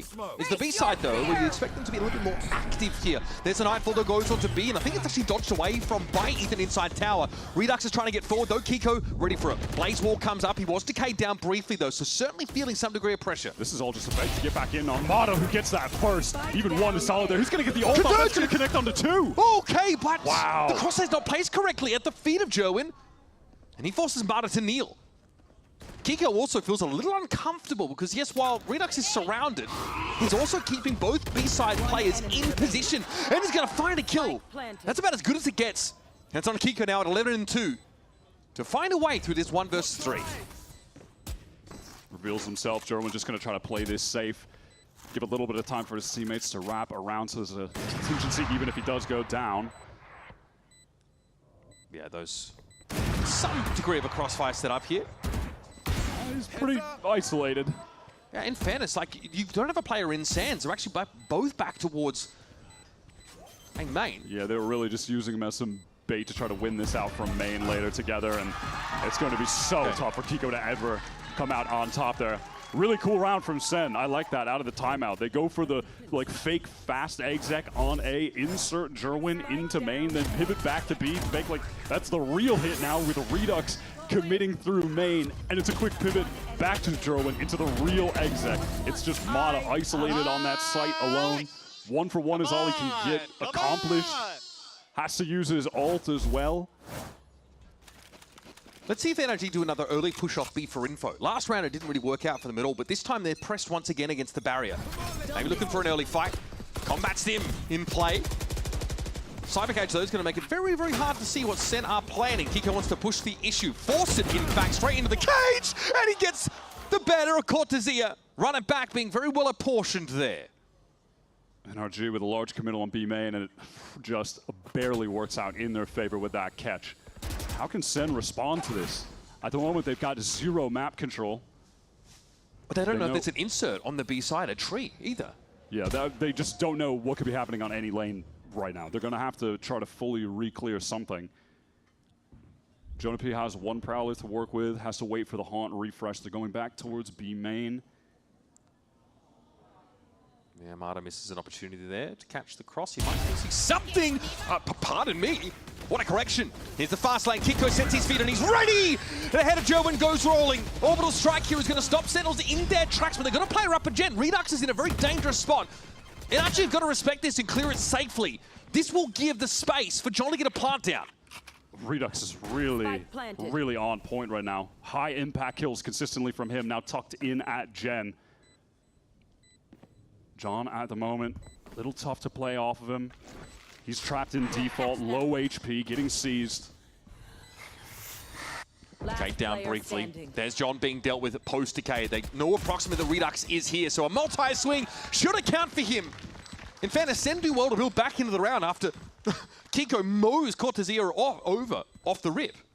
Yeah, it's Redux again finding a very high impact kill. He's having a really solid map so far. It's so unfortunate that Cortesia gets caught just at the last second there. And with that push, everyone from SEN just being relegated back to spawn, so no matter which site they hit, NRG are just fully set up to welcome them. Kiko had a good spot tucked in sight. The orbital strike comes in right after Kiko takes that fight to cut everyone else off. Like, credit SEN honestly for making it so close, because NRG were really doing everything right there. Kiko on pace here for a 23-round half, if my math is correct. He is pounding. Thank you. This is one of the maps, one of the agents where we're seeing Mata do a lot more offing. He's pushed up in dish. German is all the way through Sand. Redux has found the opener onto Kiko as well. Yeah, another crucial opener. Can it be converted off of, though? Here's a showstopper now to play with Redux catches at this time. But Mata and Ethan have already struck at the heart of Sentinels. And they aren't quite onto the A site yet. NRG can now fall off this. This orbital strike to dish will at least allow them to cross. Brock can't see the wood for the trees with that in the way, plus the sky smoke's blocking his view. One more rifle recovered with Kiko being downed on site. John has just got the Sheriff, though. He's all the way back in A main. Crucially, he's got the Molly. That's more important than even having a gun. Perhaps it's the Brimstone in this position. German's going to be stuck top site. What can he get accomplished with Jonah? Two of them doubled up, the two new additions for SEN in a moment where they really need to step up. German briefly isolated. Sound made, though. John has a chance to turn back around on this. Below him on the site is Jonah. So still a bit of a high-low look here, but German takes some damage coming in through the metal. And of course, he has that mobility. Mata, though, gets caught out in the open. It doesn't seem to matter. The trades are there. It's down to Brock on Jonah. On board with Jonah, tucked on the site. Horn already dealt with, but time is short for Brock and Jonah. Felt like he had the read on NRG. Had a good record against this team. And sticks the landing here in an important round. Skates away with the AWP as well. See what the SEN game plan is with that. Redux, again, high impact kill. I'm saying it every damn round, but I'm not going to stop until he stops getting them. We call those crucial frags. He gets another opener for the team. And then from there, they're able to post up in the site. Huge risk, the investment of the orbital strike, but they know it's a pivotal round, so they send it. Find you. Whatever gets you onto that A site. Now Redux with the operator. He was the op star of the Oxygen team you were referring to all the way back when he was in Challengers playing with Scuba. They were teammates for years. And he was doing that to Mata in those very same games, both of them opping against each other constantly. It's a real throwback. Some serious first kills for Redux. Also, we got caught to see a lurking north side here. Do SEN expect this push out from the A side? They've made so much noise towards B main. There was a trip. Both a Prowler and a Boombot used just before this noise cut. No real presence in arcade. There is a trip watching the push out towards Gen. Go, go, go. But there's no tower presence at all. Camera could watch the cross. That's now been dealt with. This is causing Scuba to reposition slightly. NRG are really going to desperately need to find a kill while SEN are getting into the site here. Some kind of spam kill, something off a trip, but that trip is broken immediately. Good support for Gerwin to get the space deep into the site. Down and out. Oh, but there's the moment. There's the crucial kill. That's the disruption he was looking for. Redux is able to trade it out, though. John probably not unbothered about this. Sees. Still able to get the plant down. Oh my god. Redux is actually frying them. He is tearing them apart. I mean, what's Scuba supposed to be looking at here? Cortesia is not going to give him anything, especially not now he gets pinged out by the neural. Bring them down. All entries into the site are being covered. Redux would love another with the op. Their only hope is to try and jump and bait out the shot, and Redux misses. But yeah, Redux not going to miss. He's on for the ace. Ethan says, okay, I'm going to shut the ace down at the very least now to 1v3, but time, it's time in the issue. And Cortesia is not going to give you a free kill. Little shoulder pick, little info check. Ethan does rip his head off. Now, though, again, you are on your last legs, and once more is Jonah P to close the deal. Oh, frustration for Ethan. He knows he was so close. Just a centimeter to the left, and that's a headshot onto Jonah, who's clutched up in back-to-back 1v1s for SEN. 30 seconds left. Has that resolve, that experience to be able to succeed in situations like that consistently. That is a nutty round from Redux. Redux. Playing a mind-blowing game right now. We went from quality so frags good. to quantity frags very quickly. Sat at 13 for 9. Thanks. This is momentum building here for Sentinels. I don't know how bad he feels having to do that to Scuba, his teammate of 3 years, but... When there's playoffs on the line, probably feels pretty good about it. Let's listen to Sentinels here on this attack side, round number 10. Oh, no, don't It's a bad smoke. Gap on left. I think we can start putting pressure B and then we can finish A. It could be walking under though. I'll play late dish, really late. I might probably from here. Okay. Could it be under press or no? No, could be not. I think I have it. I think they might be up in dice though. Can you like high eye for the peak? No, I know I could probably though. Let's probably pick I'm gonna go wide. I'm gonna go wide outside. Alright, I'm playing dish, guys. Are we coming back A? NRG now, 3 players at B waiting for this. It's a pretty shallow Prowler up past tree. Didn't see a whole lot on NRG, on SEN side. SEN did calm out that Ethan had used that Prowler and opened the door over on A side, so they know that NRG could be pushed up. They could just be jiggling this close in a position like Ethan is in. Where are you? Oh, the timing. How does he have a sense for this? Look at this activation now coming through, but the C's is going to be dropped. It doesn't matter. It's Sherwood and Redux cracking heads together. That's that raw firepower of Sentinels, and now next line of defense here. Scuba steps up and is flattened. Cortez here lurking north side, finally able to drop down and reveal himself. Himada's got no business being here. Cortezia was ahead of that play. The timing he took to get down drop before NRG could attempt to flood in their only win con, getting back into the site faster than SEN could get in, despite SEN having more numbers. That's the only choice they had, and Cortezia was way ahead of them. Really puts the nail in the coffin on the round with that play. And now Mata just attempting to save this up. Barely any credits left. You have Jonah on the hunt. The SEN money, though, isn't great either, so they're not desperately hunting him down. They want to keep what they've got as well. Just a call there in the mid-round to re-hit that A-side for Sentinels. Great mid-round, but also followed up by two cracked young duelists on the Sentinels side of things. It works a treat. Ethan is there ready with util to catch him. It's just too slow. Yeah, then German gets that slide across.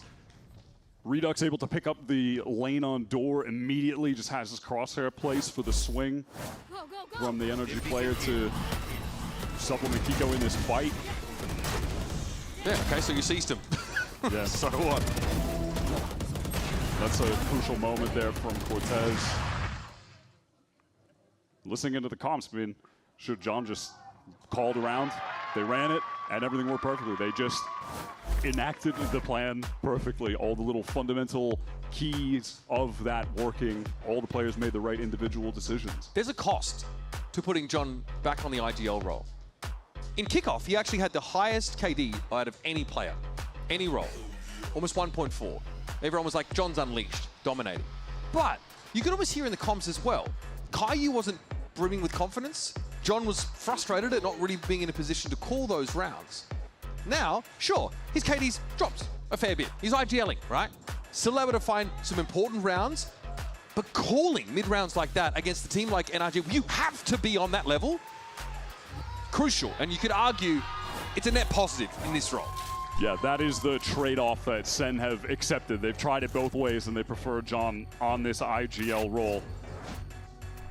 And since Jerwin has been able to join up with the roster in week 2, SEN have been mostly finding success. It was a loss to a very strong FURIA team, still early in SEN's tenure. You can't knock them too crazy for losing that 1-2, right? But now it's all do or die, and frankly, it doesn't matter who is on this Sentinels team. The org just demands excellence. They're the winner of the first global VALORANT tournament. They're a 2-time master winner org. It doesn't matter who is on this team. There's an expectation for greatness at every moment, from the first match to the last. Yeah, for other teams in downswings, those expectations seem to relax, but not for this squad. Here they go. They're going to go hard and fast towards this B side, which is mostly empty. Except for Brock, he's felled by the showstopper, and Ethan had to pull himself off back in his tree direction. His timing on lower, he's caught by Cortez. These lurks from Cortez have been sick this game. This one from Southside finds a perfect moment, and again, Redux is in this really obnoxious position that he's managed to ferret himself into on multiple rounds now. SEN know where everyone is coming from because Cortez has south and north side tripped. That's one of the advantages of playing Cypher here. That's why this is really one of the only couple maps in the pool where you're still going to see Cypher get played. He has a lot of value here. Being able to get both of those lanes. You know, on top of that, when you're on defense, being able to use the cam to get additional info on the lanes, use it or the trips as ways to activate trap plays that you have, especially if you're one of the teams running the breach comps with this too. Like you'll see NRG, they'll try to go for cam plays and it'll activate like a Kiko flash. He'll swing off of it, things like that. Scuba able to get himself one here. Spike's about to go. Couple guns snatched away, but money not an issue right now for Sentinels. NRG really need to sit on what they can scrounge. Last round here of our first half. Sentinels already posting these 7 attack side rounds. Redux 16 and 10. He's had an outrageous game. He's been such a flexible player for SEN. He has just been cooking down in challengers for years. He's a product waiting of for this the system, opportunity. right? Yeah, absolutely. You know, his time with Oxygen and then SEN really refining his gameplay, making him a more flexible player, and even putting him in leadership roles on his time with Qbert, and now he's here. And lost a little bit of hype too, which feels hilarious now. During the time when he was flexing around and he wasn't putting up like the same crazy performances that he was when he was the primary duelist for Oxygen. He had to wait while people like, you know, Scuba got picked up. Literally, while his teammate on Qbert was able to join NRG and go win champs, he still had to wait to even be able to play in VCT. Bring them down. And now here we are with SEN trying to recreate the NRG formula, bringing in their challengers players. Here's the walk up. And a pretty passive positioning here for NRG. Just a trip to play off of. Cam over towards Dish. Okay, Marta fortunate to emerge from that engagement without being too low. Here's a Nightfall. Thrown over towards defense board side. That counter is going to come out for Armada. Oh my god, the damage is crazy. Jonah is still somehow able to get the first. Nothing being converted for NRG. The nade coming in as well. He was still decayed down. The nade finished him off. That fade util from Jonah was absolutely filthy. NRG reeling. Can Kiko salvage them? He's gone off the boil entirely over the last couple of rounds. Not a darn thing he's been able to do. And the same you could say for this one. All right, Nightfall. Use it or lose it, folks. In we go. Line being held here by Cortesia. Waiting for the push out to Sands. Ethan really has nowhere to go either way. It's Jerwin who doubles his frags for the half in the last round. And Sentinels post a 4-round lead on attack. They're looking absolutely electric on attack, courtesy of Redux being at 17 for 11 on the board right now. Just gapping everybody outside of Kiko, who started hot, but has definitely cooled off towards the latter part of this half. I cannot believe that SEN have gotten away relatively unscathed from this entire fight early. Mata hits Jerwin directly with the ultimate. He's slowed, getting spammed, and yet somehow he's alive. He's not going down. They're unable to collapse on SEN. First time we've seen Fracture here from Sentinels this stage, and they are ready to take on the world champs for their spot in playoffs. Don't go too far. We get a second half right around the corner as NRG will go on the attack.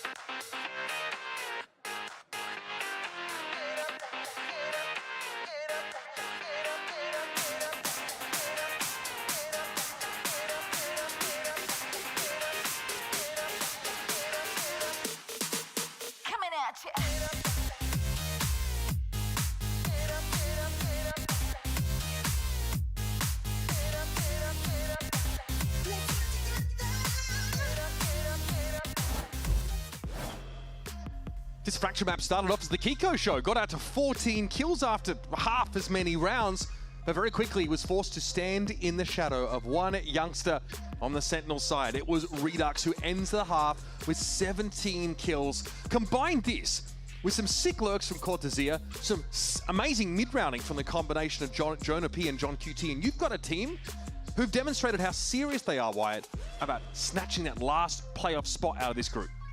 And when you compare the amount of time that these two squads have had together, crazy difference. This Sentinels team, they've only had Jerwin for the past few weeks. He wasn't even here for week 1. We haven't seen their Fracture.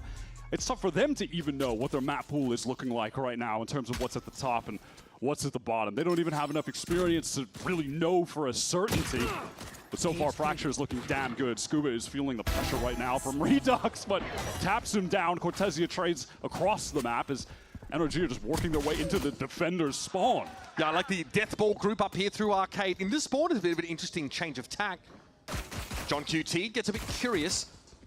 What a little dink. Ethan is on super low HP. as NRG eventually, they're going to need to get to the site somewhere. They're going to need to get the spike down. Sentinel happy to slow this game down a little bit. Ethan, yeah, got tapped up pretty nasty after that last encounter. There still needs to be a cross to the site for NRG, lest they kind of get contained on this side of the map. Courtesy are very low. No one's here to play off him either, so he thinks twice about lingering in this smoke. Yeah, he knows he has to dip back without smoke fading. He'll be exposed to far too many angles. NRG are on the noise cut. No reason for SEN to leave. Couple smokes still left here for Brock, though, to get some 30 seconds left. safe little pathing onto the site to try to get this spike down tucked. Here's the plant. No, he can easily stun default. They want to try to run back in here, but he's playing it silent for main currently. Very patient for Cortezia, and he might be rewarded. Do you check this low angle? Ethan shows a gun barrel and drops down. Is there more where that came from? Cortez knows it. Oh! Okay. Dink. Unreal. Look at he's barely alive. Mono, unstoppable stuff. Cortez gets a kill as he exits the round. Now it's down to Brock. It's not looking like an 8-sided shape out there, but let's see what he can do. No, that is dirty. What a filthy round from Sentinels. And this is something they have to do often. NRG want to take space in the mid-round and sit. They do this on every map. Split's another good example of that. Cortezia is looking insane right now. SEN needed him so bad. The fans were so hyped because in the offseason, Cortezia was deep frying every team that they were playing against in every offseason tournament. He looked unbelievable coming off of his time with MIBR. It felt like, how the hell did they let him go? And SEN were able to pick him up, and he's looking like their star player. He was struggling in kickoff. He was putting up a .84 KD. And now in this stage, it's 1.18. Massive turnaround, and he's just continuing to be in such better form. And SEN have really, really needed him. We'll have some presence up on this B site to start the round. NRG want to, yeah, like I said, take some space and then sit there in the mid-round, sending to refight into that space so they don't get caught out or exec on, which would be even worse. Scuba again finds success out in that tree direction, and there's Kiko. This B site is all open for NRG. Sherwin might be able to get one back here. Yeah, that's at least one, and Scuba at the range with the Outlaw collects that trade with ease. Such an important anti-eco to find here. John! Come on, attention! Spotlight on the Moroccan now as he's ahead of the flash, and Kiko is feeling it. That's Jonah P putting some hurt down on the Phoenix. Now an attempt at a touch. We're going to get this one to half. This is getting uncomfortable here for NRG. Jonah P, don't you dare! It's Scuba. Catches him. Now John's going to do it himself. It was halved. It looks like they know it though. NRG come bounding in. And Scuba takes 4 on this anti-eco. He just comes back firing in that round, playing underpass. SEN commit heavily for that B fight. They know that they have Brock trapped in that corner, and it baits them out just a little bit. He draws just too much of their attention. They're not aware of Scuba being tucked left, so he gets that first free kill with the classic into the Outlaw recovery, and from there it's disaster. Felt like SEN were going to be in position to run away with this game, but NRG are right back into it. Brock has got the Odin already. Yeah, he knows it's time to put the hurt on Sentinels early and often now. FURIA towards this here. And then with that haunt over top, they know it's safe to just go ahead and get that free orb. Trying to funnel some of those over to Redux. Passive play into tower. Nothing really to buy up in this round. They knew Marta would be at large with this Outlaw. No point wasting on a half-assed fight. This is definitely the kind of round where you're scared about a guy being up in tower with a shotgun. Cortez just has the classic right click, which is kind of a shotgun. Well, Marta's also really. got the long barreled shotgun. Yeah, which is a little bit better in that situation. And this round is pretty much done. Yep. If you're SEN, you just really don't want to give Kiko any more orbs at this point, or Brock. Both of them are so close to the ult, but I mean, at the same time, it feels just inevitable that they're going to get them. The way that you can run around on this map as the attackers and just try to collect all of the orbs. Yeah, you just by default have all that space to start with. Which means those attack side lurks are super dangerous. Something that Scuba's going to indulge in. Yeah, Kiko intensely. Is happy to go hunt. Yep, some orbs. Not how he envisioned that ending, I'm sure. Regardless, we'll have the rest of Sentinels Perish to the spike blast, and NRG get 4 guns out of the round. Let's see if SEN can shake off losing that eco round to NRG earlier. Just get right back into the game. When you're looking at a roster like this that doesn't have the experience of going through tough rounds like that in high-pressure games, those are the turning points where things can start to really just spin out of control. And an experienced roster like NRG, we have seen make so many comebacks in so many important games. Those are the kind of rounds that don't shake them. I'm thinking Heretics, NRG, Champions Group Stage. Here's Mata right through main on top of Jerwin. He feels the pressure. He's just going to back away. Haunt is going to provide him some temporary support and distraction to be able to get safely into that A site. Honestly, if Sentinels at all can dissuade NRG from this course of action and funnel them into the op line that Redux is holding on the B side, they'd be happy too. And there's Kiko getting that, run it back.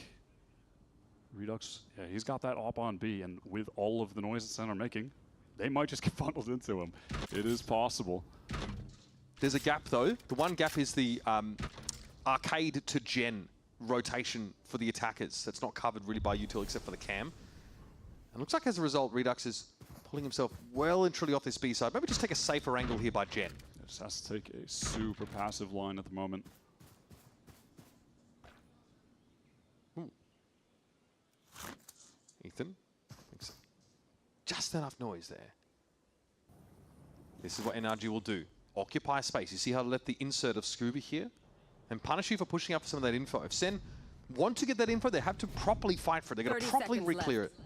Jerwin still has this relay bolt. He can send that out when the hit is going through A main, try to disconnect the duelists from the pack. This is still so much util here for the defenders to use. They don't have information though. This is NRG kind of going for it now as their last option. Kiko across the molly in runner back, so we'll have that health returned to him. He actually gets him. Oh, what? Jerwin caught inside the molly. Here's Redux out of the smoke. Finds one, but that's not going to be enough. Not by half. Damage on Brock as well. That's great. Just a random shot hits him in the leg. Redux has to save no matter what. No option. Sick hit from NRG. There's that Phoenix value coming into play. Genuine, this is just the Phoenix theory right now. Just constant orbs. We're on Fracture. We're going to have a million ults. Jerwin has nowhere to go in that situation. Wasn't able to provide any help to his team. Wasn't able to get a good timing with the stun to go out to try and stop anyone from NRG from actually getting into the site, because he's just fully occupied by Kiko running it down at him and pressuring him in that corner. Feels like it's a little hard for Sentinels on this defense side to be proactive. Find like that Scuba or Kiko lurking as a loose end. Get that information. Scuba handled here, so Redux will keep the op. But that's all she wrote on the Sentinel side. NRG clawing back into this game. Fracture, their map pick. SEN had the read on the situation. They have 4 players here. Wow. This is Molly. Just got caught. That was just, he saw Jerwin already, and then Jerwin threw the wall up, so we figured, well, might as well just throw the wall here. I'm about to go down anyway. It's nice. That Phoenix ult just completely disrupted that setup. Not even close, guys. Good shit. Most enthusiastic Ethan reaction. It's funny how like it's talked about there wasn't like a true emotional leader on this team in the past, right? Pretty low-key squad. It feels like Ethan is stepping into that role in his own way. So with that dry sense of humor. That's something that Scuba was talking about in Santiago, that they've been lacking the emotional leader with Sam not being on the team anymore. And yeah, Ethan has had some, he's been a little bit more whimsical. Yeah, be a bit more in some of the games, like animated, right? I'm remembering, yeah. Feels like he's having some more fun at times. Though that was not the most whimsical and joyous Ethan moment I've ever seen, but... Oh my god, Redux right into the angle. Oh, I like this. Just take a tighter angle. Kiko dealt with it. Here comes the pace. It's going to be Mata on the side with the quickness. Somehow another molecule for Kiko, though. Cortezia had nowhere to go. Knew he'd be wandering out into a sideline if he dared to move. So NRG, this should be another easy round take for them here. I know it's called Jer win, but very, very tough here to really eke out any advantage in this round. We're doing that on map 1 already. Well, you wait till map 3, bro. I'm letting it percolate for you. All right, SEN are going to get that full buy on, and I know they're starting to feel the pressure. After going on that run at the end of the first half, 5 rounds in a row, win the pistol, and then they get ecoed. And now it's just 1 away from NRG tying it up. This is a real make-or-break moment for this very young team. It's a moment where they really need Jonah to guide them. Ewok as well, experienced coach. They need those guys in a time like this badly. This is why you bring a Jonah P into your team. This is why you get a John back as your IGL, right? Jonah's been very, very good at facilitating. Think back a few rounds where like John is out on the site with the Spectre and gets those 2 kills. It's the haunt that Jonah P throws that sets him up for that. Draws the crosshair away. Lets him look like an absolute superstar out there. He's won 2 1v1 clutches already. Yep. It's a very important timeout. Bonk are also just a part of this massive history, the spider web of just storylines and players in this server that have been on different teams with each other. NRG picking up Mitch as their assistant coach, who was Bonkar's player on Oxygen, along with Scuba and Redux. And this is after Bonkar had history on history. Bonkar took a step back, really. He was obviously coaching in Europe on that guild squad and had to work his way up from that Oxygen team to where he is now. With many of these players help mold them into the individuals they are today. We're set up for a big fight towards Arcade if SEN decides to go all in here. Yeah, it looks like we're going to have a quick one, folks, at this rate. SEN pushed up real close. Util at the ready. When NRG tried this on them, there was a slide from Jerwin, and he got ahead of all of that, arresting Util. Oh, that's a big circle. Wonder what that could be. Man, they tried to stun and seize to get that orbital strike off, but it wasn't actually activated by John. So a lot of utility kind of baited out from Sentinels. NRG just biding their time. This is a huge fight, and Mata takes it against Sherwin. Yeah, you got to win those ones there. Mata, they knew he was isolated, pinged out by the horn. That's tough. Now you're going to fall back off this to some degree, or do you? It looks like there might be an attempt at a refight here for Sentinels. Oh, not great timing for it, though, as there's a neural theft. Here's a conversion pass. Mata wants to go for it now. There's an opening here that NRG want to exploit, but the orbital strike is going to force Mata to doesn't even get the kill. That was their own team's orbital strike, I think. I couldn't tell. Or no, sorry, it was reversed. That was John keeping himself alive in that one. It was Brock's earlier, so John is able to rip that one and get just outside of the periphery. So Mata trying to dash into it would have gotten him killed. That's super heads up from John. That was sick. A really spirited exchange of util, but Jerwin is still out of the game, right? He fell early in that 1 versus 1. So this leaves NRG. Well, trying to get to this site, there's such little time. There's only 20 seconds. They still have to cross. Cortezia gets one, gets the ult off as well. Look at all the pings. Neural comes out. also going to reveal some plays, but Kiko just fights inside the molly, and Mata chalks up 3. Full house for NRG. And the fans are getting loud and proud. SEN just trying to flood back into that site. You can't blame them for trying to play at that fast pace to meet NRG, who had such little time to actually get the spike down, but they're just unable to connect the trades. Oh my God, what a spray down. Presented without comment. It's an even game now. Bonkar absolutely getting fired up. This was looking pretty grim at the end of that first half. An 8-4 scoreline, so NRG have to put their nose to the grindstone to get going. Now we're tied up. A little switch from north to south side on the map for NRG. As the Prowler gets sent through into a main, doesn't clear anybody close. Cam has got some passive info for Sentinels there. Cortezia throwing that, and Jerwin maybe could go for a swing attempt off of it too. Mata playing solo over towards that dish direction. Ethan just really trying to make his presence known over on this A side. Mata's also paving the way for something as well. Ethan is just committing util piece after util piece for this kind of A main reclear. And now NRG are going to double back into it. He hasn't felt any pressure. Mata might be inferring that with the trip that he ran into, that A side is the weak side right now. Yeah, they're hoping that at this point they're only going to be going up against the Cypher if they execute onto this site, that they've dragged people towards B. And they're on the way back. There could be a crossfire setup here for Cortezia. Yeah. This can be smoked off, though, easily. Yeah, John has to find a way to fight out of this, otherwise he's going to let NRG just exec on them. Cortezia alone, virtually alone. Out in the open, brought down. This is what NRG will do, man. John is on such low HP. What is the committal here from SEN? They have a Nightfall, but you have one guy with 7. You're down a player already. Redux is one away from the showstopper. I mean, maybe if he somehow got a crazy kill with the judge, but yeah, there's just no choice. It's a save, and like the most painful kind of save to have to call. I feel like the last thing you want to do is just let NRG exec on you over and over again. They divine the weak side of the map, NRG. They know it's just the Cypher there. It's so easy just to smoke off the push out of, you know, connector. Even with 2 players ready, who rotated kind of early on the Sentinel side, they can't do anything to disrupt NRG, and they leave their Cypher alone. Yeah, on a prior A-hit, Sen really had the read on them with 4 players stacked up there, ready to absorb it. They weren't able to take that round on this one. My ult's ready. Ethan really works them and is able to just navigate his team into the lightly held site. How do you get into the side? Unless you have dish control as the defenders and you drop down there quickly, like you play retake. Yeah, there's just, you can't all get out through main. It's so tough there. Sentinels fully investing into this round, buying down to effective nothing. Obviously the loss bonus is at the max at this point. Sentinels' 5-round run at the end of the first half is now being beaten by NRG, being on a 6-round run in the second to take the lead. And it all started with that eco round on 14. Just quietly, Mata has forced his way into this game. Flashing towards tree, no. The Molly and Saturate combination enough to ward the defenders away. Already, the chokehold is coming in from NRG. Someone got caught there. They are dead. There's a push out from Sen over towards that dish side on A. They want to play for a little bit more map control. Maybe like a 3-player pop into arcade for the defenders. Or a walk up, in fact.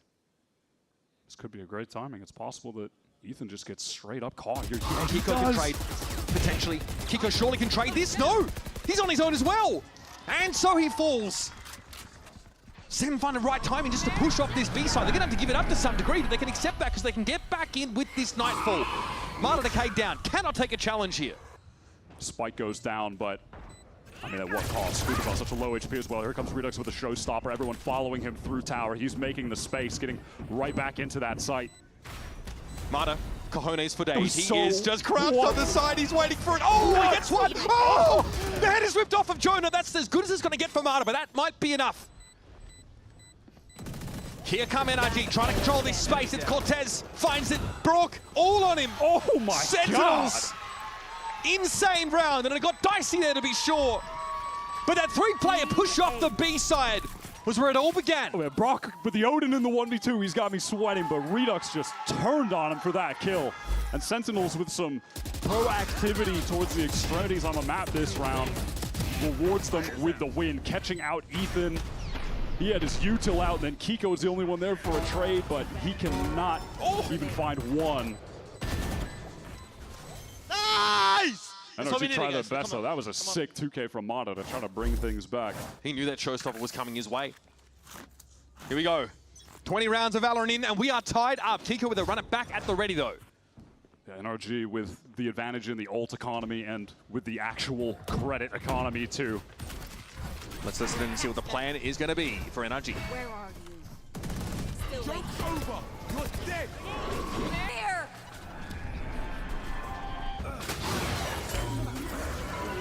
We need tower. Tower clear, tower clear. Chill. Flank, guys, flank beam in. Can we fight going, small? I'm re-up, chip in sight. There's a chip in sight. Guys, we need to fight small. Flank beam in. Oh, I'll take you, Joe. I'm smoking beam in. 2 CT, go in canteen. 2 CT, go in canteen. I'm making noise, Ethan. Make noise for Scoo. They're funny coming out, beam in. I'm the right on. Waiting for this. 2. Chill. Raise one. B main. I'm gonna plant. I have One more CT. spot. 2 B main, boys. I have CT. I'm gonna play dice. They're going underpass. I'm fighting them. Call that. Yeah, I'm gonna come with you. One. I'm going with Scoo. Underpass for Sure, sure. I'm gonna be with you. Let's hold. All the attempts for Sentinels to disrupt NRG, they still get this execute off. Ethan finds a massive kill, the player coming out of spawn side. And he'll be entrenched here now. It's only Molly over towards Canteen. This is not going to restrict Ethan whatsoever. Brawl can play off the contact of his captain as well. And he spots a bit of Jonah P. And Odin don't miss. Joan has tower control, but Ethan can still send a Haunt in now, force a crosshair, pull away, play off at himself, and that's going to be Joan falling. John is going to be lit up, and now it's a simple matter of getting the job done. Sentinels are out of time. John out in the open. To their teammates off of something that they're seeing, and then also always giving confirmation. Thanks, Ethan. Production. The only kind of guy to say sorry to an inanimate object. Sorry. But they're so good at giving instructions to each other that are so short, and then giving confirmations that they're understood and acting upon them in as few words as possible. They're just so efficient every time we've listened into them. Map point here on their map pick of Fracture. First time we're seeing SEN on this, and they definitely have impressed, but just struggling to get back into the game on this half after getting eco'd. It's been all NRG on their attack. Tree presence confirmed, so Ethan doesn't have the freedom to work too much around this. Cortez brought down. That was over towards Dish. Mata just walked up and found an angle, apparently. That should make you think pretty positively about just hitting A and smoking connector. So NRG have gotten some util over out on that B side as well. There's a smoke thrown down into B main on account of Kiko throwing up the wall, making it seem like they could be walking up kind of close stairs. SEN are going for the gamble, and unfortunately they have picked the wrong site. So NRG will get this down for free. Brock is going to be able to get an orbital strike for what could be the last round of this game. 30 seconds left. We head into rounds, or the next round rather. Googly eyes on the iPad. Crossover towards A. A lot of corner clearing util here for NRG, so tough to play rat angles with those classics. Spike planted. So it is SEN, nothing ventured, nothing gained. They're obviously going to be tipping off NRG, which side of the map they're coming from. And then they're just going to hope that their aim can carry them through what is going to be a bloody fight in A main.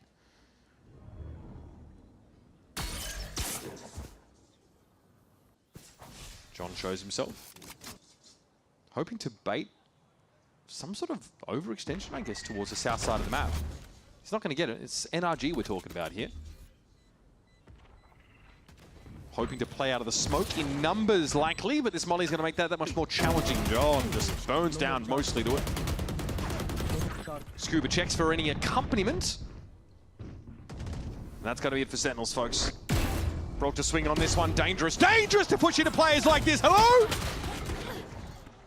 Okay, propriety thrown out the window. Fortunately, NRG have cash to burn.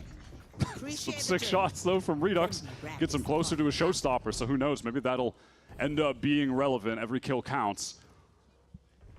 SEN getting into the full buy. Looks like they're going to get an op for Redux, actually, as well. I mean, Wyatt, these have been competitive rounds, but outside of the pistol, Sentinels have won one round in this second half. That is just not Yeah, it really enough. does feel like a bit of an experience diff. They had all that momentum. They're feeling good, but how do you bounce back from a tough loss? They haven't been able to do it yet on this map, but maybe they can bring it to OT. Maybe Redux can do it. He has been an absolute star for the team, and he's got the op on the B side, but it's all about A, at least, to open the round for NRG. Baiting out utility towards main. They get an early refract out of Marta, importantly. That Prowler actually chomps him. Haunt is thrown into B, so they know that nobody will be tucked close. Fast rotate across for Sentinels. Marta, though, is pretty far ahead here in underpass. In the meantime, Ethan is again in A main, just throwing out util piece after util piece, but he might actually get a fight this time against Jerwin. It's possible. Jerwin is armed to the teeth, though. Kiko, yeah, maybe has a sense that he needs to flash into this space. Last time this was happening with Ethan, they did go and pivot back into an A hit after going towards B.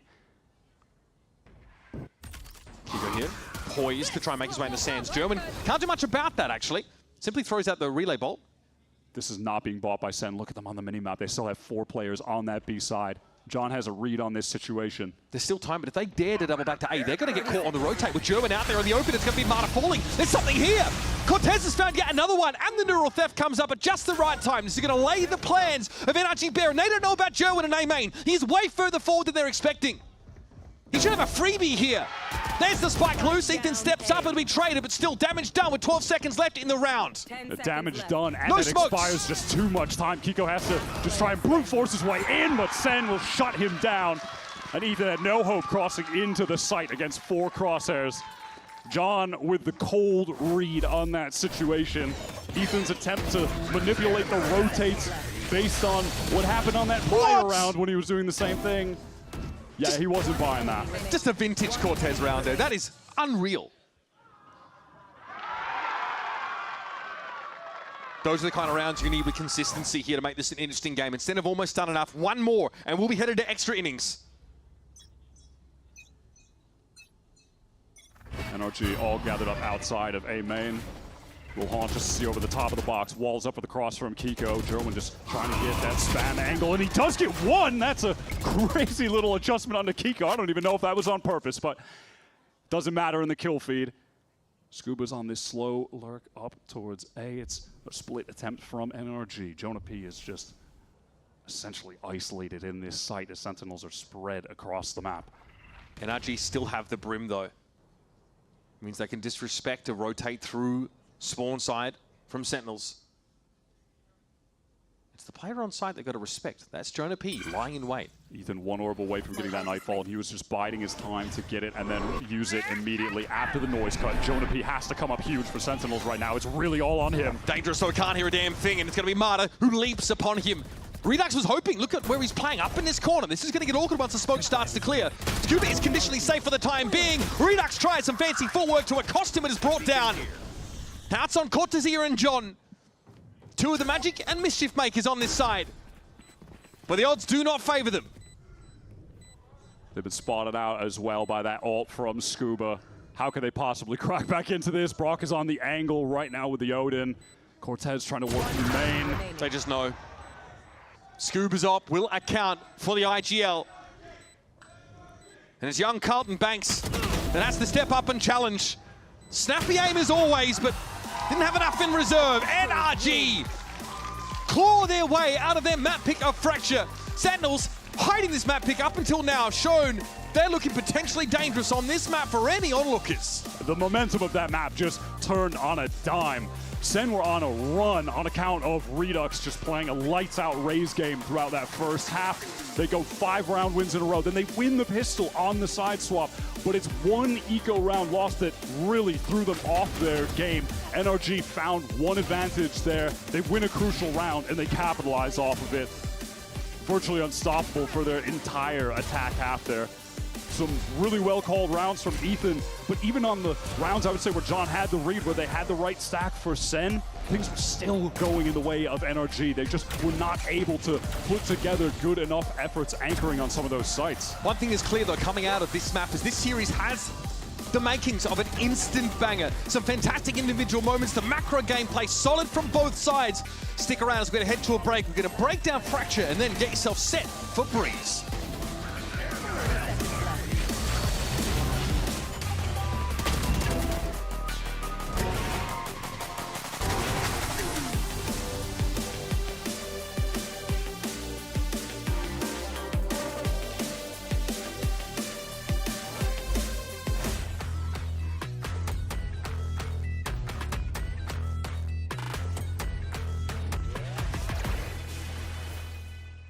XL2566X Plus, which uses the newly developed Fast TN panel and upgraded Diac 2 technology, provide clearer and sharper images, helping you focus and avoid the distraction of unwanted after images caused by rapid motion.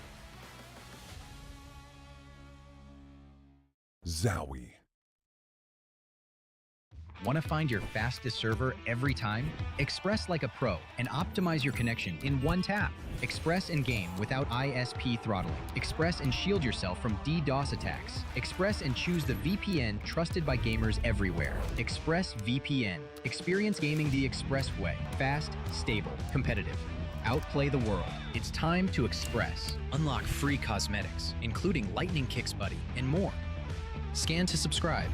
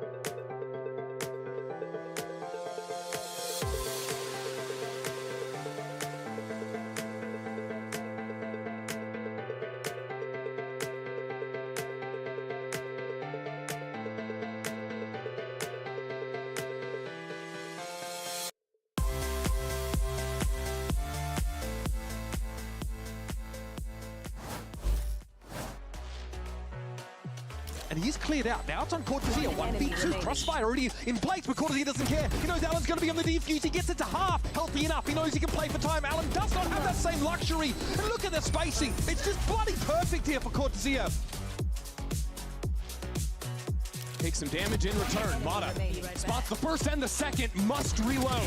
In the clutch, he's good for it. It's a heartbreak. Bonkar, high stakes, everything is on the line. You could close it out here on map number 2, but what did you tell the team in order to avoid a slow start again? We just gotta focus on us and force them to play our game. We have a tendency of falling into playing on the enemy's tempo and playing their game. So we just gotta get ahead out of that and just focus on ourselves, to be honest. Best of luck on map 2. And focus on themselves, they most definitely did. Poor tactical bear, oh my God, he just didn't last that long, my goodness gracious. Welcome back, everyone. As NRG manages to pick up the win on Fracture 13-11. For a moment there, I thought Sentinels had their number, Myrna. I was confident that we were going to see Sen picking up map 1. Yeah, I mean, they were up by 9. It was kind of crazy. And then all of a sudden, dude, NRG just came back. But they did it in such an NRG fashion that I think it makes sense. They love doing the underdog comeback story. And this is their map pick after all, so I think it also helps too when you have a guy rocking the Phoenix popping the hell off. I mean, Kiko was on fire in that with that agent Dryad, and it genuinely felt like there's not a lot that could stop him in this one. It felt like Kiko, towards the first half, especially when Sentinels had the lead, he was keeping the team alive in those crucial moments, and it was with this Phoenix. We didn't really know what to expect on the side of Sentinels, but something that we knew and we mentioned was that Kiko on this double duel list has been incredible. So I'm really happy that we got the chance to see it a little bit more. And something that Bonkar is mentioning too was how they needed to control the tempo, and it felt like it was because of Kiko in the first half, and going to the second half was how Kiko and the rest of the team were willing to take those fights. His confidence was shining through, and the way that he was also supporting Mata and constantly on the same page with him was really nice as well. When they're going for aggressive stuff on the defense side or even on the attack, Mata going in first, refracting out, but Kiko's just always there to get the multi-kills. And it's really nice because we thought his performance earlier in kickoff was a little bit quiet. So this stage, especially the past couple weeks, he's been popping it's exactly what you need, especially going into the playoffs to find that second gear, if you will. It certainly is something that is going to wake up this NRG team. Yeah, and this round is super important, this round 14, because that was the round where they had one pistol for Sentinels, and then they lost that Thrifty, and that's where everything kind of turned around, Dan. It was both of the pistols going the way of Sentinels. They already had the lead in the first half. You think they're able to get, they're going to be able to get some momentum going, but then like you said, the round 14 happens, and then this is exactly what we were talking about. A lot of rounds where NRG were amazing at playing slow, getting that info early in the map, and continually keeping Sentinels guessing on this defense to the point where it was 20 seconds left. They were going for the side hit, and maybe there was one player for Sentinels gets taken down, and that is a retake that was not going to happen for them. Yeah, if you look at the timeline at the bottom there, they won 6 rounds in a row after that. It was that one round, it really took so much momentum away from Sentinels. I genuinely believe if they had won that, they would have been in a much better spot here. But I mean, leave it to NRG to fix their defaults and come back into it, playing really slow, breaking the trips, and just ending, like you said, with 20 seconds left in the round. It's kind of insane, but oh my God. Yeah, I was waiting for you to notice I didn't see it. My heart. From NRG on socials, but yeah, I think that there is you just can never count out the world champs in these types of situations. I'm sorry. NRG have proven time and time again that even when they're in moments where they're absolutely getting beaten down, they will find a way to pick up those critical rounds and address those issues. So Sentinels need to find ways to close this out. And it feels like you can tell in the way that they were reacting for NRG towards the beginning. There was a little bit of frustration that they were showing in their faces. And then they go into the second half. There's a round where they lose, but Mata's laughing. It feels like ever since then they started to get those wins. But like you said, for Sentinels, it is going to be crucial, and it is their map pick of Breeze. This is a map where, again, we should be expecting a double duel list from them, but it is a must win to stay alive. Yeah, I mean, first map is close. First map, exactly. And that's it's not the important their pick. thing. That's a good thing, guys. Don't worry. Exactly. There's still plenty more series left to play here, folks. But for now, they'll send it over to Coach Ewok. Zoe standing by to get some words. Now, unfortunately, that was a loss, a close one though, and overall, we love to see the comms and the approach to Fracture. You guys are taking us to Breeze, so another map where we might see the double duelist. Is the double duelist way of life something that Sentinels is going to lean more into? It kind of map specific for us, to be honest. Some maps we kind of like playing that way. So, but for some other maps, I feel like maybe being a little bit more reserved is good. But this map is one where we really want to take the fight to them. Best of luck. Hey, and I like the sound of that. I'd rather a team, rather than, you know, going to like a more reserve, even though that's their strategy, but still going to like a more reserved strategy after a close match like this, that's a toughie. But now you're walking in the Breeze here. Hey, you want to get an opportunity to punch them in the face, go for it, right? And they have a chance to do so. And there's definitely a chance that you can do so. And hey, look, I don't want to disrespect the most flexible player in the world, Mata. Oh, of course. But he is playing the so hard work flexible. here. And so, you know, if there's a way that you can punish that a little bit, It's the next Forsaken. take really. advantage that he's not Yeah. playing the double duelist, there's a chance to do so. I'm also still wondering, what if NRG though changes the goes back to the double duelist that they were playing I in feel Santiago? like surely not. Mata had way too much fun on Harbor. He Did did, you see he how did. much he was smiling while playing Harbor won the last time? 13-2. Yeah, they did. I don't expect NRG to be changing anything, but I do expect Sentinels to come in with kind of a vengeance, like we heard in that interview, going aggressive, taking the fight to them, and that's what's worked for Sentinels too. Oh no! Oh dear! He's pointing at the Harbor. Wait, but is this fake? Because this isn't. He just hasn't the picked. lobby. Yeah, he hasn't locked the He agent hasn't yet. picked it. I think he's baiting us Yeah, right now. I don't like this.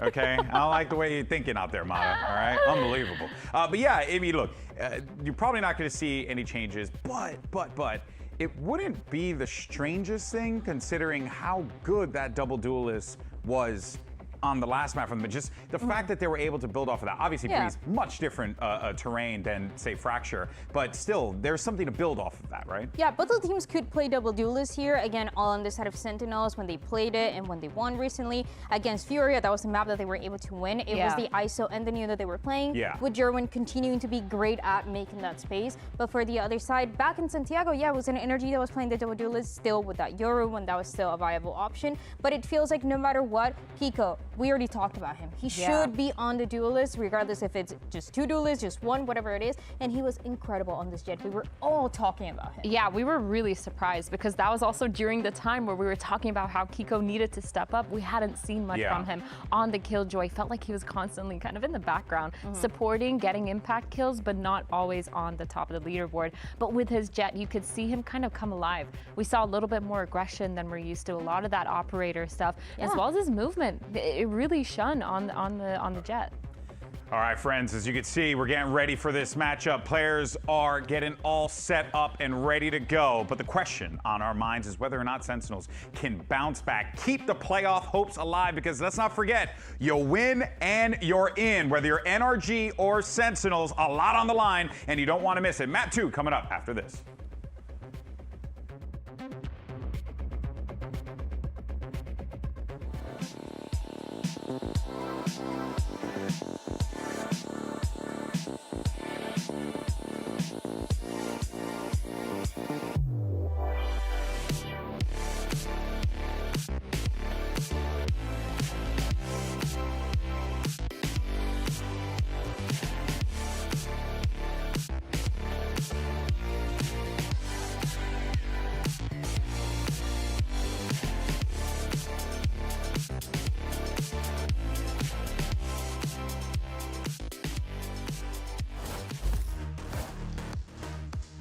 Defeat hits a little different as a Sentinels player.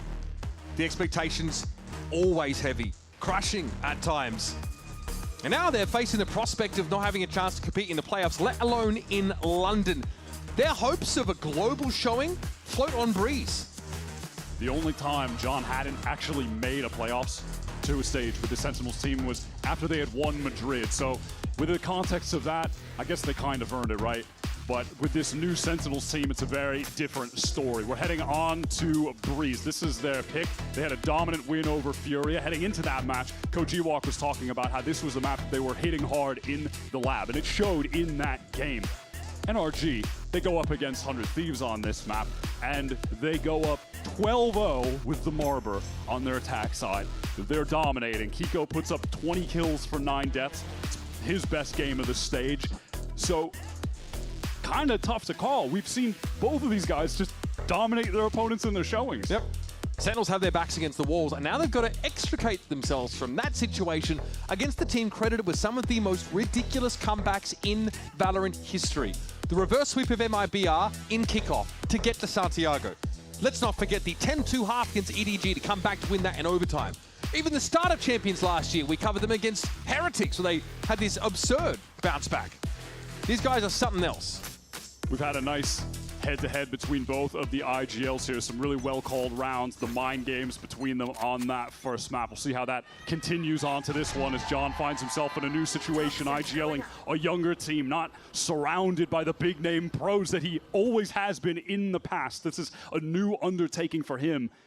And really, he'd be replicating the success of what Ethan has done with this NRG team last year, bringing a group of new guys to the top of VCT.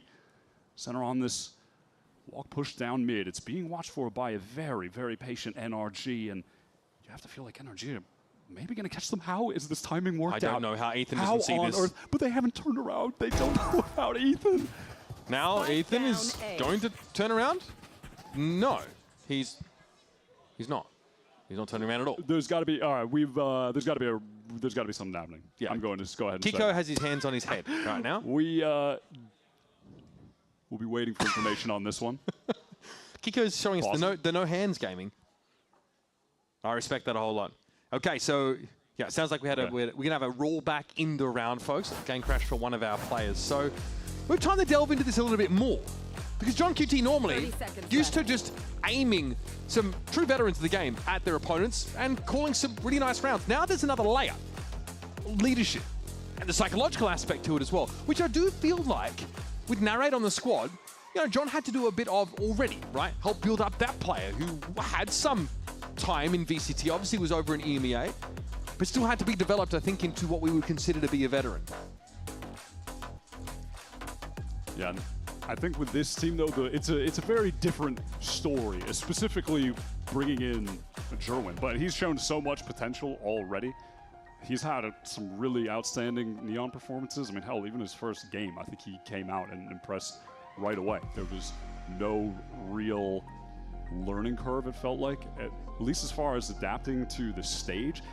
It feels like more of what we've seen from them and heard is like improving on some of the communication between the players, making sure that John is getting good information consistently throughout the games, and like that's where Jonah has helped, but it kind of feels like where some of the other guys need to catch up a little bit and where that experience is playing a factor.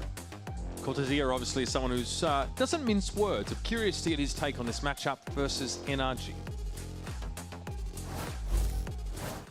Like every team right now is like struggling in some weeks. And NRG have been struggling for some weeks, like the first weeks. They might be improving, but they still have a lot of stuff to figure out before playoffs, and us as well. So I think the next game against NRG is gonna be more like who can actually improve better in this week. We have 1 week of practice. Who's gonna improve better? Who's gonna improve more? Who's gonna actually put more hours of work, and who's gonna like show up like differently. So they've been struggling a little bit. We've been struggling a little bit, but I think that's what's gonna decide the match. Again, to reiterate, Sentinels don't miss domestic playoffs, basically ever. The one time you mentioned it was a holiday, right, after they were in Madrid, and we know how that went for them, so fair enough. This would be, I guess, a change of era. It already has been, right? But it would be a sign of the times, I think, if Sentinels were unable to get past NRG and get into the playoffs in general. It just so happens that Americas is in such a weird state right now that they've got to take on the literal world champions in a do-or-die game to just get to stage playoffs. Yeah, it really also just shows how stacked this group is. I mean, Americas as a whole feels crazy right now. Just kind of coin flip games everywhere, like every day, it seems like. But yeah, I mean, at the same time, though, with this SEN roster, I mean, the charitable point of view is that, hey, they are really new. Jerwin only came in for the second week of matches, and they have impressed. I feel like they have shown enough to give you hope for later down the line, future of this year, but kickoff, that's already gone. Stage 1, if they lose here, that's about to be done, which means Stage 2, they need to go on a serious run to be able to make it to Champions. Like, they'll have to finish in one of the top spots. Pretty unlikely they'd be able to do it off points, right? Yeah, so, when we're talking about champion championship points at that point, right? So it's not Right. as it's Like not really good enough. Just to, yeah, they need to seriously go on a run then. And have they done enough to convince me that it's possible? Yeah, I mean, I think this team has shown good stuff so far. I'm impressed with where they've been at in this first stage, and where they could go into stage 2. But again, that's kind of the charitable outlook for a team that you expect greatness from, given the brand and organization behind them and what they've accomplished in Valorant in the past. So just saying like, yeah, things improved over the year is pretty light when you're talking about the Sentinels team. At the start of this game, we also say there's no really big black marks on NRG's record since Ethan took over the IGLing. There almost was. These guys had to reverse sweep MIBR in order to make it out of kickoff to Santiago, which in fairness, they performed admirably at, right? They're able to show their caliber on stage, but they almost didn't get there. That's the reality for all of our top teams in Americas right now. And Cortesia says that in that sort of little clip earlier. He's like, every team in Americas has some kind of issue right now. Everyone is scrambling to fix some of those problems week to week. It's really about who's willing to spend the most time in this pivotal week, this last week of preparation into playoffs, and then beyond that, because there's no way that everything's going to be shored up after a game like this. We might not even know which of the better team is. It's been a weird but interesting meta to see the teams try to adapt to, in that Neon just got brought to the forefront because of Danby, so then everyone tried to hard force Neon. We saw Mata trying to run 12 rounds in a row with a shotgun on split because of what Danby had done to G2 and like, how, you know, they won the Santiago tournament by running around with a judge and shooting people. Like, that is a pretty meta-defining moment to have won the tournament in that way, and it completely changed, I think, the way that America's teams across the board were about to approach, and how the globe was about to approach the meta coming into this first stage of the year. And so it's like a combination of teams trying to play within their own comfort zones, but also hard forcing agents that might not necessarily be working for them. And I think it's all kind of resulted in weeks where we're seeing some extreme variance and coin flip games, a lot of games just being determined on the micro of the day, so much of the meta just coming down to who's shooting better at times as well. And so it's just resulted in a situation in which the game is very unpredictable, which makes it fun, but yeah, tough to maintain being at the highest tier. If you had a chance to catch FNS's stream over the course of this week, he actually gave some pretty interesting points about what Sentinels should look to try and do against this NRG squad. Kind of points out that NRG like to move into space in the mid round and then hold it until excruciatingly late before executing on you, right? He sort of feels like if you're a Sentinels player, you want to try and be proactive. Look for the Kiko or Scuba lurk, right? Be disruptive. Re-fight for that space that NRG like to take and sit in and stew in for a large amount of that round. It's something that on the attack side of Breeze is still going to be quite relevant in parts of the map. In terms of that mid control, perhaps. Like, how do you fight for that? Do you fight out of B main? Are there any opportunities here to catch NRG while they're sitting, making you uncomfortable and starving you of that information? Yeah, and we definitely did see that play out on Fraction. One of the only rounds Sen won is when they did go for a mid-round push and they were able to catch a couple players towards Arcade and then brought it into a 5-on-3. And yeah, NRG did maintain playing the style you're talking about. It works out there. As we are heading into Breeze. Players are back in the server now. I think Sen are going to run it back and 4-man walk down mid. Do they try it again? Ain't no way. It's tough for them. That's the kind of, piss around gimmick you don't really get to repeat. And we're going to see in just a moment now, right? They do respect. Honestly? For the 4-man, would that not be the sickest they never go fake out? For the walk down again. I can only imagine that NRG will be positioned similarly here. So not too long from jumping back into the server. Folks, thank you for your patience. Looks like all of our players are ready. The server had to be restarted. That's crazy, honestly. That's crazy. On today? Of all days? I don't know, Brian, endorsing that one, sorry. I'll feel the shoe come at me from across the world, mate. Thrown by my mother, full pelt. All right, let's get ourselves into the second map of the series. It's Sentinels fighting for their survival, fighting for their chance in playoffs, and for a shot at Global with this new look, young gun roster, up against the team who wrote the playbook on going to the challenge as well and promoting those individuals. NRG worked themselves into A main pretty quick, just walking up into the site. Drone has gone scuba so deep, but pinged out by the recon and forced to tuck back towards Cubby. He just needs to get out of there before the wall drops. A little lucky to not take any damage while he does so. So NRG exfil from that A side of the map. There's no real foothold on B. Just out in main right now, maybe waiting out some of this util. Cortezia, dangerous anchor player on this site. Really someone you've got to respect. Try and mitigate with some util. And Redux is going to make use of the double tap to use his body for info. Maybe tuck himself into elbow. Here's the moment where SEN try to flood in past the wall. It's really tough to play like that against the high tide. Even though they do have 3 players here, there's still some level of concern that somebody on NRG could be trying to work towards mid as the other 2 SEN players try to rotate over. The random spam, the Sheriff is just dealing so much damage. Some nice free damage. Yeah, this is obviously a map where Ethan's KO really looks sublime. Doing a little bit of everything. The 0 point comes in. And NRG, they want to fight in front of this high tide, but look at the util that's being thrown their way by SEN. There's an early warning here. Kiko pops up enough to see these players get into the corner. Redux able to bully his way through. They're up close with Cortezia, who deals with Marta. Kiko trying to reposition now. On the other side of this high tide, it comes down, and so does the curtain on the Jets round. Redux is the cleaning crew, and Scuba has to play cringe off the sights and try and stop this defuse, but Ko, pretty good ability, by the way. Cortezia, safe as a house, sticks the defuse. Solid retake from SEN. They maintain control over by half wall with the 3 players. Wait for everyone to gather up. Go for the standard Americas B retake that we've been seeing from like every team, I swear. Just cutting the site in half. It isolates some of NRG in the front. They get darted. They get hit by a relay bolt. NRG really don't have any space on the site at any given point. The guys in the main are cut off. This is just, that was a very, very America's breeze-coded round of stage 1, Mitch. That is straight down to its blue jeans, baby.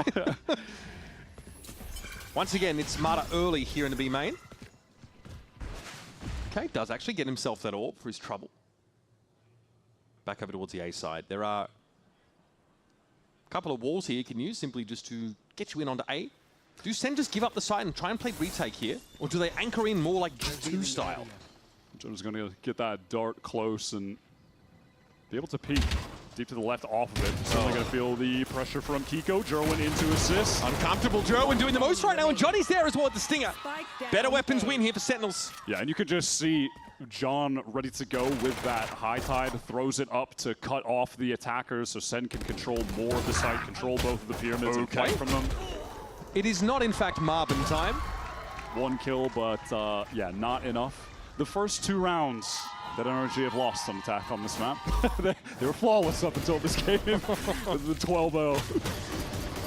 Trust you to go for the incisive stat line. And this is, we're going to be seeing a whole lot of this style of play from SEN. If they're posted up to flood defend on this site, it's just that wall being thrown from your harbor in front of pyramids, so throw everyone the retake can wall, just get in. Yep, just get in. Keep control of that, you know, backside of the map, backside of pyramids, and fight. All right, we've got NRG now on the full buy. Default approach to the round. Yep, just standard to throw your cove over towards B main. It's got the 30-second refresh, so you can just distribute them so frequently throughout the round. The Aldrone is on the B side of the map, so NRG can't really navigate that A main play for now. Nothing off this early info util. Marta might want to cut the site yet again, or at least imply that that's the plan. And if the hit comes in, Cortezia is ready to throw down that molly. Try to cut some players off, hopefully isolate someone forward to get a free and easy kill. Recon darts exchanged. Like we're about to see a burst of pace. Look for the high tide wall to come up, and that's just happened immediately. Sentinels are aware of it. Well, Double tap also popped, but there's no push. Yeah, that sound just baited everything out. The high tide does go up though, so NRG have to re-hit. Here's the delayed hit now for NRG. Can everybody know when they're going to activate it? Oh, Kiko! Sharp as attack, but Redux is able to find some space to work in. At that range, that's a nice little spray down with the stinger. Kiko's isolated in the site, and Just too many angles to clear. Cortez just needs to live, wait for his teammates to get into help. What a shot from Scuba. Scuba's got to do more, though. This is not enough yet. Cortezia back by that low wall. Can he set up a weird sort of crossfire? Jonah's looking for this. The time is so low, though. 10 seconds. Has to try to bait someone out with a tap. Cortez just slowly wrapping. Sound. He lives. Somehow avoiding being taken out there, and he can just peer over and get the job done. Dirty work, but someone's going to do it. Cortezia gets his hands muddied with the stinger in that site. Great anchoring so far from Sentinels. That's a really good hold. NRG get the double tap out and they get that molly out. Crucially, they waited out and they re-hit with the high tide still up. But pushing through their own cove, Redux gets the two-man transfer. Cortezia is a headshot machine, in fairness. Redux has just been outstanding today, genuinely. He has been incredible. It's forced NRG into this early timeout. He's got his old coach reeling in the booth right now after he just denies that push solo up close at the choke. If he just goes 1-for-1, if he can't connect the transfer onto the second guy, round looks very, very different. Cortez probably overwhelmed backside, but he ends up just being able to take a 1v1, and then Kiko's stranded completely, doesn't know where to look. You can see the NRG are trying to play with their timings a little bit. Like, you think they'd go as soon as that high tide wall comes down, and that's what Sentinels thought. You saw the double tap pop straight away. And the molly in the choke. And they wait. They wait the molly out. They end up hitting that site still. But the stopping power, the raw stopping power of Cortezia, they're tucked. Yeah, that is, of all the sites, of all the anchors that I want to hit into right now from NRG, it's definitely not the Redux Cortezia site. Yeah, no. I'm not trying to mess with those guys at all, man. Give me anywhere else. Yeah, I'd rather take my mother's shoe instead of hitting that site, that's for sure. Throw as hard as you like. NRG might have gotten onto that idea themselves here, but again, Sentinels can afford to dig in here and just fight with better weapons in and on this A side. How do you find the edge as NRG? 3-0, Sentinels really kicking them. Got that instant one-way on defense. NRG just want to work around and go for the fast pop. They have a couple stingers. Kiko hoping to get up close with the dash, play off that recon back sight, but Sen are far too wise to commit anyone to any close range engagements here. They're just going to wait this out. Got 3 players ready to go, but they're at the very least going to need to give enough space to give NRG the chance to plant the spike. But you can't imagine that's going to result in much. Surely not, right? They just got stingers, sheriffs. Oh, this outdrawn timing's a nice time buy here for Brock. Joen does get lit. That's just the cost of doing business when you're tucked in the site. So much is going to come down to this Scuba flank. Relay ball. Sentinels here just trying to wrap the cage up front and personal. Scuba, can he find the right timing? Sentinels starting to spray NRG down through these smokes. They got the better weapons and they're not afraid to use them. Cortez, he knows! A consummate knower of things. Cortez here for 2. And that's enough to break the back of NRG. Don't let Cortez get a Viper map. Just don't let it happen. Forget about it, bro. Don't let it happen. Not in the form that he's been in. Absolute resurgence individually in this first stage. I want to see how this looks on a gun round, but you see Sentinels they're amassing the case for playing off that A side and just having a nice retake. Yeah, in that situation, no reason to fight close. If it's guns v guns, if we can flood, play with our wall, sure. But you don't want to give any kind of close-range engagement to a potential stinger or a Bucky or some other cringe. Just play back in for the retake, and Cortez is wise enough to play for one of the potential NRG win cons and watch mid. Now, Sherman has picked up this op, but he is denied the angle by 17 different smokes. So he's got to wait out a lot before he tries to do anything with that operator. So NRG look to just go back to the well on this big A hit, but if you look at the mini-map, Sen has quite a few players here. This is apropos of nothing. Brock is simply kill trying to speculate. That's Ethan taken. Oh. Wow, but he wins it out. Don't see that happen very often at all. And now this really deep wall being thrown down just has John and Jerwin in no position to contribute to the team. They're waiting out Cortezia. No, listen. Make some sound on this flank. NRG watchful. Brock just going to keep jiggling this line. High tide goes up from the defender, so Sen can try to scale forward. Cortez flank is big, but Brock is already checking for it. Ethan could pop flash this. No, Brock just wins it out. Natty.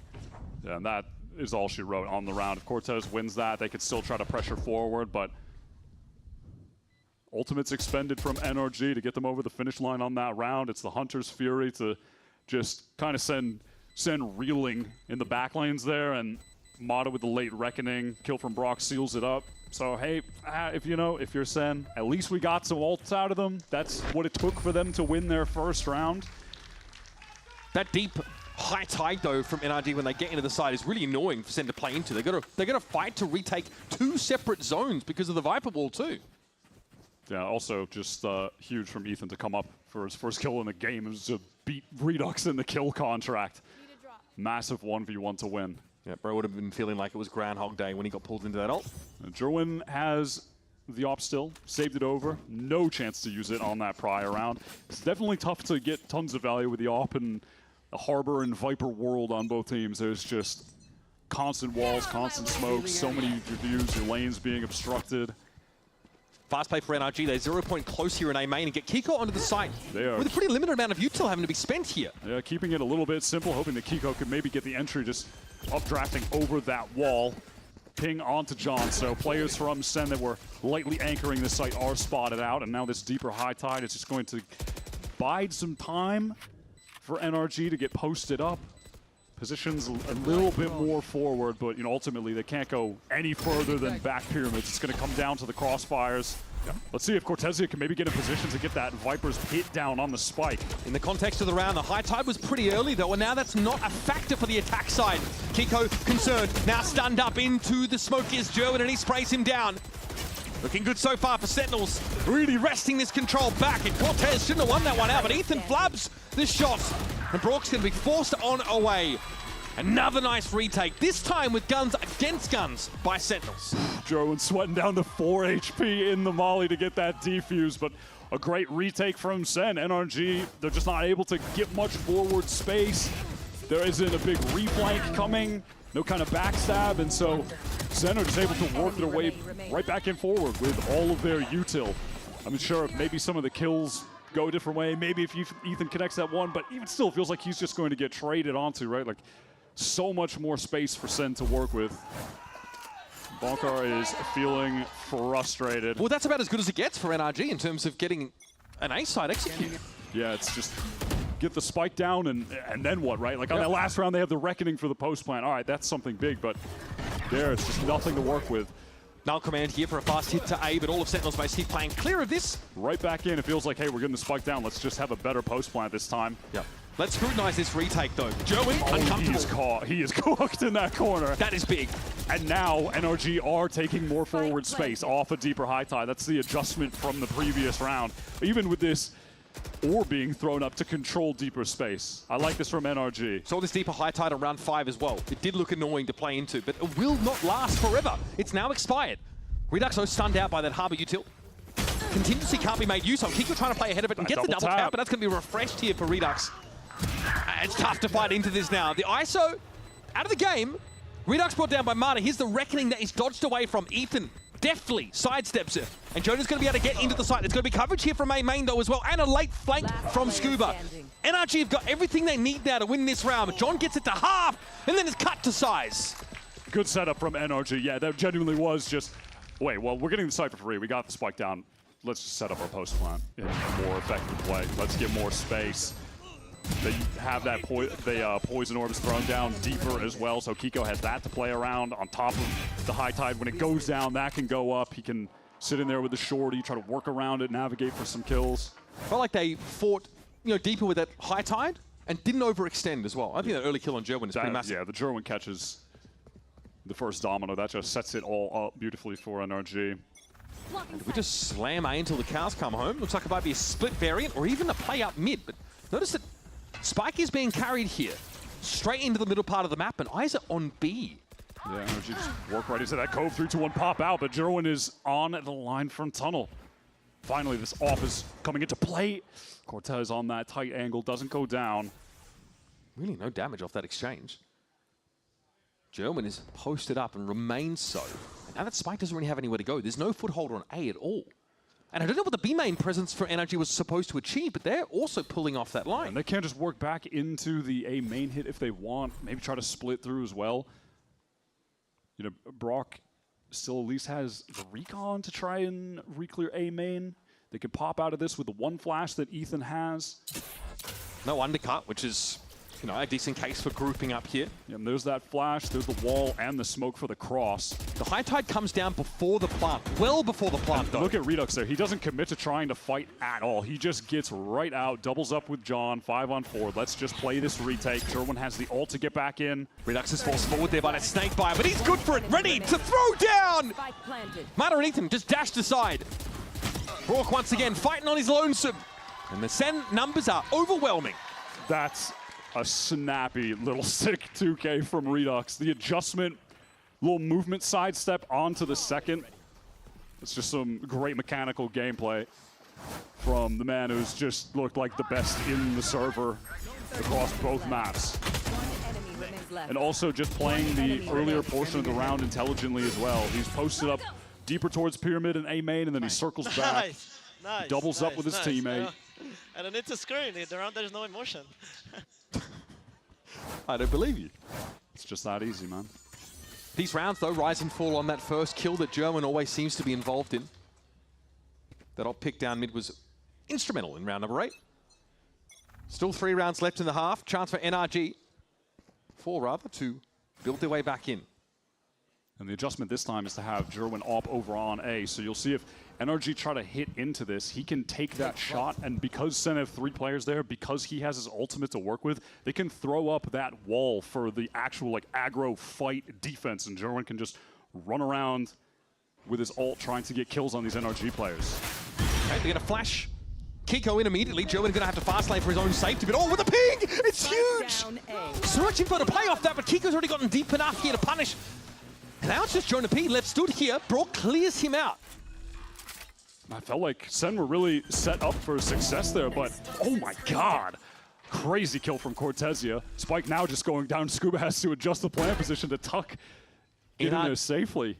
NRG don't know that there are 2 players here. They're still worried about a flank through mid. There's an opportunity here that SEN can really just like double swing into one of these angles and turn into a 2-on-2. Yeah, they still just have no idea where Redux is at. And they're just going to get in for free. There's a Viper Speed here for Cortezia. Is there an opportunity to deploy that? All the util here for Redux. Undercut into the back corner. Scuba dealt with it. It's actually Ethan going down first. Here's Cortez moving up. He can clear corners, but didn't quite get there in time. Now the noise being made. Contingency thrown out. You're just going to push through this. NRG. That's an important round to find here. I like the attempt, but NRG played that well to close it out.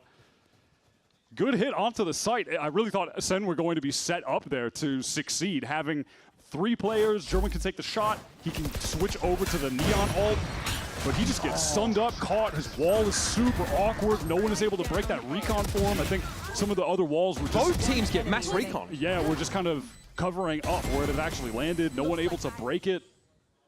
Just a lot of disruption. As that recon is going in as well, there's like the Hunter Sphere. There's just too much. They're overstimulated. There's too much going on to actually help Jerwin effectively there. Aldrone into A. This time center pulled right off the site. They're going to look to re-clear mid here with a drone of their own. They're going to see absolutely nothing. This might still pull John across to Crow's Nest in case there's a push out of elbow, which is definitely what's afoot here. And Jerwin not able to purchase an operator into this round, by the way. The economy for SEN is absolutely slipped to effectively nothing. Jonah, the only one cash reserves as the hit is going to go in to be as Cortezia and Redux on the anchor. What That's a catch! the first. Got 2 players with that undercut. It's able to deal with Scuba easily enough, but Kiko is in amongst and it. SEN are trying to flood. They're trying to help Cortez back here, but it goes down to Kiko. Uncharacteristic. Normally Cortez locks it down on this anchor position. Now John is sat around this corner. Joe into the rescue though. Overdrive at the ready, and John is going to make use of the ruckus that he's caused. Jerwin scoops up a freebie and Sentinels explode back into the round. He's looking casual with it. That was a sick adjustment from John to get that second little upper left mouse flick. Brock got destroyed. Lovely little flood. Again, hey man, that's what happens when you hit the Cortez Redux site. Like, it's not happening. It's a brick wall. But credit to the rest of the team for being able to get there so fast. Jerwin is in a position playing like back on A, whereas the Neon, yeah, he can rotate all the way across to get there in time and support while the action is still happening. Ridiculous.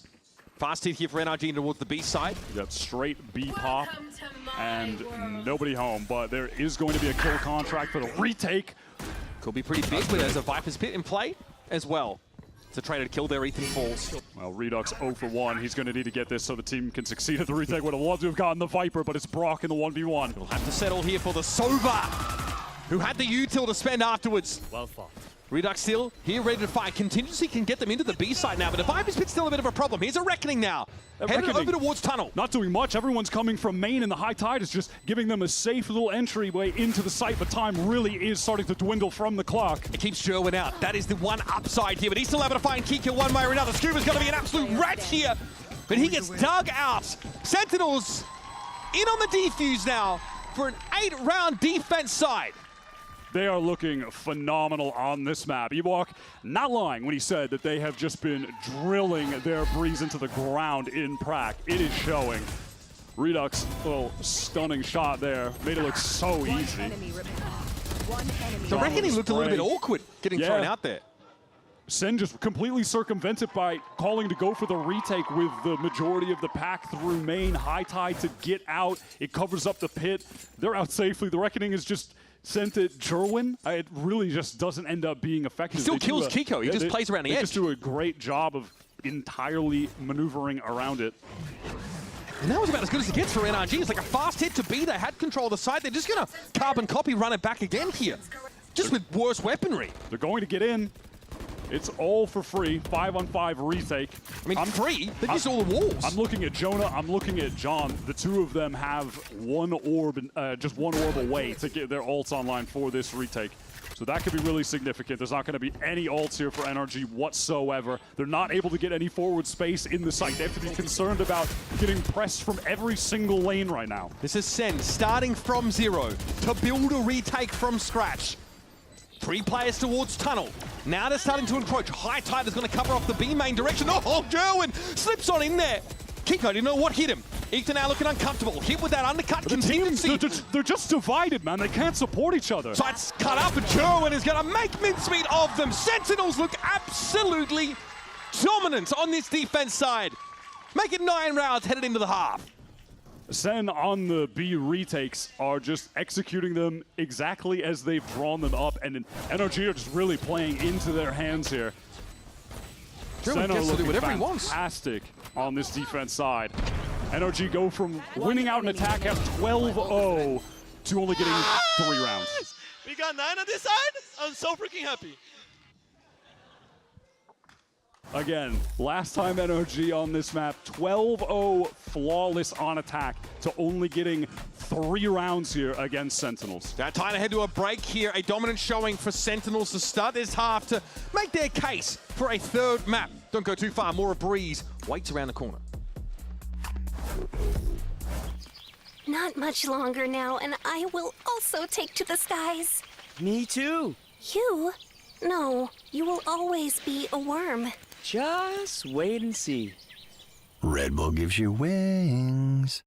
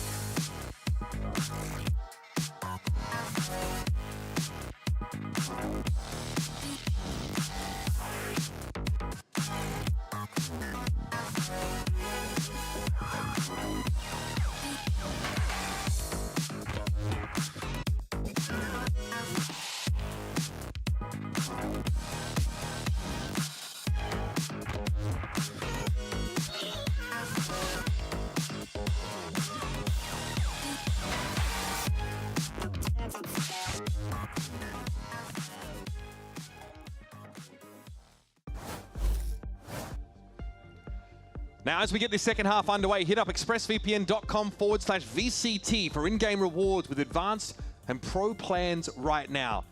It's 2025, start of the season.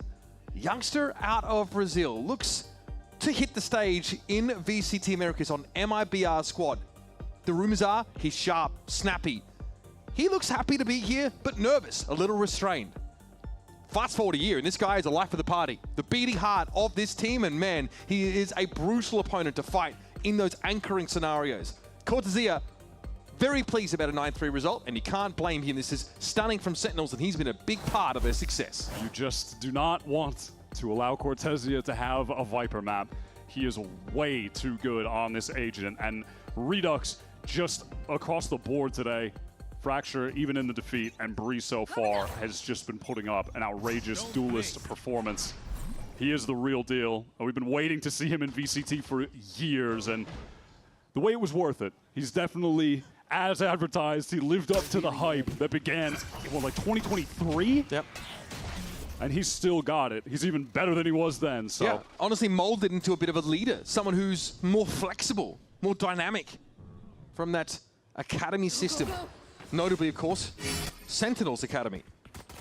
SEN make their way out onto this A site with a high tide going up. Their comp definitely more brawly with this ISO in the mix, fighting close range. They're going to have to be concerned about dealing with Ethan's pop flashes coming through some of these walls when NRG are back on the retakes. Here comes their own high tide, cutting off the players in main and Cubby from the ones who are going to be entrenched on the site. Oh, Kiko sees him slip past. That's an important kill, but can it be capitalized on? NRG now starting to get frenzied as they work towards the site. That's another for Kiko. Stacking them up. And now you're uncomfortable for Sentinels. You're backed into a corner, but that's where you fight best. It's Cortesia and Jerwin now. Coming to the fore. Out in the open, though, it's Brock trying to gun them down. Cortesia in the 1 versus 2. Can't quite get there. Brock with that Sheriff on the pistol rounds feels like he's always going to be good for it. NRG succeed on the retake. And it's really, though, all about Kiko on that flank. Just gets a really nice little timed swing, waiting for the rotate from Jonah P to get back in main, catches him completely unaware.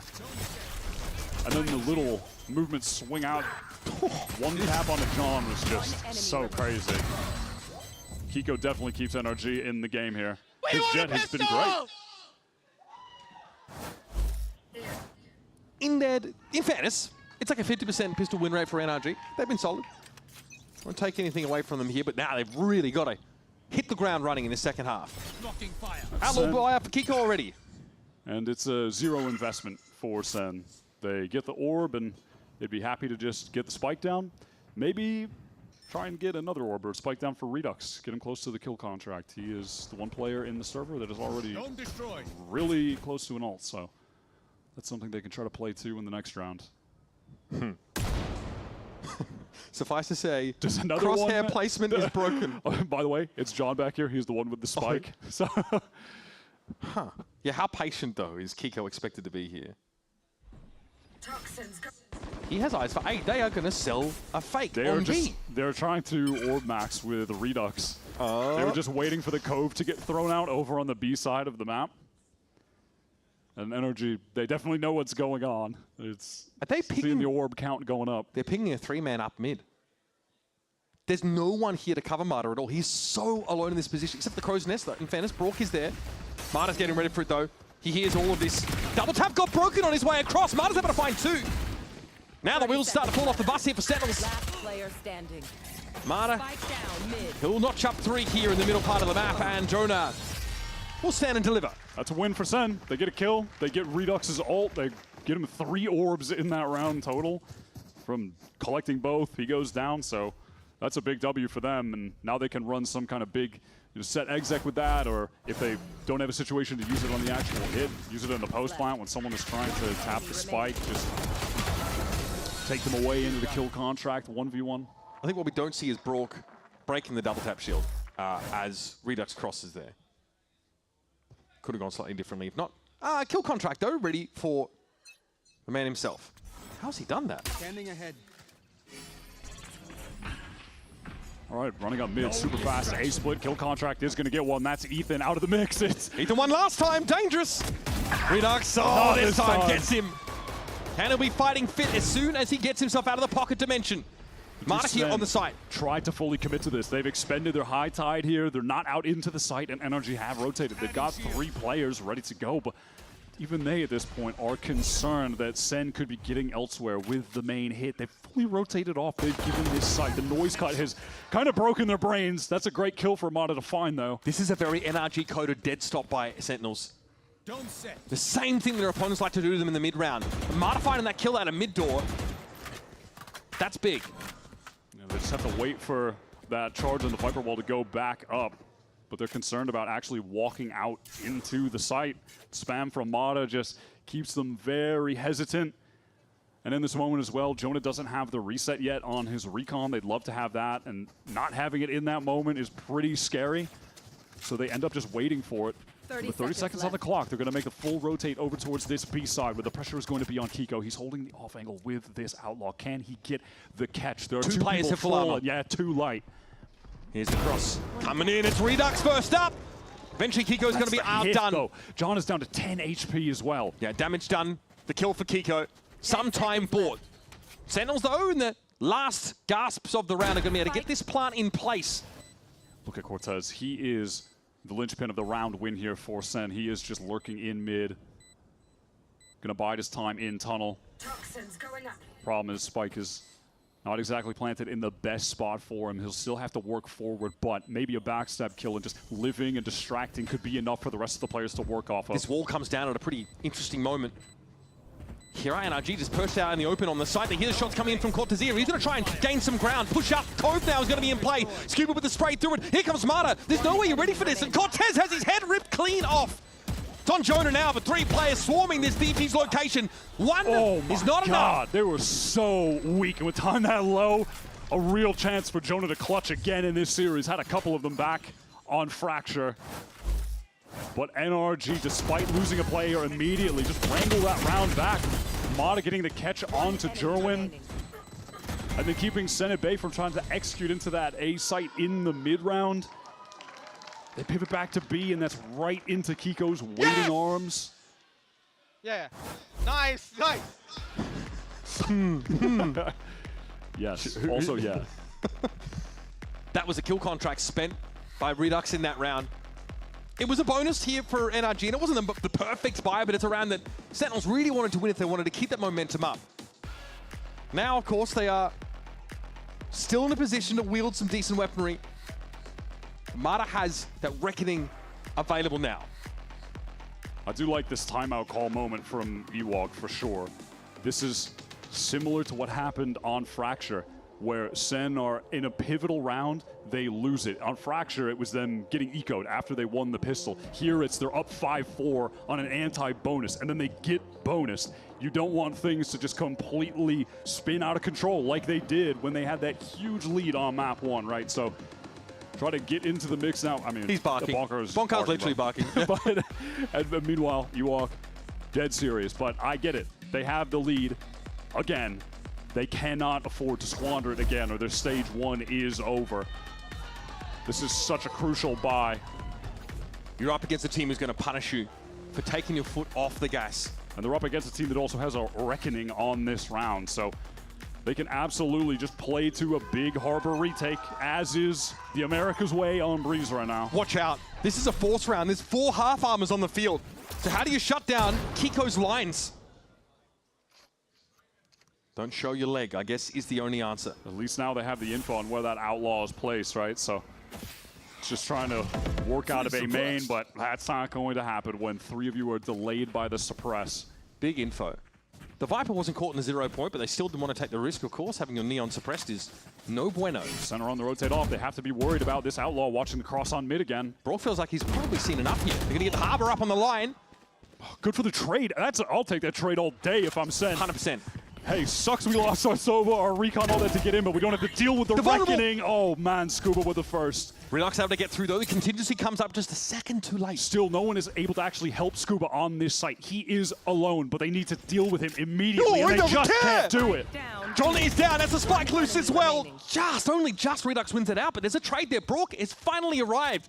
The spike's loose in main. Sentinels forced into this round. It was a risk, a gambit. The deck was stacked against them. And now Cortezia at 14-8 has to pull off a dirty 1v2 to pay this theory off. 20 seconds. He's going to run away. He's just sending it to the A site. He is going to be able to get in there. NRG, they just want to stay doubled up, of course. I mean, by the time it gets to a situation where the spike is down, all that, Brock should have his recon back. Ethan still has the 0 point to work with as well, right? So they can definitely expend those tools to just spot out Cortezia's position. Trying to play a 1v2 against 2 scan initiators is brutal. Cortezia is just trying to maneuver into somewhere where NRG would at least expect him to be. He's pressed up far more forward right now. There goes the 0 point. This is not going to spot Cortezia, but this is eliminating possibilities. Ethan, okay. The swing trade wasn't needed. We're on our feet here. NRG have done it. Sentinels throw caution to the wind and force into that round. It doesn't work. Yeah, at least the loss bonus is at max, and they got the spike down, so they'll be able to put together another solid buy. Scuba with that first kill. No one able to swing for the instant trade is unfortunate. It's allowed enough time to just keep working himself on that site into another 1v1 that he wins. Listen, Ethan isn't putting up the crazy numbers in the server right now, but he had some impactful utility so far on this half. Really important suppresses coming through, and there just wins out a high-impact duel against Cortezia to seal that round away. Kiko was controlled pretty well in that round. That Outlaw didn't get much done. So SEN looks like they're just going to throw together like barely even a semi-buy. I mean, it's just still Chico. 5 sheriffs. Kiko, dangerous. That near sighting. It's going to force him back. Joe, and those suffers the same kiss of the ocean. Counter Sun just pushes him away. Pivot into the B site. Hit is coming right now. High Tide is up. Scuba is isolated from the rest of the team. Ethan's with the spray. Just gets the first, though. Can Scuba do it yet again? The timing is pretty good, but he misses the shot. John waiting for him this time. Still not able to get the better of him. Ethan was there. Marta locked it down. And Cortezia. Again, this is Sheriff. Buy-in. And really, he is insanely trapped. The makings of a flawless round at work here. Might find Kiko, though. That'll happen. Brock, though, ready to pick up the slack. And now, the lead has been shrunk to a single round after a 9-3 halftime score. Yeah, with the 5 sheriffs trying to dive onto the anchor, just not ideal. NRG are also able to just flood in together so fast. Ethan gets the first spray kill. They push through the wall off the flash. That is the nice thing about running the KO on this comp. You can flood pretty effectively with the pop flashes through the walls, whereas some of the other comps that people are running, they don't have the same they have ability. A Sky, maybe, right. at best? Well, yeah, if you're one team out of like the globe, yeah. I mean, or if you're under Thieves with the Phoenix. But yeah, it's just one additional thing that NRG can do on this map a little bit more effectively. Here comes that Hunter's Fury. Counter reckoning from the defense to just keep SEN stuffed in this choke. Oh, Joe and he's boned. Nothing you can do about that. Marta with the reckoning. He's going to walk into one of his own and doesn't seem to care. He'll play up in this corner anyway. Hoping that he's conditioned his opponents not to expect him to be so tight to them. John knows ready for it. Mata was just tucked back like the entire time. Is anyone going to reveal themselves to Kiko? Patient on this line right now. Dash going to expire. Brock, though. Yeah, he pushes forward with the op watching his back. Is he going to be followed up, though, as he hits into the back of the site? This Aldrone is nice timing. They can't push ahead of it. Brock now shoulder peeks and overextends. Look at Scuba in main. This flank timing. Make or break for NRG on this round. Surely they're going to watch for it. You saw the look in that direction by Jonah P, but it's Kiko. John's just uncomfortable. He's walking forward. He's caught. Kiko just trying to keep them busy, keep them interested. Obscure the fact that Scuba's coming in, but time is getting short here. They're going to double him up. That's Kiko down. Scuba doesn't really have the time to fend off 2 assailants and defuse, and so Sentinels, amidst the debris, they cobble together an important round to keep them ahead. Stunning little kill in the midst of everything that was happening from John. Just turns on Mata, who is so patient, back sight. That's a round-defining kill. And then in the end there, Jonah and Redux, they're doubling up. Just isolating each player one at a time to get those kills. Desperately needed round for SEN. I need a gun. Maintaining the lead just barely. Still, some extra cash left over for NRG means they can simply run this back. They've got the Hunter's Fury this time. An early Viper's Pit here in the B main. And they had a lot of players still with it on B, thinking that it was possible Redux could just try to take the Viper away and they'd execute off the back of it so they'd have a bunch of people ready to go. But no, it's just the A site that SEN will be working their way into, keeping it simple. Cortesia has the Viper Spit of his own for this post plant. Redux no longer with the shield, but he still has the kill contract for a late moment in this round to try and get the win. Hunter's Fury here to try and clear this Viper's Pit out, but for how long can you do that? It's been used to very limited effect, and so we'll see Cortesia walk back in. Look at the map right now. Only Jerwin in right now. 1v1 against Kiko. Redux 2 for 1 in these kill contracts. This is a big ask. Kiko dangerous to Saner, but Redux wins it out yet again. And now, Sen, buoyed in confidence by that moment, could go ham on the site. Jerwin sprays through, it's 2 down. Now Scuba, he and Brock have to put this together. Instead, they decide to call a cancel. There's nothing to be done. Just no way. Sen just setting Jerwin up as the lone man to play in the pit to try to disrupt, get kills when NRG are forcing their way back into it after the kill contract is used. Redux 3 for 1 now. Shot in there was so sick to delete Kiko. And then the rest of SEN, they can just relax back in main. And with all of that going on, with the bit of the delay from the kill contract, with Jerwin fighting forward, getting kills, they can just bide their time and wait to all spam together in the pit. And you can watch that self-belief start to be exuded here. NRG had a whole idea on B as to how they wanted that round to play out, and it did not come to fruition. They were forced into a super uncomfortable full retake on that A side. And it's the usual suspects here for Sentinels. Jerwin is amongst it, inside the pit. It's Redux with a kill contract that picks out the enemy duelist and ends around early for Kiko. And now the realization, they are well positioned to hand the current world champions a fat L on Breeze and send us to Lotus for a decider. We're looking at back-to-back top frag maps from Redux. This has been, I think, the best series probably of his VCT career so far in this year in the Partnership League. He is putting on a hell of a performance when this team have needed him most. Feels like he's genetically engineered through the challenges process for games like these. He has not batted an eyelid, not shied away even once. I mean, imagine being him last year on Qbert, damn near 3rd year playing with Scuba. He gets poached by NRG midway through the Challengers year. Your team is looking good, then he wins champs.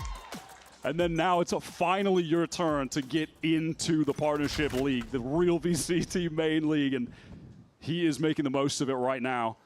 Senna just looking to get into A again. It's that deep recon to clear out back right of sight. Jerwin going to take all of that space, and Cortesio watching from bottom mid. 1 for 1, he'll take it. That was looking really, really sus. Importantly, Ethan's still standing though, so there's a null command for a retake attempt. Gonna be a little bit longer though. Ethan just, okay, a little bit solo there, but just gonna be sprayed down. That's such a high value kill for Jerwin to find. And this time from Sen, look at Jonah. He's on this rewrap coming from mid as well. Layers, different layers on this post-plant setup for Sen to work with. And Jerwin looks comfortable. He really doesn't look like he's threatened all that much. Mata dealt with Redux, and look how close up on pillars they are. They're not ready for the timing. Jerwin is overwhelmed by Mata in his proximity. Shock dart attempt here now out in the open. It's Kiko. Slaps Jonah down. That's the flank neutralized. And NRG sneak it back to a 2-round game. Oh, that's a horrific little timing for Jonah to find. Just switches to the shock dart right as Kiko was showing himself in front of him. So he's not able to collect that free kill.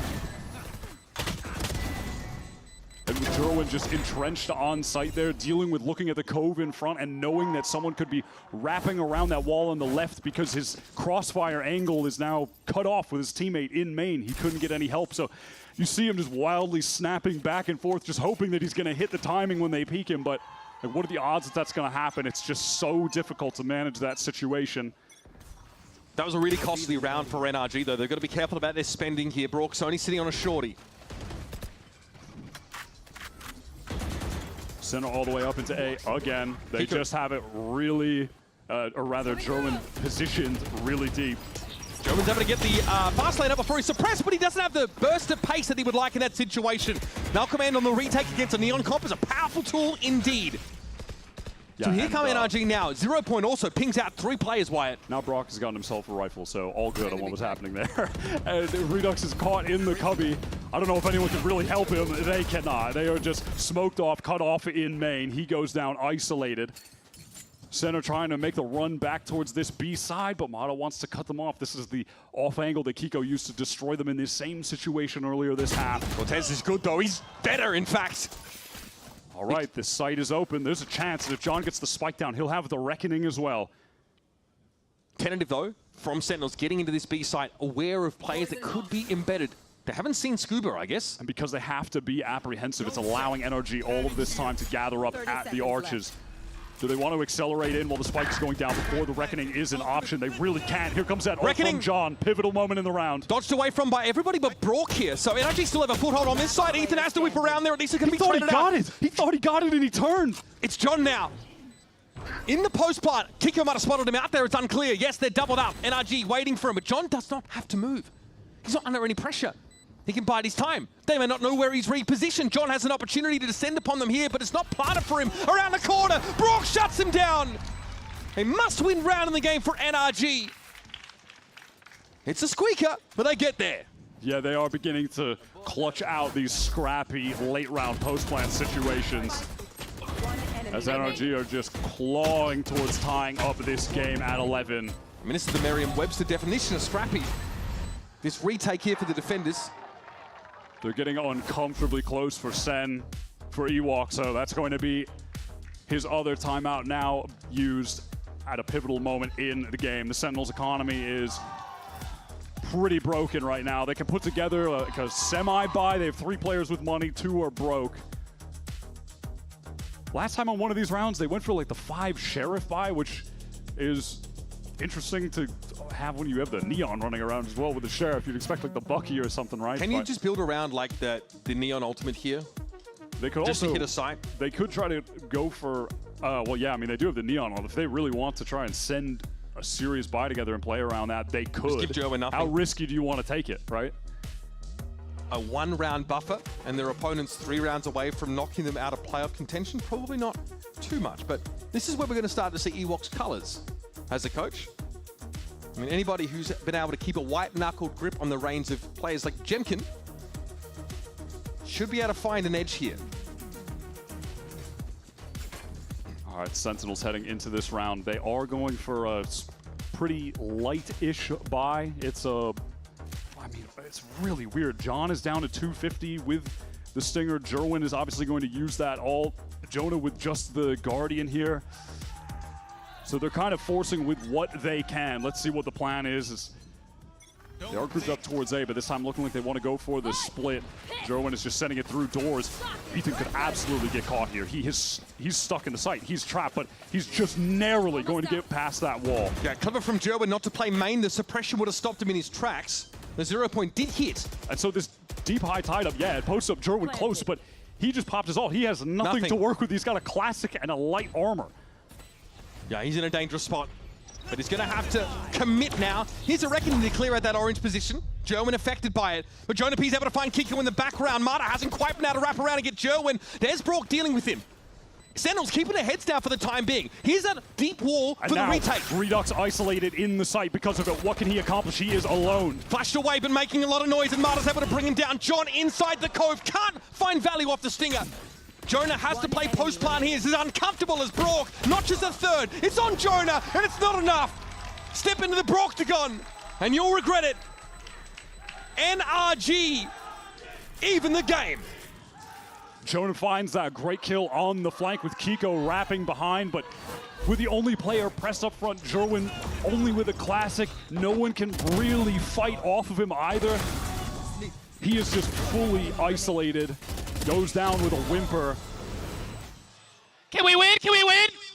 Come on! And the rest of the team, man, they're just all caught in main. It's this situation we keep seeing on Breeze. Wait, what? Wait, why is Cubert in that room? Well, I mean... Wait. I'm not really sure. Wait a second. Has he been abducted? Yeah, well... Okay, you know what? We're going to move on. Yeah, anyway. This is an important game, I've heard.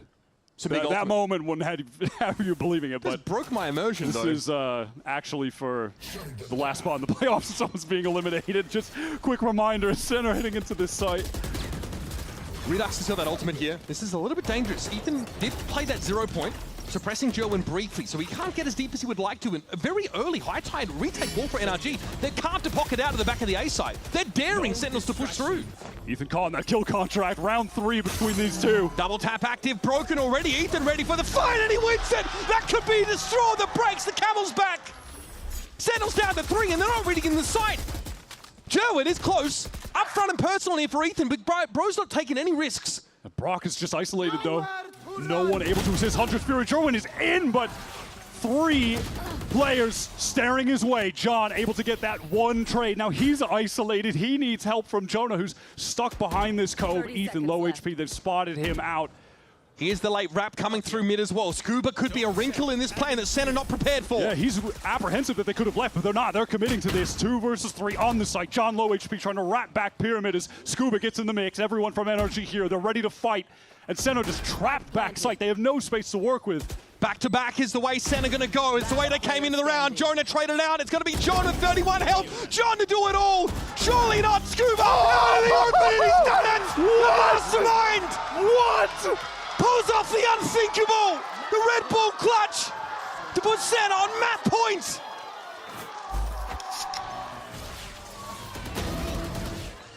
Soak it in. This is what championship pedigree looks like in the making. John wins the unwinnable. Oh my God.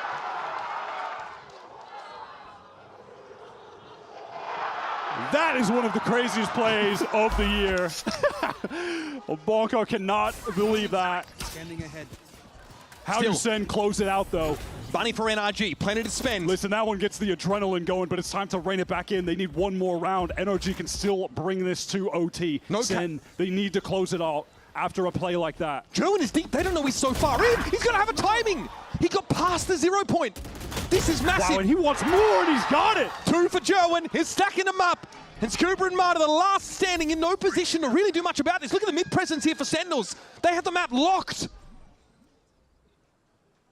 Marta biding his time, sees a bit of Jerwin. He's tapped up, slide comes in, and he still wins it out. Scuba also finds success in mid. It's all on him, though. And he's a long way from the action.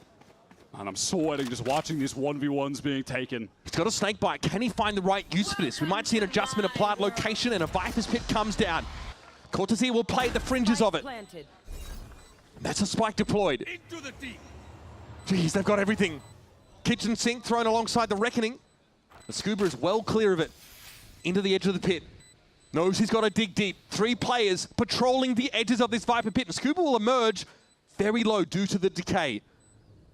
How do you fight your way out of this situation? Senna giving no openings. Not making any mistakes. And Scuba now has to reveal himself, make some noise, and just go for it. It's not enough! Ladies and gentlemen, you deserve a series that goes all the way. The final playoff spot here in Stage 1 remains on the line as Sentinels take Breeze. Both teams come into this with a similar style, playing with the Harbors, but Sen are just a little bit better. Redux was a little bit better. Cortesia had a stunning map as well. John's clutch is what really seals that victory for them.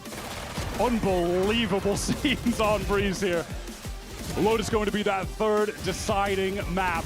Wouldn't have it any other way for the last spot in playoffs between the world champions and one of the most storied organizations in the history of VALORANT esports. Who somehow keep living up to the expectations. They never get any lower. Always demanding excellence are these Sentinels fans, and they are getting it in spades. Now, guys, now we are really gaming. You're going to have to stick around. We're going to take a quick break, and when we return, our analysts are going to get us ready for Map 3 with the last playoff spot on the line in the last match of Stage 1. You'd be insane if you walked away.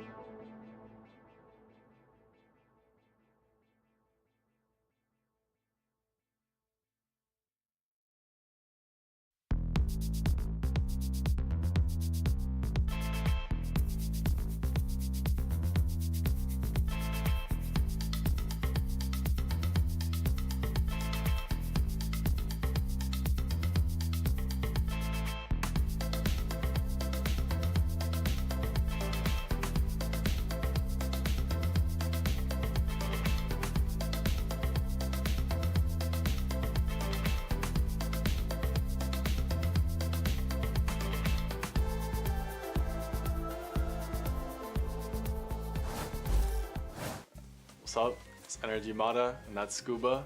And today we're going to be doing Trivia Face-Off. You gotta say who the runner-up is at each of these finals. Alright, first one. VCT Americas Kickoff 2025. The runner-up? How does that work? So Second place, right? Second place. Second? That's G2, right? Because they were like the second seed. So is that what I'm thinking? But like MIBR. That's your guess. Wait, hold on, that's your guess? But like, isn't it like MIBR too though? You know what I mean? Because like they didn't make it, but they were like the runner-up. This year. Oh, 25. Oh, well, he already guessed something, I'm so slow now. I'm ready to guess actually. Do it again. Okay. All right, you know what? Go ahead, man. You take it away. Actually, I don't even know who it is because I know G2 got the 3-peat. It was didn't Sentinels? Oh, so Sentinels is the runner-up then. Wait. I'll take the first point, bro. Thank you very much. Like, okay, nice. Sentinels. That was I gave him an assist. All right, man. 2024, Stage 1. Who was runner-up? 2024. Who was good in 2024? I'm not gonna say anything anymore. Thinking in my head. You can help me out. Like, you can help me out a little bit. Thinking in my head now. 2025 is when Sentinels won Madrid, right? Come on, bro. Come on. You can help me. Like, all right. I'll give you a hint. It was after Madrid. It was after Madrid. Oh, that's after Madrid, Stage 1? So what was the event before? After Shanghai, right? Shanghai was after Madrid. Yep. So it's got to be either G2. I didn't even guess yet. You're actually helping me? Oh, I know who it was. Oh, okay. I got my answer. It's G2. You didn't even let me guess. All right, go ahead, guess. G2. That's a point for me. You didn't let me guess. That's a point for me. You didn't let me guess. If that's how we're counting points. 2-0. 2-0. All right. Next up, we got Masters Madrid 2024. That was Genji. I know that one. That's an easy one. Well played, honestly. Well played. That's 2-1 for me, right? If we're counting 2-1 for me. No. All right. Masters Tokyo 2023. Oh wait. It's Ethan, right? Yeah. EG. Yeah, EG. It's easy. Let's go. 3-1. Oh god. America's 2023, man. America's 20, like the whole thing. Was there like a kickoff or something, or was it just one? They didn't have that yet. No. Oh yeah, that was an update. I'm trying to help you. Oh, I know who it was. I know who it is. It was Sam. It was NRG. What? How did you actually know that? I remember. I watched that back in the document, like the video that you linked in Santiago. Oh, actually? Yeah. What? I thought it was Loud or something like that. They won it. They won it. Oh, okay. That makes sense. Lock in the first event. Lock in. Fnatic. You're sure about that? All right. It was Loud. All right, 3-3, bro. You know what? You can have a pity point. That's 4-2 if we're counting normal points. It's 3-3. It's 3-3. Is there a tiebreaker round? We can call it a tie, I guess. Tiebreaker. Is there a tiebreaker? Can we get a tiebreaker? You know what? Good game, man. You know what? Good game, bro. It's been a pleasure. I think the tiebreaker is going to be them learning how the rules of games work. That will be the tiebreaker. But hey, they're good at this game, so that's the thing that we're happy about. But for this one, though, it's all about that man right there, John QT, and the Sentinels, managing to force a map 3 after some damn heroics toward the tail end of that game. And this is jumping into what we saw in the action there. Cortesia as well. The man's getting active. He's getting vocal out there too. There is just a lot to be enthusiastic about the Sentinels team, but what a game we just saw. It was incredible for series. that first half. Once again, they got the first pistol. They closed the half 9-3, and then things started getting a little concerning for Sentinels. They started losing round after round. I think you were talking a little bit about how NRG was just getting all that space to work it, and for Sentinels they were struggling with it, but it just came down to some heroics in those late rounds for Secretlab. You see John as well in that massive round that he clutches at the end.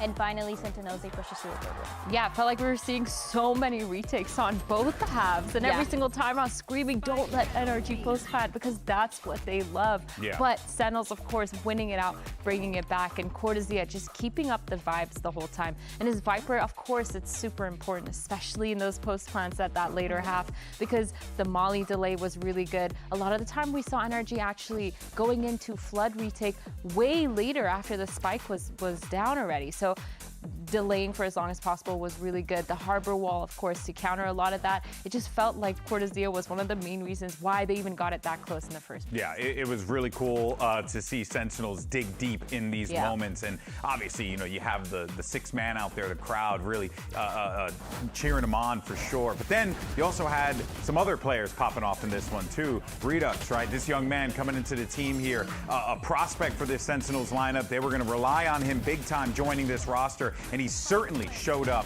in this game and showed why he's a part of this team. Today is the first time where we see the first 2 maps that Sentinels play have them play double duelists. This is not something that we see every single time, and for Redux, this is massive. We always highlight how good he is at being aggressive, getting that space, and with his ISO, he was able to do that. You see the impact that he had on Fracture. Unfortunately for that map, it wasn't enough, but for Breeze, it was a key piece for them finding success and finally being able to close it out. Yeah, consistency is something really important, and Redux doing it on the duelists, like you said, but also being able to bring that to potentially a Lotus map where maybe they're not playing that double duelist. I know, Dan, you really want to see a double duelist again, which is completely understandable because they look so good together, Redux.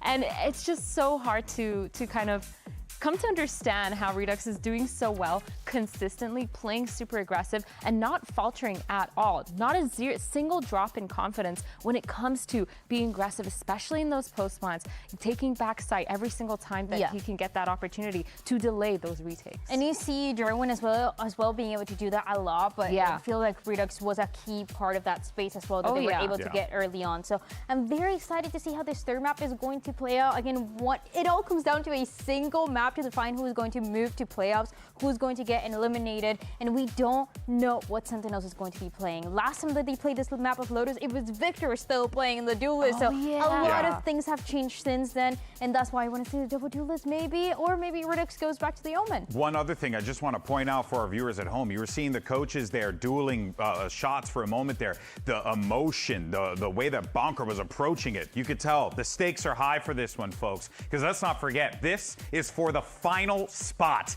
in Stage 1. If you win this, no matter what, no matter how it unfolds, one of these teams is going to be joining us in the playoffs, and the other one is going to be watching from home. Let's find out how all this unfolds after this.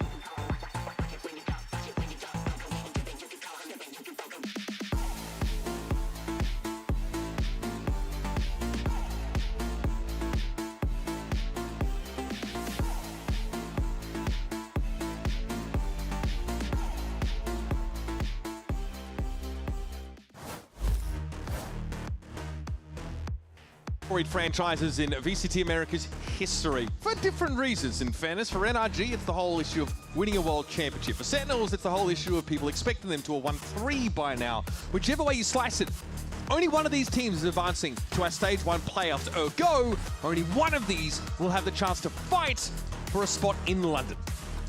We're going to take a look at the agent select here. I just want to look at SEN because we've seen them once on this map and they were running Cortesía on Vito, which I was hoping to not see again.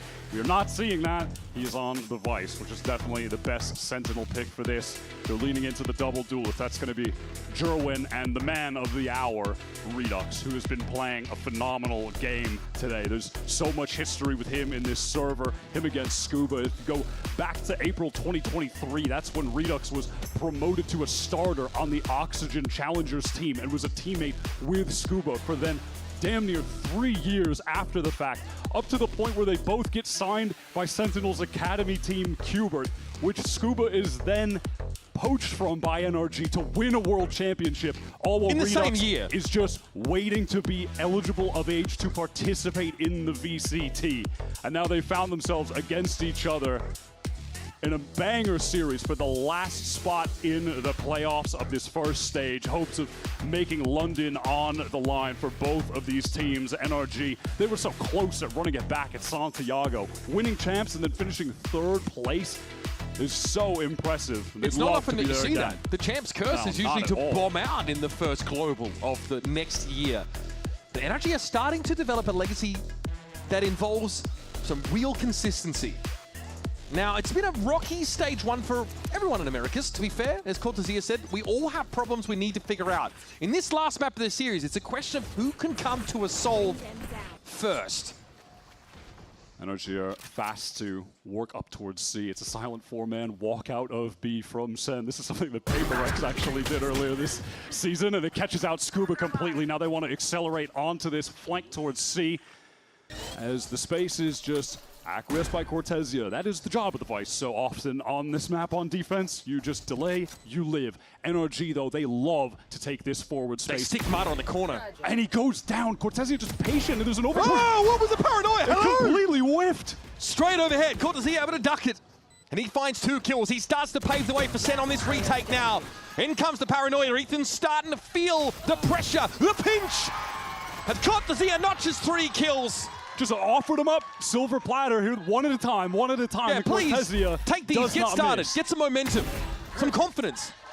It's going to get the headshot percentage back up for Cortezia. Not that it ever really went down. That was just one of the crazy stats he was lauded for heading into his rookie year, the headshots. Is Kiko trying to hit the ISS?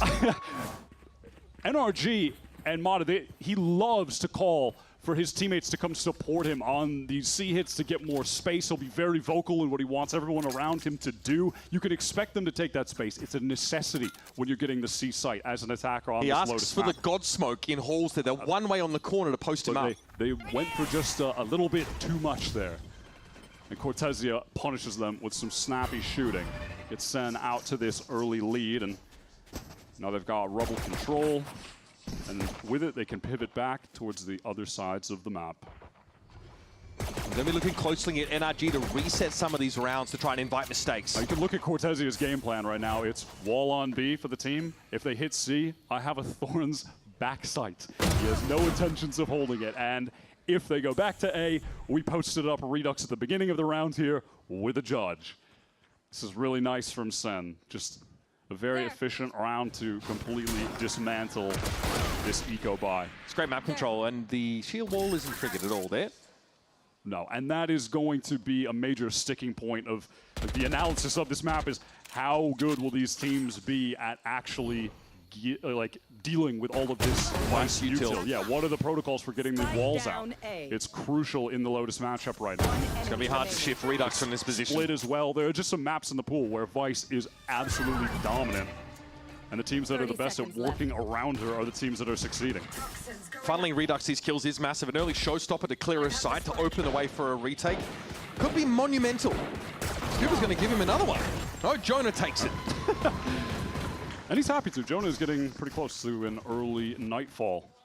So that was a very clean anti-eco round here from SEN. NRG only 1 kill to their name so far, so straying pretty far away from getting any early ultimates. As SEN try to play out this bonus round. Cortezia was not lying about having to put the work in at this point. You said it last time we saw this map, it was a pretty dreary showing against Crew with a different comp. SEN have really been workshopping Lotus. So I want to see what the bonus round game plan is from SEN, because they throw the judge over to Jerwin. Looks like he wants to just get posted up close B main with that, while they again take A control, get your classic C's nade for the teleport back rubble. But NRG, they're all pace. At the moment, they just want to get towards this C side, activate the wall, but they don't want to overcommit. There could be a crunch here. Roy leaks a thread of one. Here's the cross and shotgun straight in. I thought we were maybe headed towards a classic NRG little slowdown, but that is not the case. Just look at SEN on the minimap. They've fully rotated here. Yeah, and SEN are in. They're very much ready for this. But they're perhaps a little too in. Oh, to get picked up. That's going to punish that commitment from Sentinels. This is pre-plant, by the way. SEN look to run across and take a fight. Cortezia still has this judge recovered. A little tricky to find use for it now, though, as there's a bit of a gap between him and the next player outside this smoke, as he may well be about to discover. It's a cacophony of fired shots here, and Brock is caught unawares. It's a trade, though. Yeah, Cortezia just goes for the timing play, takes out a very low HP Brock. Kiko now low as well. John has a Marshall backside. At this point, more than anything, just feels like SEN are threatening more economic damage to NRG, which they would be happy with. It's their bonus round, right? But here's the classic NRG round reset, right? Hoping to tease something out. I'd love to take a beat here. Ethan gets his haunt back, so that'll be pretty useful as the smoke comes down. Can throw that back sight for some info in a moment here. And there is obviously a gap in this smoke by design. Kiko sees Redux's toes through. And there it is, a veritable firing squad lined up at the back of the C site to get NRG their first of the map. NRG really, for a moment there, felt like they might have brute forced their way into the site to their own demise. So the first kill goes the way of SEN's Judge, right? But yeah, Brock is able to get that two-man spray down with the Odin, and from there, NRG can just really pace things out with the better weaponry to close the round out. And maybe there's like a desperation for those two players off Waterfall to get into the side. It's unclear, but we've got a proper buy here, though. Look out, Jonah P. The Professor has gotten himself an Odin. One of the most prolific Odin abusers on this map during that G2 stint. He may have met his match in Brock, though. SEN not as active getting the space towards A long. This time they're actually posted up in the site with Jerwin. Great shot with the Outlaw. Mata down. And luckily our streamers. We're still going. We're all good. But now Cortesia is just in backside, posted up still with Jerwin there. Still a minute in the round. Sheer wall over towards the B side. Find you. NRG don't like what they've seen here. Perhaps it's something to do with them getting shot in the face by Jerwin. But now finally that Scuba Lurk's getting activated. We don't see Redux, you know, feeling comfortable enough to push up close. He's obviously not playing a Judge anyway. So now Scuba's made some space around this wall, and there's a way in. 40 seconds left to play. Typical stair side smoke as Jonah probably will spray through it for a bit. Is he haunted out? Yeah, I was waiting for that haunt reset. Gets broken. Center on the fast rotate. Jerwin already in the spawn. Great timing to move back. 4 players here. 25 seconds to get the spike down. SEN can absolutely just flood it right on top of NRG. Yep. Site is clear as far as NRG are concerned, but they're going to be having to play a post plant with 4. And all of Sentinels are grouped for this. Haunt, the C's rather, just to check the extremities, and a smoke to try and keep NRG safely boxed in. SEN just want to make sure first that there's no loose end to tie up over towards A rubble. Not going to be the case. NRG, they are just fully entrenched in this site and now fully surrounded as SEN are making their way through door as well. They can go hell for leather now. They know they've covered all their bases. They dotted right, they crossed their T's, and now it's time to dive on in. Nice paranoia, catches on the 2 in the back of the side. It's going to be the Odin singing out, but Jonah finds himself too. SEN on this retake. It's the only Ethan standing in their way, and they're going to overload him with sheer weight of numbers. Ethan trying to play this carefully. Good damage on John. Can't finish off Cortez. SEN are lovely on the retake. They're just gaining all of the map control back. It's with the amount of time they have, the comfort they feel in expending some of it to re-clear out towards rubble, go back through tree, and that is just going to get NRG fully trapped in this site. Crunched on from every angle and just dismantled. How many bullets to this guy, bro? 120. Again, NRG are frustrating to play against on this map, right? They're on the attack side of Lotus. It's a big map. You can pull rotates, and importantly, it can be really hard for defenders to get an early read on where the attackers are, especially with the Viper Lurk wall on the A side of the map. You're also playing up against a team on the attack side who wants to just stop dead in the middle of the round and hide, cut noise, and try and tempt you out into the open, tempt you to make a mistake. SEN had to be pretty perfect here and very disciplined on their defense side. Yeah, absolutely. I think this map, I've always rated it really highly for NRG. I think it's been one at the top of their pool, whether they're picking it or not, since the run with Ethan IGLing and Scuba joining the team began. The Scuba-Brock duo all of last year as defensive anchors were just impossible to play against. They were just stopping every team. That was when NRG were on the run of just being the brick wall in Americas, where they were winning an outrageously outsized amount of their rounds on defense. They were unstoppable there. And then that carries over to Champions. Like, they beat DRX on Lotus, they beat Giants on Lotus, then they beat Fnatic on Lotus in the finals that they then win. Like, I've always associated this map with them as one of their best. It's a tough task for SEN here to close out this series, but it's a great start. They've been controlling A very well in a lot of these rounds. Again, early here, they're fighting for it, and then they're going to leave one player entrenched, and NRG just favoring this C side again, where Cortezia is playing pretty passive. Going to be forced away by the Steel Garden. You can see everyone on SEN just playing at the peripheries of that circle on the map. And now we see NRG line up at the back, and look at Mata. Wants to work into halls, but isn't nearly as deep this time. There's no control that can be taken. SEN are comfortably posted up in waterfall and back halls. Okay, Steel Garden comes out now, but Cortezia does get caught as he tries to unleash it. Here's Redux, he's going for it now. Showstopper in play. Sees John TP in front of him into the Razor Vine. He is lacerated to death. Still, Ethan got to be caught out in the corner there. Brock tucked in now as that decay is expiring. 3-on-3, Joan might try and swing this with an Odin as well. The spray comes in from Jonah, but Brock is ready for it. Trying to beat a man in his own game. A dangerous business. And now Scuba with the stinger has to go to work. And you better believe he's good for it. Red Bull clutch for NRG. A scrappy round. Dangerous post-plant on C, but they convert. Denies Redux the defuse. Every ult that everyone had just got pressed at the same time. You have NRG trying to activate an aggro play into Waterfall as the Steel Garden was being used just before those weapons would have gotten ripped away from them. Do something hyper-disruptive, which was a necessity. They have no map control. That might be the loudest I've heard, Scuba. NRG risk everything to win out that round. And they do it just so narrowly, right into the A fight. SEN again, they're trying to take that space. And NRG for the first time do really anything to contest it. And that's just Mata posting up with the Outlaw, hitting the instant shot, and Jerwin is removed from the round. But that one kill, that is going to keep Jonah on this side of the map for far longer than he would like. If there's a need to rotate, Jonah can never be sure. Yeah, he'd love to be able to go somewhere else or have the Neon stay there and he could go somewhere. Someone post up and you could have another rotator, right? And that's just not the case. He's hard committed to this. I think your initiator is solo holding the weak side of the map. But he's got the Odin. And we know he knows how to use it. Right, well, we get the idea now. Shield wall placed behind NRG. They are going to try and make use of the opening they've made on the A side and this lurk wall. Here's the Prowler. Jonah P gets some advance notice though. Back into tree. I'll find you. NRG, they're going to want none of that. Just knowing that the Odin is on that side of the map is enough to have desires to try and pressure elsewhere, right?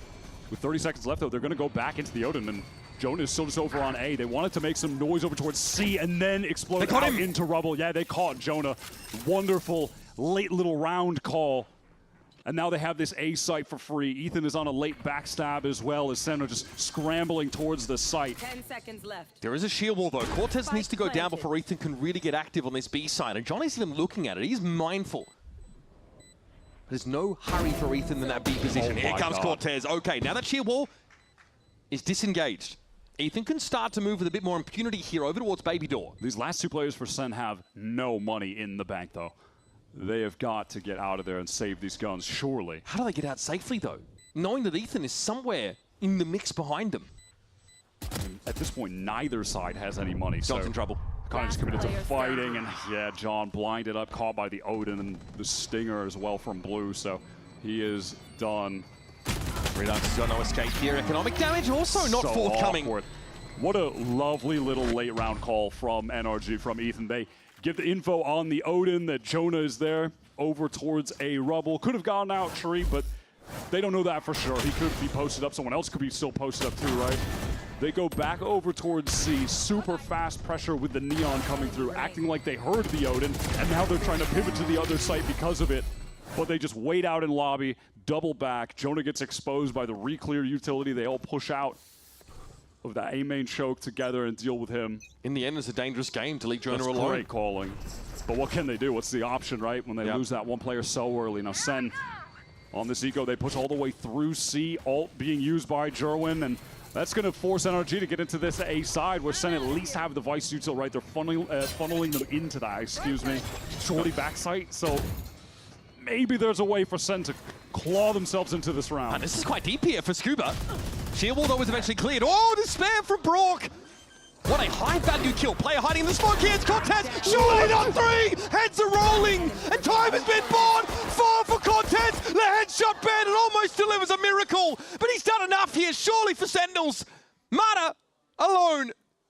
Spike at least to hand. Jonah recovers a gun. They needed that desperately. Jerwin is tucked in the site.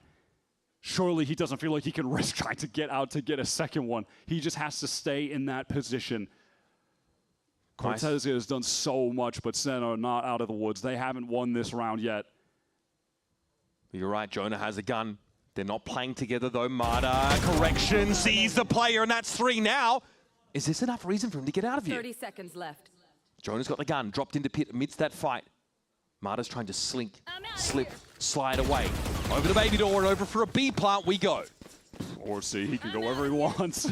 Just the fake tap on B into the run to C, and Jonah has to be a little bit weary on his way rotating, so even just those little moments of forced hesitancy are going to add up as he tries to successfully get this crucial round over the finish line.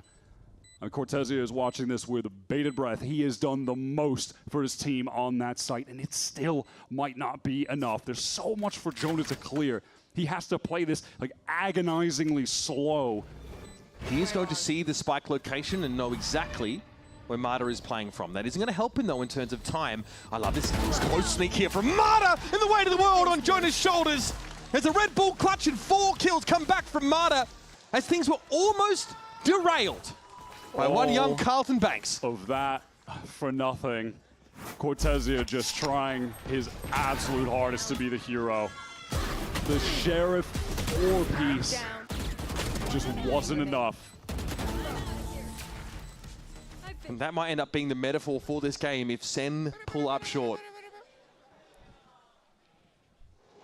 This is a moment where the resolve of Sen, this younger team, is really going to be tested. Another tough pill to swallow for them that they have to fight back from. They've got the full buy on this round.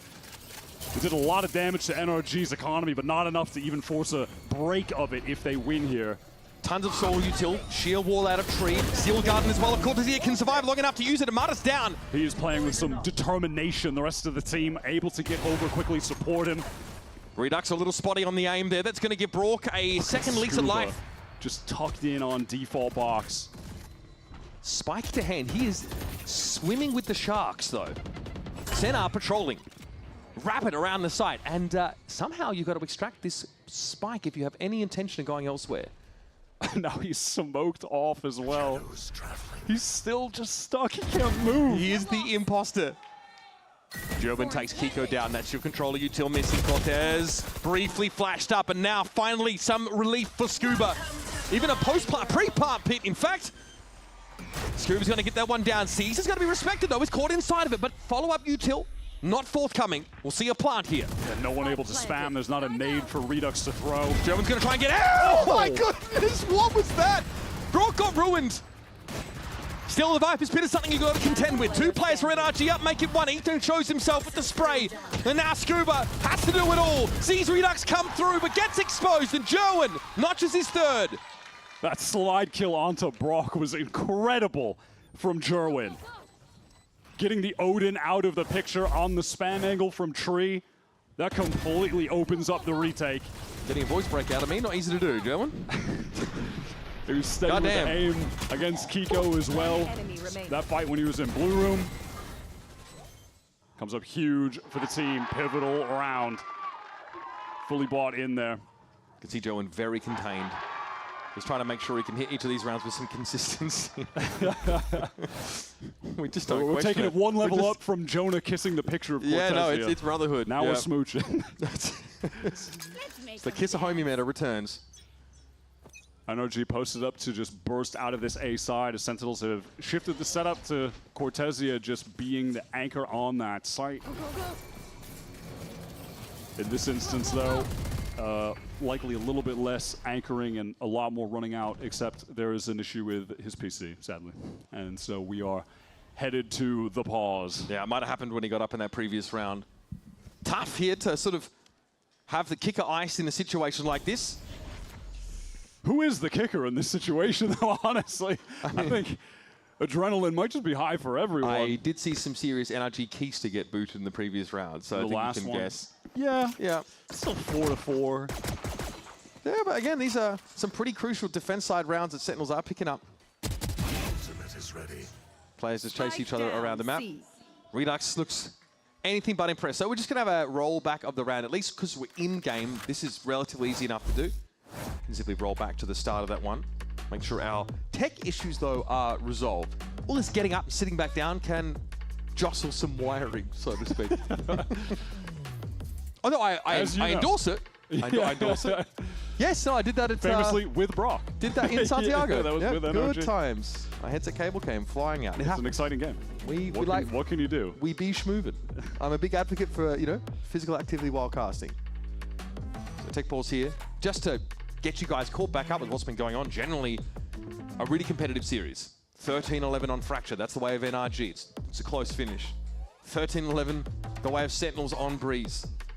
Both of these teams winning their map picks now, taking us to Lotus. A map that, like we mentioned earlier, it's looked pretty good for NRG. Like, you feel like they are, you mentioned the brick wall last year, right? Defensively, such a good team on this map. Whereas for Sentinels, they peddled out a bit of a weird comp against Crew, and it was week 1. But since then, they've been labbing the map, they've been workshopping it, they got rid of the veto comp. You're able to see Cortesia look really strong in that anchoring position, just like we did over on Breeze.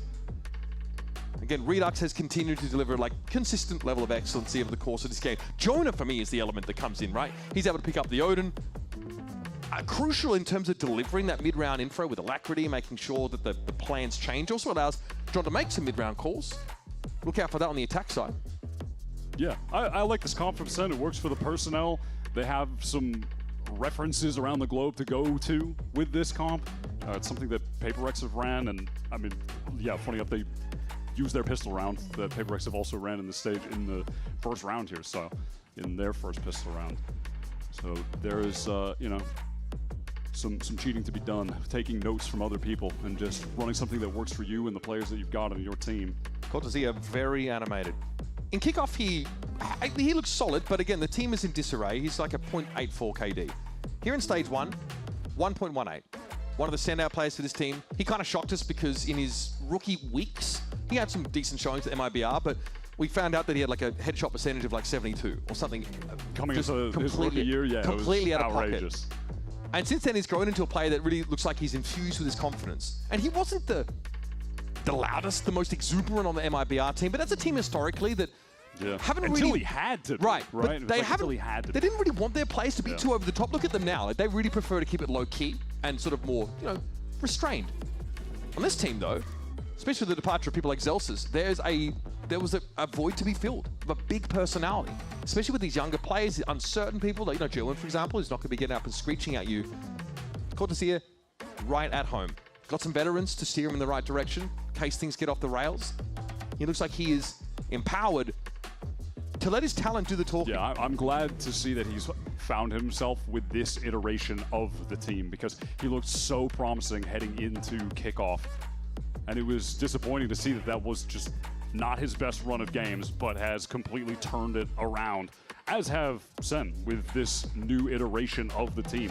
Not a lot of time to work with, but so far, very impressive. I feel like to some extent, no matter what happens today in a Sentinels loss, Sentinels fans, many of them will be very disappointed. But also, I think you can walk away from this still feeling good about this team. What they've displayed against a World Championship team, the other wins they've gotten in this stage, they are showing that they've got some serious grit, that there is something to this roster. Had a great quote from Ewok actually over the course of this last week, talking about what he's kind of looking for in the big picture from this Sentinels team. And he says, our peaks are great. We've got insane talent, that's awesome. When things are gelling, it's great. He felt like he really wanted to raise the average level of this team.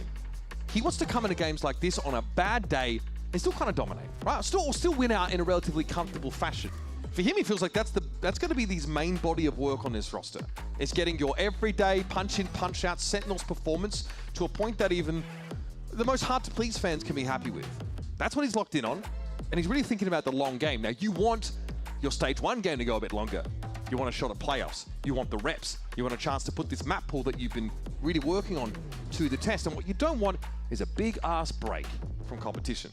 No, you really don't. And even if you just want to think about it like logically in terms of these two teams' path to champs, SEN in that way need this more than NRG. If NRG go out here, they have a much higher chance of still being at champs than SEN do if SEN go out today. Champions points mean a lot. They matter. We're going to talk about them even more, I think, after London. But for now, if you want to level up your skills and Lotus, check this out.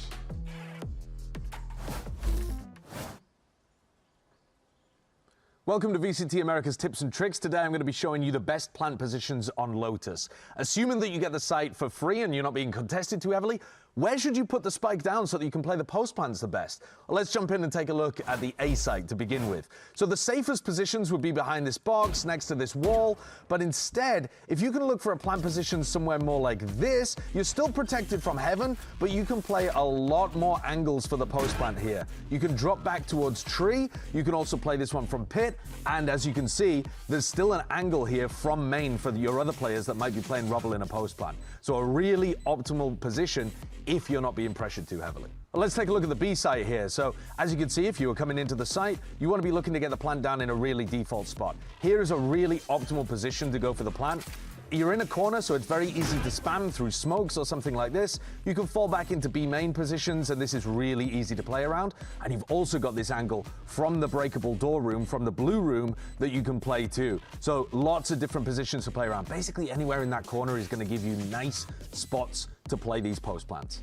And now let's take a look at the C site here. Now, if you're under a lot of pressure, you might want to be planting in this corner. If you have the whole of the site for free, I'd recommend planting in this area here. Gives a nice headshot angle over towards mound. Really, really good spot. But the worry is, if you don't control spawn properly, you're very exposed. So if you're looking for something in the middle, halfway up this staircase plant is very nice. You're only exposed to waterfall here, but if your team can control that, this spike might not look the best. But as you go for a diffuse and you're crouching down, anybody who's playing over towards mound is going to have a really nice angle to just whack you in the head here. So you could see this sight line from quite a way away. Plant halfway up that staircase, and the player over towards mound is still going to play this as a really good post-plant scenario.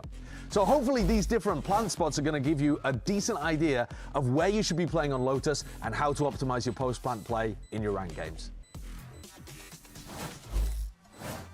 Now, looking at this game and the way it's played out, also the name brand of the teams here. Wish he was that cerebral in my ranked games, by the way. He saves it for work, trust me. I've long since given up trying to play games with Josh because the approach is vastly different outside of the office, that's for sure. You'd be forgiven for thinking this is like a big budget blockbuster, like grand final kind of thing, right? In previous eras, maybe, of Valorant, you would be forgiven for thinking that. In 2025, I felt like the status quo was Sentinels and G2. Yeah, they were the only two teams. It was G2 winning everything, SEN trying their best to beat G2 in every grand final, but coming up short, and then everyone else just fighting for third, fourth place, and those two were really untouchable until NRG made moves late in the year. But yeah, late in the year. To start 2025, NRG were, let's not mince words, horrific. They really struggled. Well, it had massive expectations. They had an insane offseason, and then they came in. Things just didn't click for them the same as it did in those off-season tournaments that they were playing. And yeah, they eventually have to retool the roster. They bring in Scuba, they bring in Brock, Ethan switches over to IGLing, and then now it feels like the rest is history. But I mean, when you think about it then, there was a ton of scrutiny over it. People were being very critical about the possibility of Ethan being an IGL again because the old team with Demon 1 and Marv and that whole experiment, that one didn't work out, but he proved everyone wrong real quick. It did not take long for that to be the case, and yeah, that's when the team became insane on defense, when they were just a brick wall against everyone. And they did finally, end up being the one team that could upset the status quo of the top two that were untouchable. They sent into third place. They beat them in that lower bracket final at the end of stage 2, go on to win champs. And now, I mean, heading into this year, they've maintained that. G2 looked obviously really good. They go into Santiago, FURIA come out of nowhere. And now at this stage, I don't even know, man. don't ask me to try to rank the teams. I mean, I'm going to. I don't even know. If this tech pause goes any longer, you'll Or be doing ranking. a podcast. You'll also be ranking favorite condiments and styles of socks. But for now, we're going to head down to the stage. Zoe and Golden Boy there and help us soak up some of the vibes here in the Riot Games arena. Oh boy, how you doing, Riot Games Arena? How you feeling today? Guys, what is that? That sounded like nothing. Riot Games Arena, how you feeling today? And we're all awake again. That's Perfect. right, that's right. Now, Zoe, you know what I love? Valorant? Say it with me, chat. Free stuff! So let's go ahead and toss some stuff out there. Come on. Hands up! Get to the back. That was a good jump. I saw that. I'm going to lock eyes with you. Of course, folks, we thank you so much for sticking with us through this technical issue. We're getting it all sorted and ready to go. And once we're ready, we are going to dive right into the action. It's going to be a good time. Have you ever tried catching something? Because you're always the one throwing. I have tried. Let me try catching something. Hold on a second. Well, I don't know if you have anything to catch. Can you catch a bucket? Myrna, throw me the bucket. Myrna, the bucket.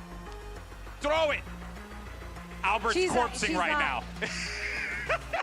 I don't think we have insurance for that kind of stuff. So oh, yeah, we're not trust quite me. ready. We're not quite ready.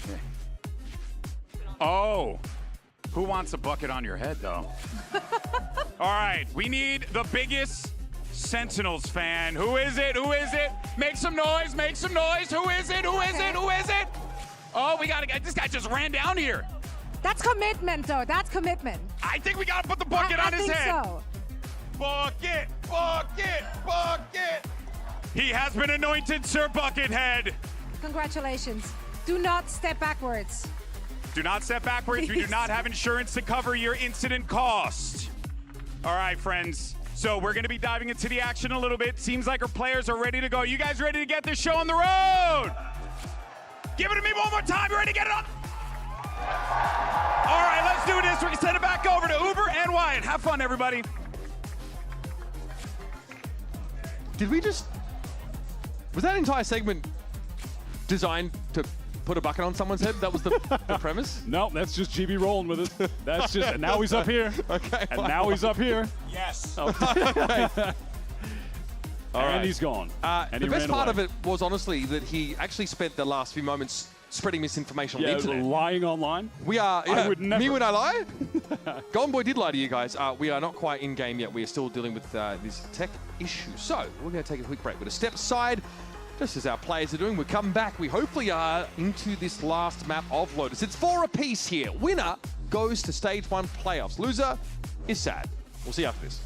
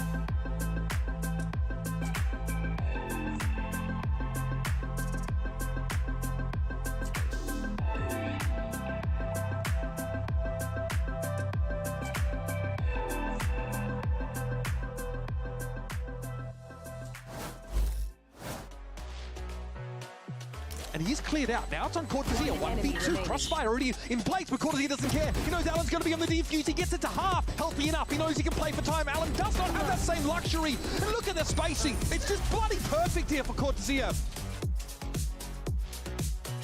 Takes some damage in return. Mata spots the first and the second, must reload. In the clutch, he's good for it. It's a heartbreak.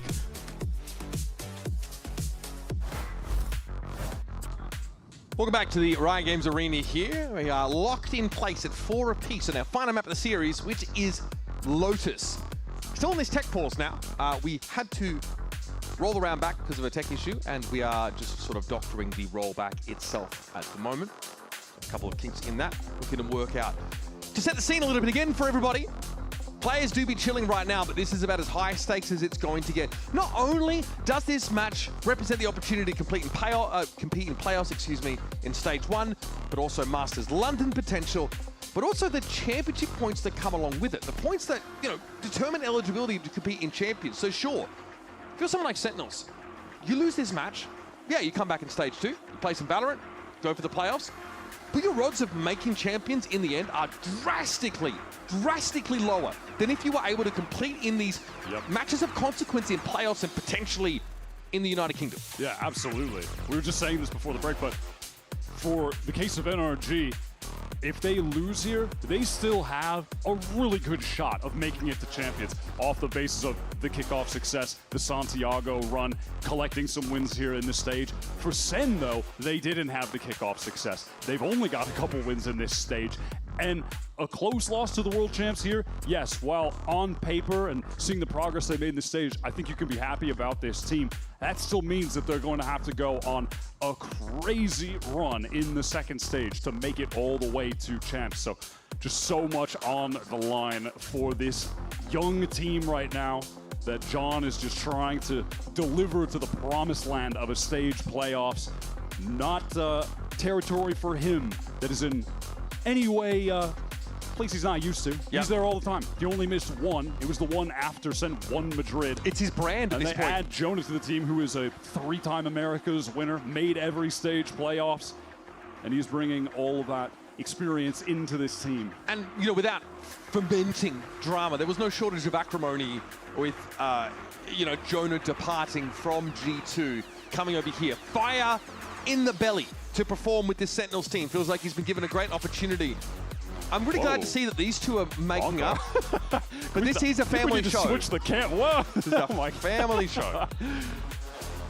Again, in times gone by, we've seen Qubit be emotional support. Why is he in the room with Bonkar? Well, as it turns out, you can get your own. You can go and obtain one.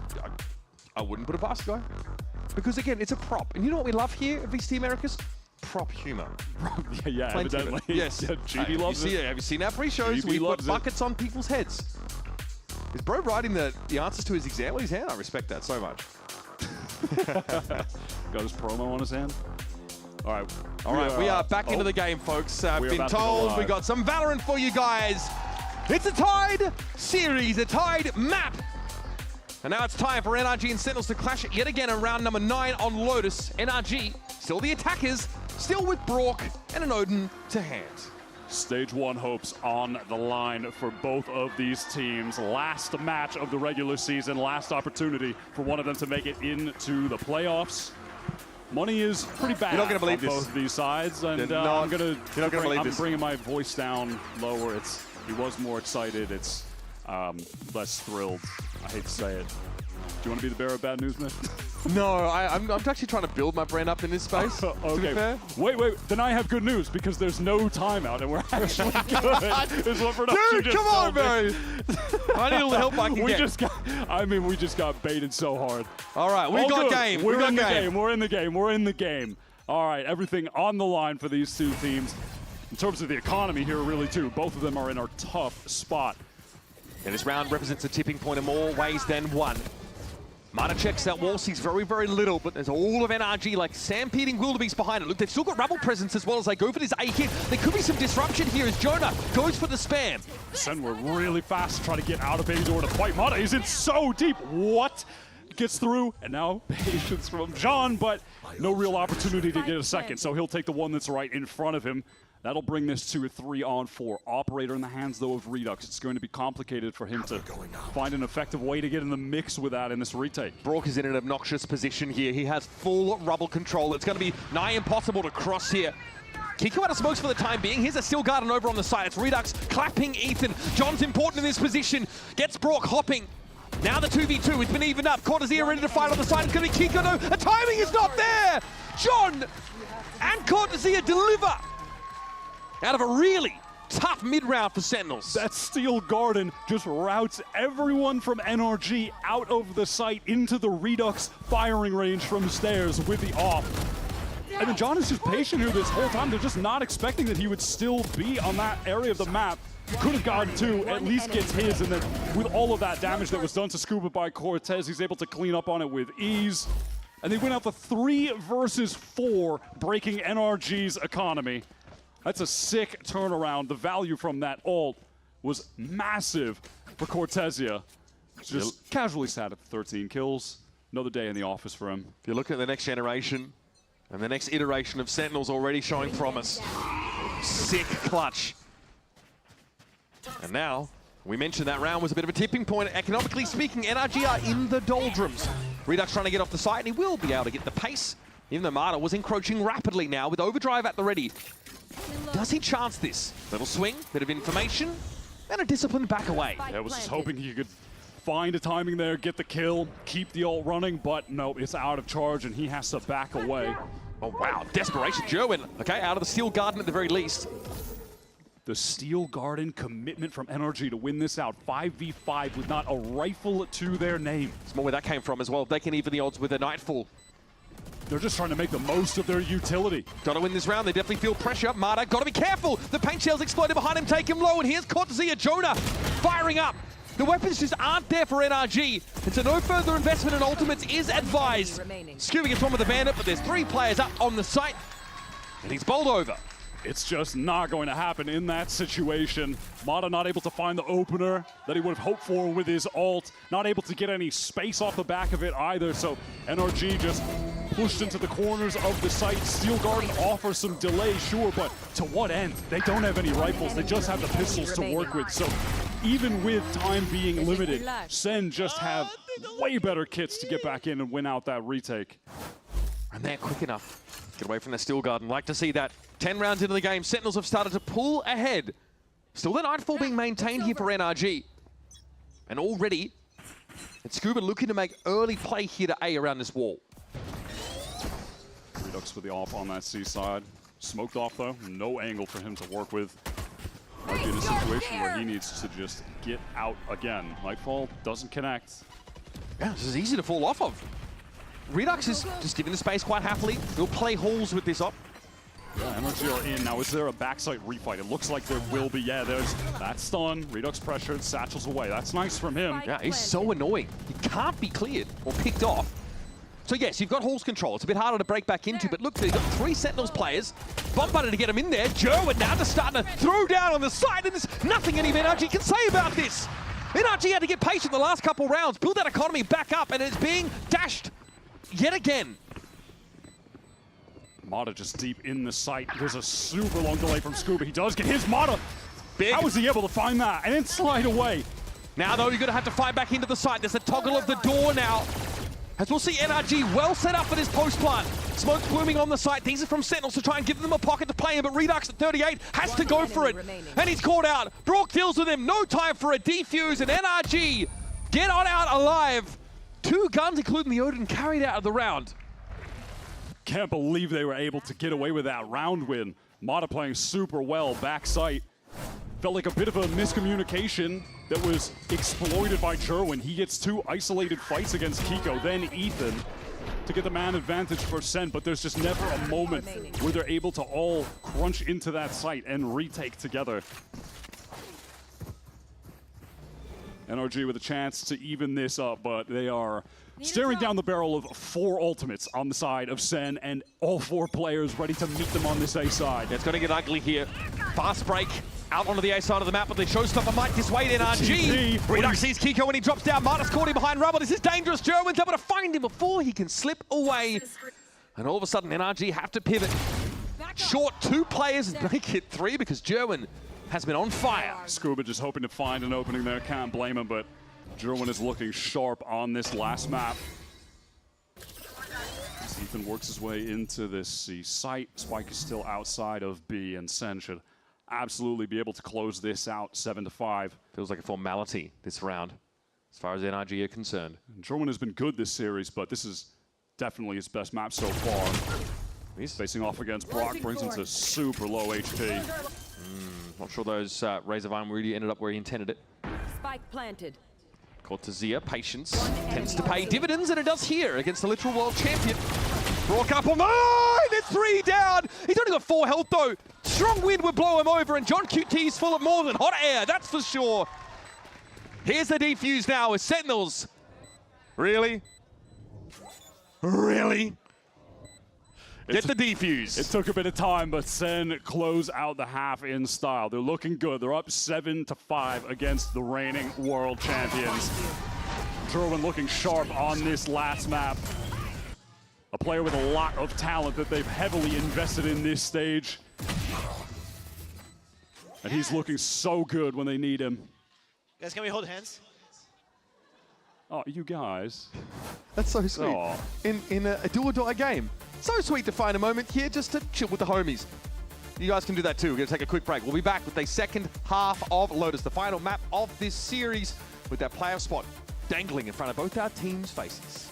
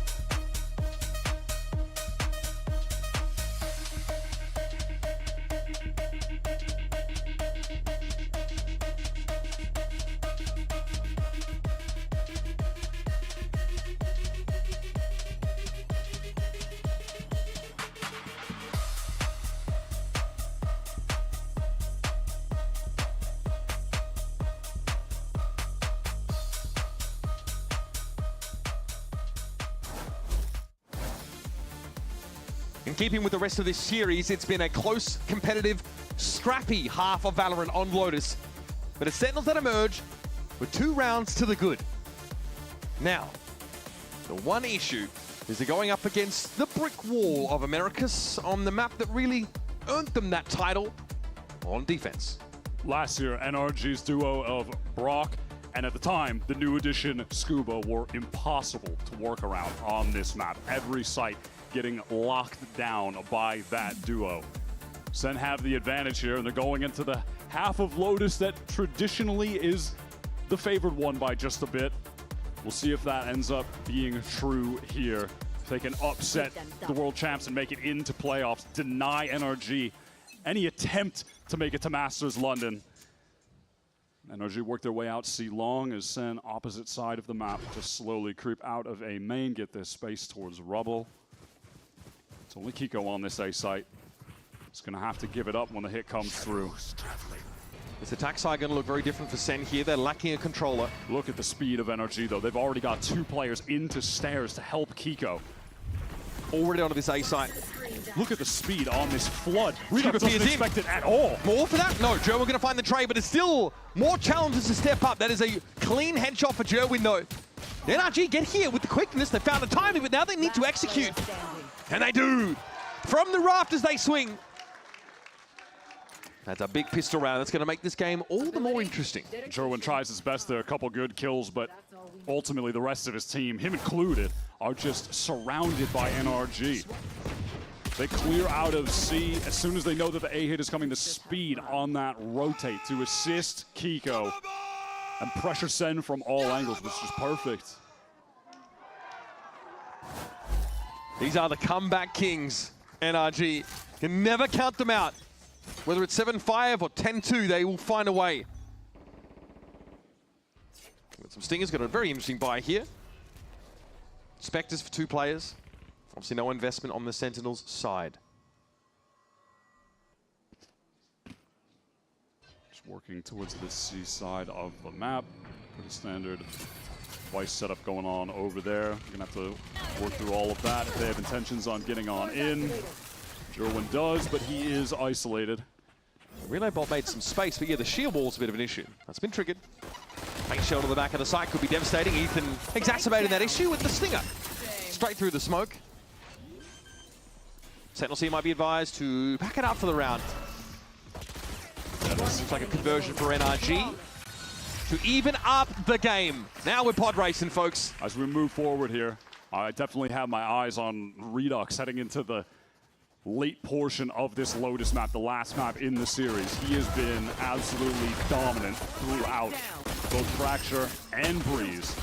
He's the top kills on both of those maps, and they're not just fluff kills. He's not stat padding. He's getting high impact kills consistently. Can he turn that back on right now? Cortezia is still swinging. Jerwin is elevating his play right now. If he comes online as well, that can be enough to get SEN the win. A-Clash coming up. They're right out of main. So much pressure from NRG. Mata up close with this Judge.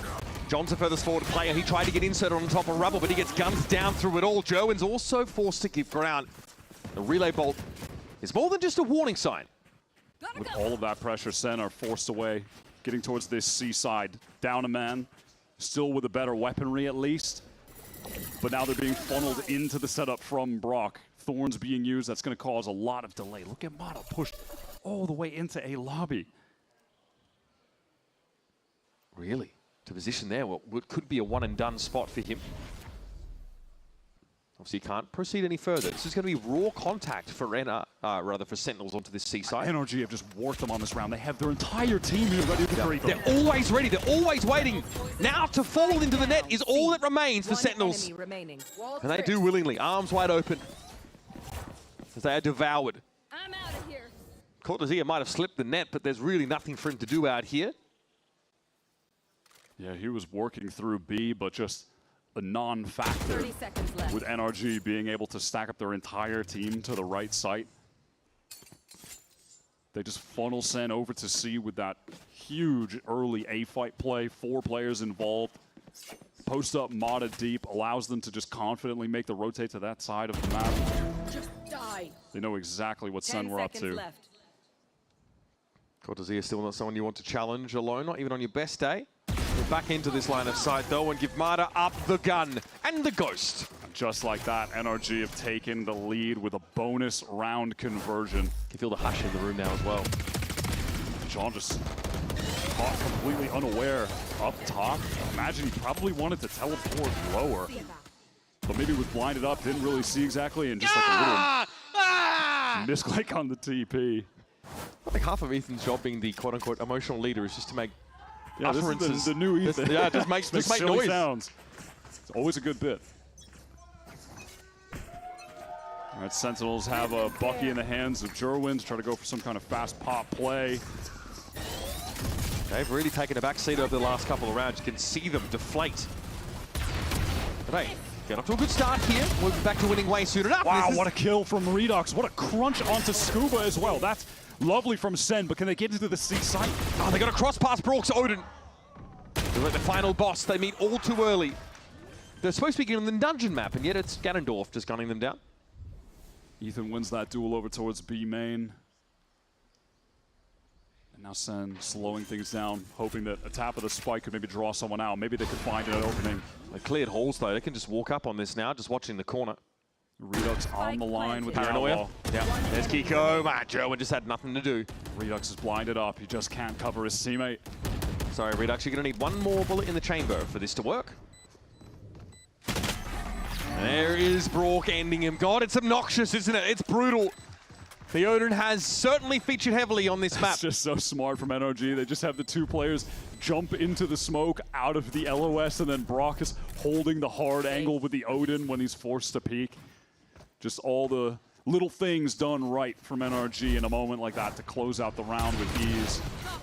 Respect to SEN for this play towards the C side. You know, they crunch those players effectively. Getting through the B door, Mada's caught, Scuba's caught, but still just not enough. Okay. Alright, we're never opening that door again, bro. We're never opening that door again, bro. That's kind of the issue. It was NRG that toggled that. All right, timeout here for Sentinels. There's got to be, 4 rounds in a row they've lost. Now, it's one thing obviously to lose a pistol. That's fine. It's that bonus round conversion that they handed over NRG, and then a little bit of a force-in earned them nothing. I swear, this is what would always happen when you watch NRG start to tear away on Lotus and dominate. You look at Brock's stat line, and he's just suddenly putting on a ton of kills with very few deaths because he's just always racking up his 1 or 2 every single round on the Vice. He's always there for some value. He's always finding a spam kill somewhere, right? He would put up some obscene numbers on this map last year. Yeah, if your cross to the seaside is staggered in any way, if you can't satchel across or just hit it fast, if Brook's able to get on the line, you're losing a player. That's the toll for getting to the seaside, it seems.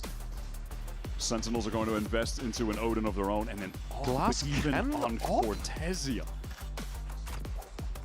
Okay, that's going to get shuffled up here. Instead, half armor will be the pick. Yeah, they go away from that plan. Yeah, that was a... Mada's the only one with the operator right now on A, so you imagine they'd love to just post him up and then rotate elsewhere. I'd be happy for a mount fight, though, for Sentinels. The back of this ping. Arcaros there was in position, and Redux goes upstairs. This is more than enough to tell Brock he'd be better served backing it up. NRG look like they want to go through a walkthrough on A while Sen are just applying the pressure towards this seaside. Prowler goes very deep. Scuba taking point. Brock took an Odin line immediately on that seaside. Oh, look at this push up on the A side. Aided by a couple of players. Off so deep. And now NRG go for the safer rotate all the way back through B. The AWP has everyone on Sentinels contained. And there's no shear wall to give you a timing about when you're going to get wrapped on. So a late reflank can come in here from Mada. Sentinels don't know what their clock is. They just know they've got to go. They just have to get in. The rocket is good with Kiko on the drop. It still catches him. The splash damage, and now Redux pressed up off the paint shell, wants to get a closer angle. Nightfall. He's got to contend with it. He gets the first. Redux decayed down, but he's ready to fight. Brock, though, should be able to play that corner, and he does. It's traded. He got his one. Somehow Sentinels are in this with a fighting chance. 2v2. They have Hall's control. They have canvassed it out entirely. Ethan's looking to try and get a bit of info. Jonah was decayed down by that season. Ethan finishes the job. Mada can just sit tight, wait for this to get worked, and then he swings in. What a seize from Ethan. Those two just getting dismantled from either end. That's a crazy util piece. This is payback, Cortez. Showstopper got the kill, but that's not enough. The counter Nightfall to get back in was nice from Ethan, too. Just it's a bizarre one. Sublime util from one of the best initiators to ever do it. Yep. This kind of thing where even on Ethan's worst day, What is that util? he is still going to give you superb util and supplement the success of everyone else. Jonah just He's had just that nothing guy. he could do, bro. Nothing. 6 Cs. Huge round for NRG. Sen are now in trouble. Starting to feel like this is where it's slipping away. Can Sen get back in the game here? They can buy up again. They have the loss bonus. They have the spike down. NRG have made comebacks in more games than this Sen roster have even played. That's tough. It's 2 players from NRG on site. Ethan trying to lock down Tree. It's just speed from Sen. Jerwin is in there with the but he's deleted. Ethan is transcended. God. He's hit another level. Ultra Instinct, 15 and 10. Shooting at the back of the site. And now the Seal Guard, and just in case Sentinels wanted to throw any more. Sen are forced away, and hey, if you want to try to rotate elsewhere, just like last round, Mada has pushed up with the AWP to hold their exit. NRG have all of the map control. They have Sen surrounded. The walls are closing in, and eventually they're going to have to make a decision when the time gets low. It's not just a trick room, it's a trash compactor that they're in. Fully contained. If that first approach for Sen doesn't work and they're not working the map in some way, they're going to get clapped by the op if they back out. They are fully committed. They are all in. If they want to extract some weapons from this round, they've got to dive double door. Hope to escape NRG's probing gaze. Brock has no reason to swing this at all. He is chilling on the corner, and he will hold M1 for the boys. 30 seconds left. Time to break that door, get on into B. Sure, they might get the plant down, but where can they go from there? What is the positioning going to be?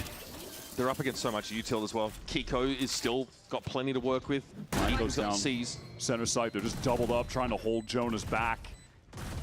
This would have to be a monster play from Cortezia holding the door. He's so low though. 55. Against some random Odin spray would do him in. Center committing it all. The Nightfall goes through. It's going to cause a lot of delay on the players that are trying to get into Blue Room. This is the round. Otherwise, they're forcing for the rest of the game. They're never going to be in an economic spot like this when they're already down 2 players. It is do or die. Now or never. Marta waiting. John's already been brought down and the swing is good. Brock silences them. Another 2 notched up with the Odin. And NRG have found 11. There's just nowhere for SEN to go. NRG are ruling the map from beginning to end of these rounds. Sure, you can pivot into B.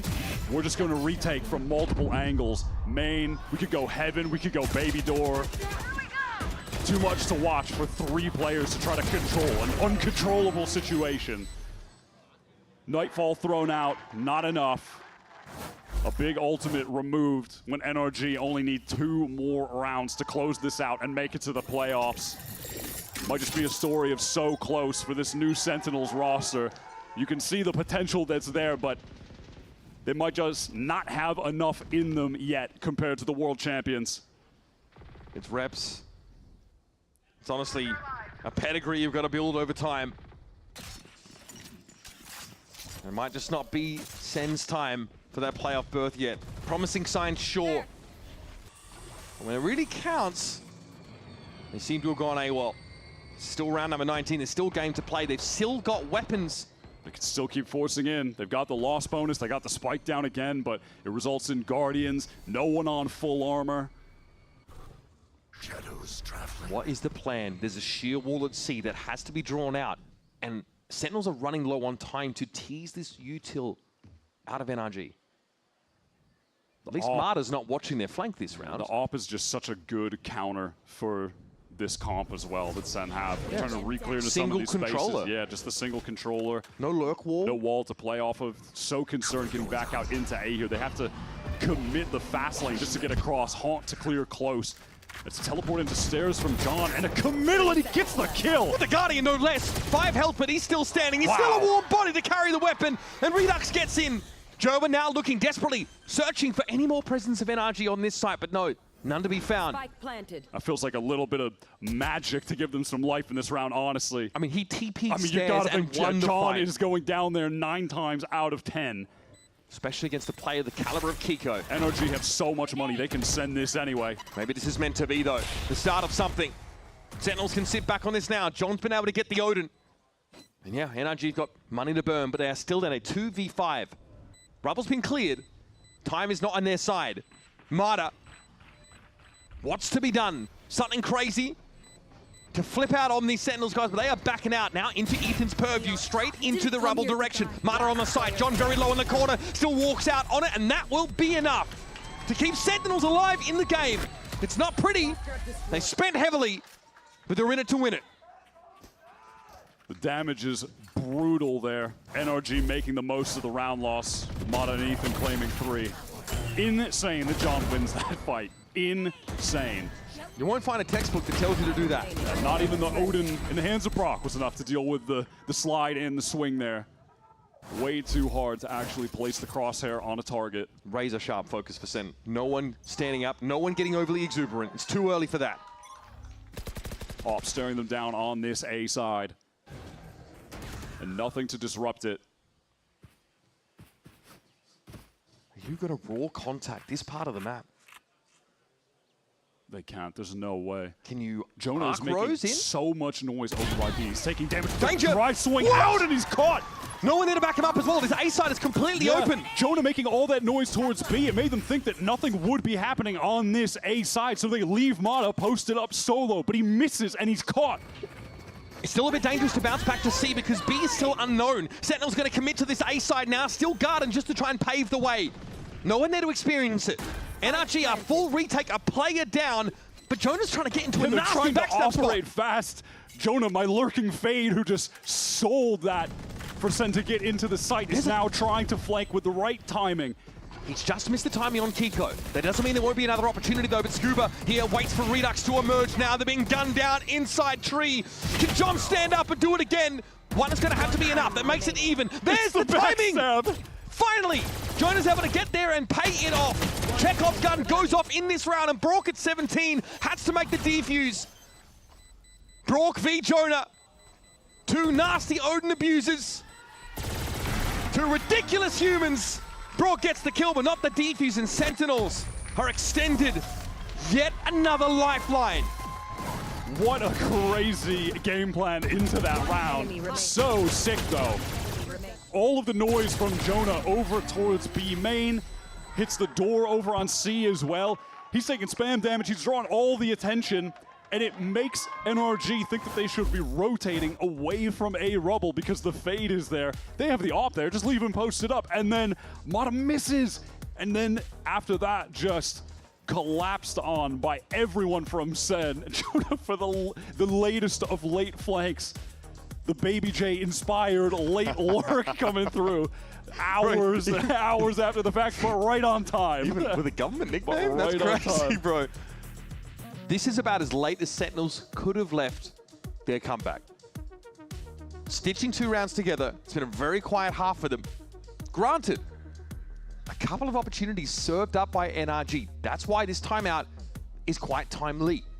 Bombcart getting in the ears of NRG now, just trying to tighten up some of these protocols. Because Mata, there's no two ways about it. He completely overextended there into that A long, that rubble position, and got punished and allowed the map to be completely opened up. Yeah, if he's playing there a little bit further back, he could miss and get out, but not in the situation that he found himself in. How do SEN continue this momentum? You've got to twist the knife. They've got the operator in the hands of Cortezia. The danger is they are losing so many players on these round wins. Look at the state of their econ. It's battered. Both teams now, the fatigue almost certainly starting to set in. But NRG have got that experience gap. Doesn't even matter. Cortezia would love to catch an NRG player that is pushing deep out of one of these extremities, taking all of that free space, wrapping behind them like they've been doing. It's not the case here on this C side. It's Brock just putting the full Vice setup down. All of the Thorns got the flash.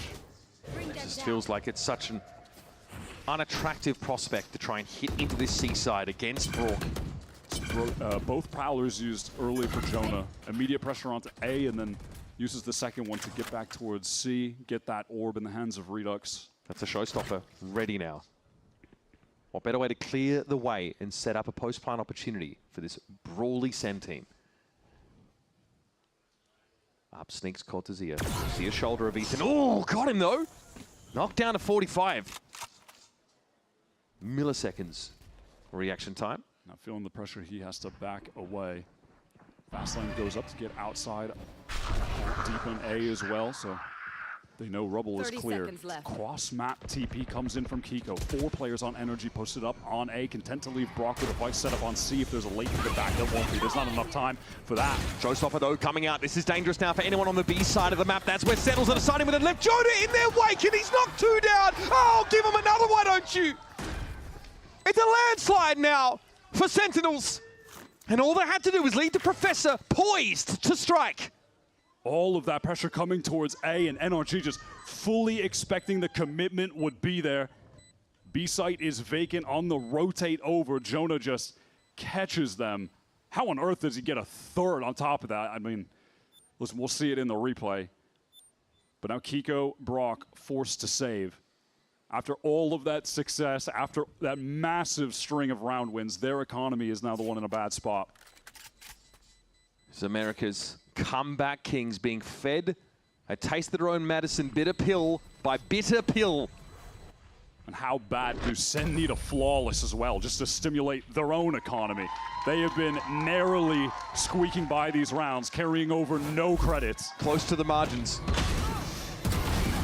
That was all they needed. Yeah, Jonah is just left back to cut off the rotates, and he cooks them. The third kill is nasty from him. Nothing like a veteran with something to prove, Wyatt. 1 round in it. Number 22 on the docket. Money now flowing into the coffers of Sentinels. Enough to wage this campaign against NRG to bring this match back under their banner. Instant nade out from Redux. Fast lane cross. Mata fully committed. Nightfall as well from Ethan. It's going to get ugly. Joe now knows there's someone close. Mata caught inside the sea. Still able to find that first kill though. John staying. Mata slides on in and cleans him up though. Now if you're Sentinels, it could be full scale route, but still Cortezia holds the line. And the operator sings out. At least catches one back on the cross. Jonah has the Nightfall to work with in this round. That could turn things around if used at a pivotal moment. But NRG finds success in that A fight. Mata steps up for the team. NRG are feeling so close to just ending this game. It's been agonizing for them. 3 maps back to back. All of them looking like potential 13-11s going the distance. Tech pauses just to add on to like the agony of you don't like suspense here. It's just brutal. They feel so close to winning at this point. They can't let it slip away. This sets them back a little bit. Now they hedge their bets on hitting a site with a short-handed situation in numbers, but they are walking into the trap. 30 seconds they know left. what's waiting for them though. They know this is going to be carpeted in Vice Util. But with 25 seconds, Sentinels have to go for it. Nightfall's going to be there for Jonah P. Partially because of that sick round we just had. Here are the Razor Vines now. He's still going to go for it. Okay, 1 for 1. Good enough for the time being. But Ethan emerges. RKO, baby. Slaps them back where they came from. And NRG move to match points. Just 1 more round to lock up their spot in playoffs. As close as it can get. SEN need to take this to OT and then take it further to get the win. Mata stepping up in a pivotal round. The all-out A fight. He comes out on top. You got headsets, bro. Turn around. They were so locked in on that, Sentinels. That's heartbreaking. Yeah, they got the money. They can still buy, right? Let's not discount the psychological impact of that moment, though. Full A fight from NRG. SEN just trying to push into Brock and take his site. Yeah, they do. It's another teleport from John. This time he's caught. Is the trade there? No, it's not found. Survives for a while. Still Garner going to be thrown out, though. That could be a bit of an issue now. Cortezia guns Ethan down. 4v3 now. Spike, though, very much committed to the seaside, but there are no defenders in this vicinity, and Cortezia is a problem. A thorn in the side, but Mata excises him. There's just no way. Sentinels, they're divided right now, trying to take forward space. You have 1 in Halls, 1 in Waterfall. No crossfires. Tucked on the site. How can they win this out? HP isn't the best for 2 of them either. 3-on-3 for the game. They got to win their ones, but I don't know if they're going to get them served up like that. Jerwin up close, judge in hand, backs out. Thinks the better of it, but Jody gets picked off in his absence. He's got to go for it. Straight into Kiko. And Redux, last one standing, had to watch his teammate Scuba ascend without him, and he'll have to watch it again. That's World Championship pedigree from NRG. The grit and determination to hang in there. And they've booked their spot in our Stage 1 playoffs. NRG just know how to win. No matter what situation they've been faced with in the past, this roster has come out on top. This is the closest they've been to getting knocked out before even a regional playoff with this iteration of the team. But they come out on top in a sick game going the distance. Nothing but respect for this Sentinels team, what they've been able to accomplish in just a few weeks. German only being able to join with them in week 2. Impressive for sure, but that's not going to get them into playoffs, and it's a dangerous road ahead for SEN as they try to make champions. They're going to have to go on a hell of a run in Stage 2. Those opportunities to get those championship points are few and far between for teams who cannot compete at Masters events.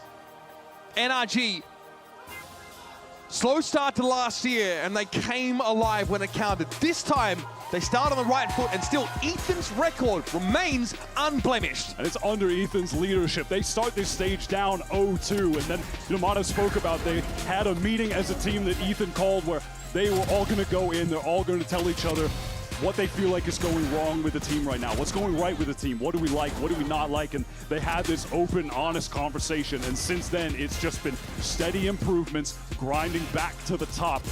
And now they finish this group with a trio of wins. They make it into the playoffs and have a great shot at making it to London where, listen, at Globals, this team, success only. First place and third place. They play it close to the wire, like you mentioned. Kickoff, right? They had to reverse sweep MIBR to get here. Now they're in a do-or-die game. The very last match in Stage 1. They've got to pull out a performance like this over 3 maps. And the classics are still playing. Brock still dominating with the Odin. Kiko having some insane showings, and the clutch factor from Captain Ethan is undeniable.